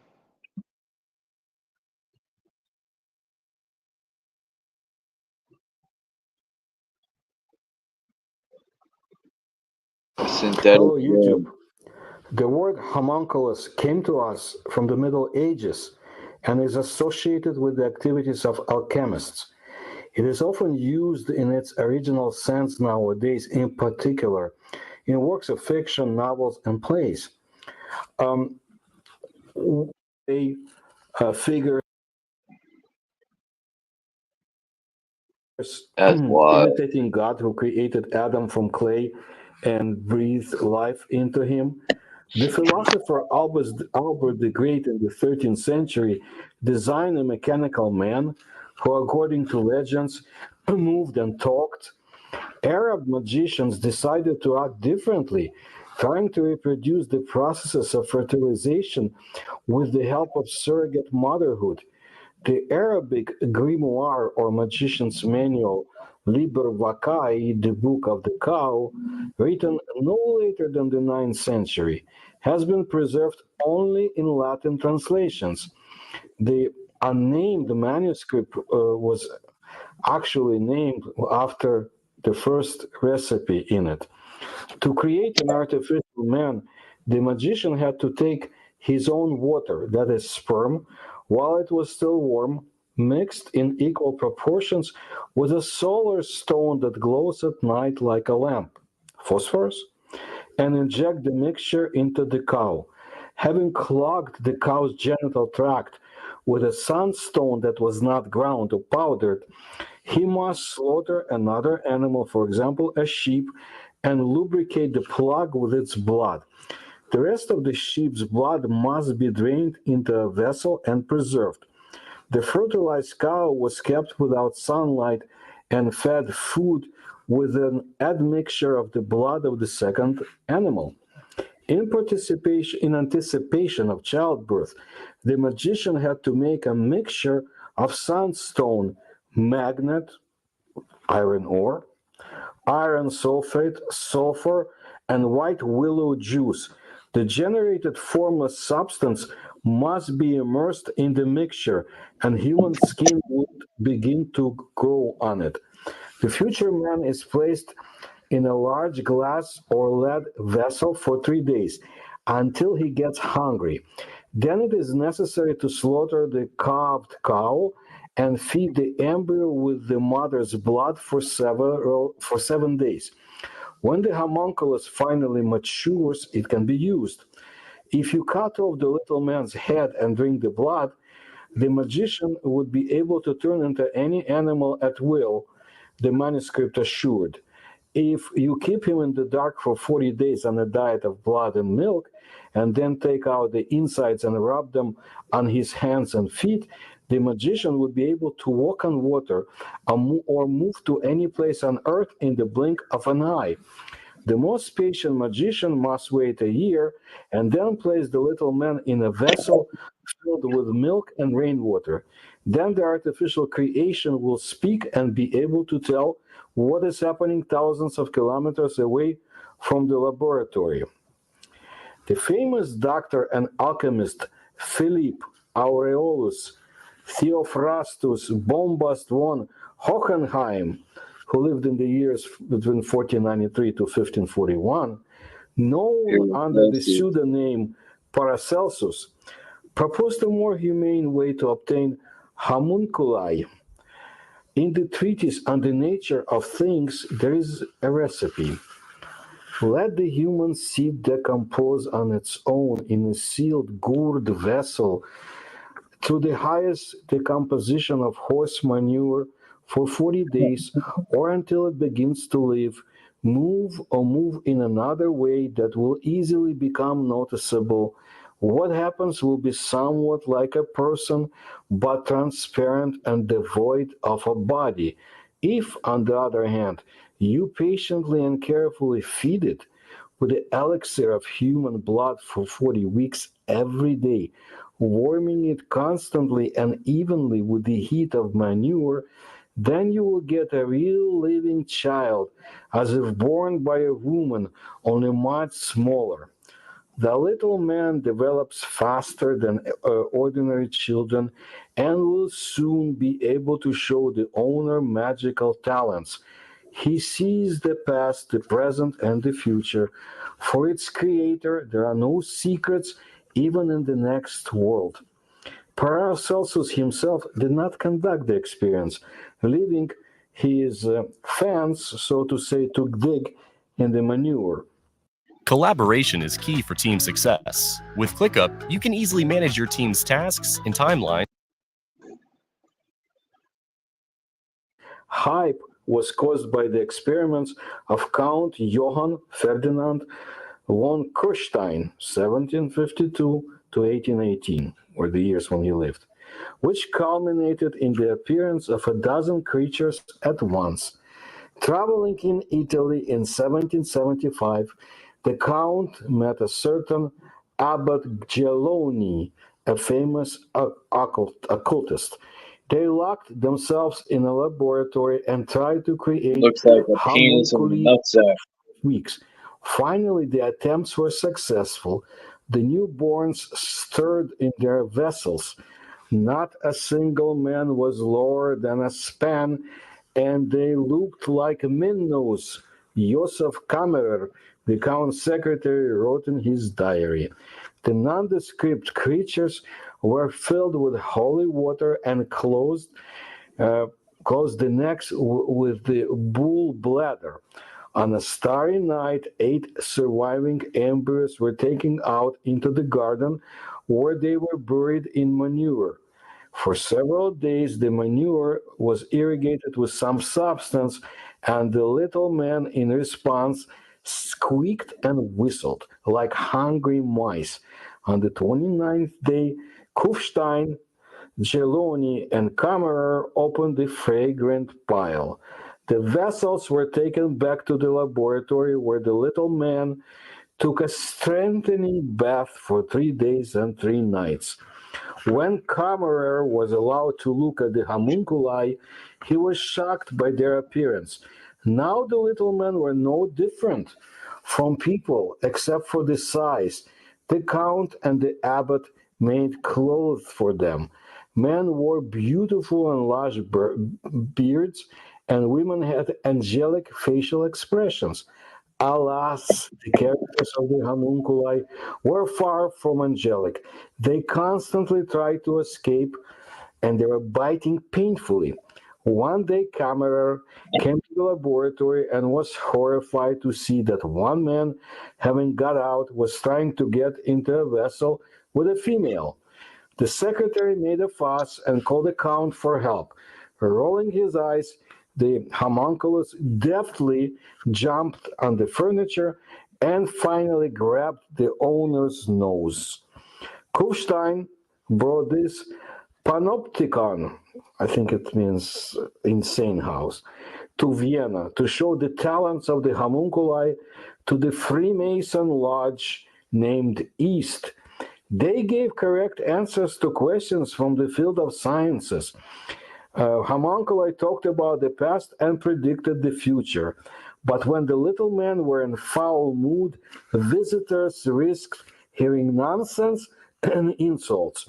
In the end, the character of the little men deteriorated so much that Kufstein decided to get rid of them. How it was done, Kammerer's diary is silent.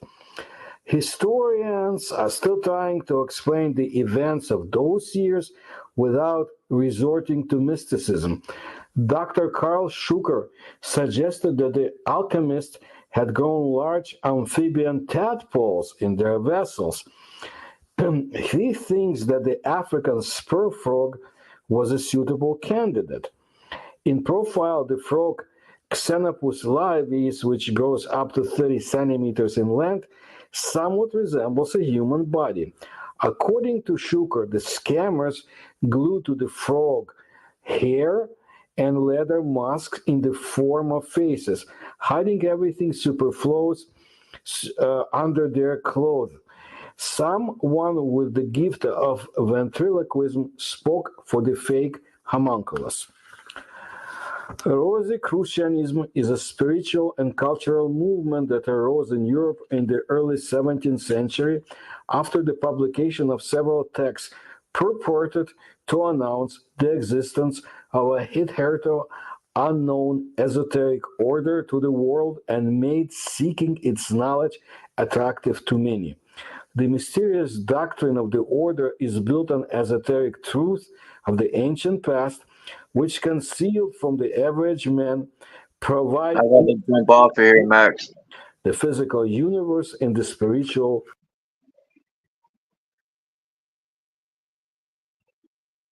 Well, thank you for playing that. Thanks, Charles. Good Sorry, talking to everyone. you. Hi, Canada Thank dummy. you. All right. We'll see you later. What's up, Faith Plant? Thank you, Max, for coming up and sharing. I appreciate it. Sorry, everyone. I gotta go. Peace to the chat, man. Much respect to everyone.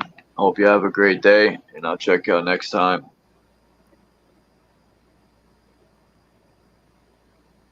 And thanks again. I'm out. Let me out.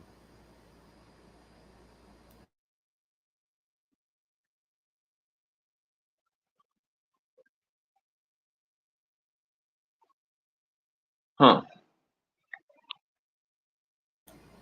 Won't let me out of here. Me neither. It won't let me end. Weird. Let me see. Is this something they want? An error has occurred. Wait a moment and try again. We're trapped. No, no. Yeah, it won't let me end it. That's crazy. We're trapped. Well, I can We're trapped in the, We're trapped online. Oh no. That was interesting though, the alchemy, man. I'm not saying it's true, but I could see them trying to figure something out like that. Yeah, I can see people trying that. Why not? What's going on? Why don't they let me end it? Oh, they let them out? Alright, peace everyone. Have a great day. Hopefully it'll let me end it.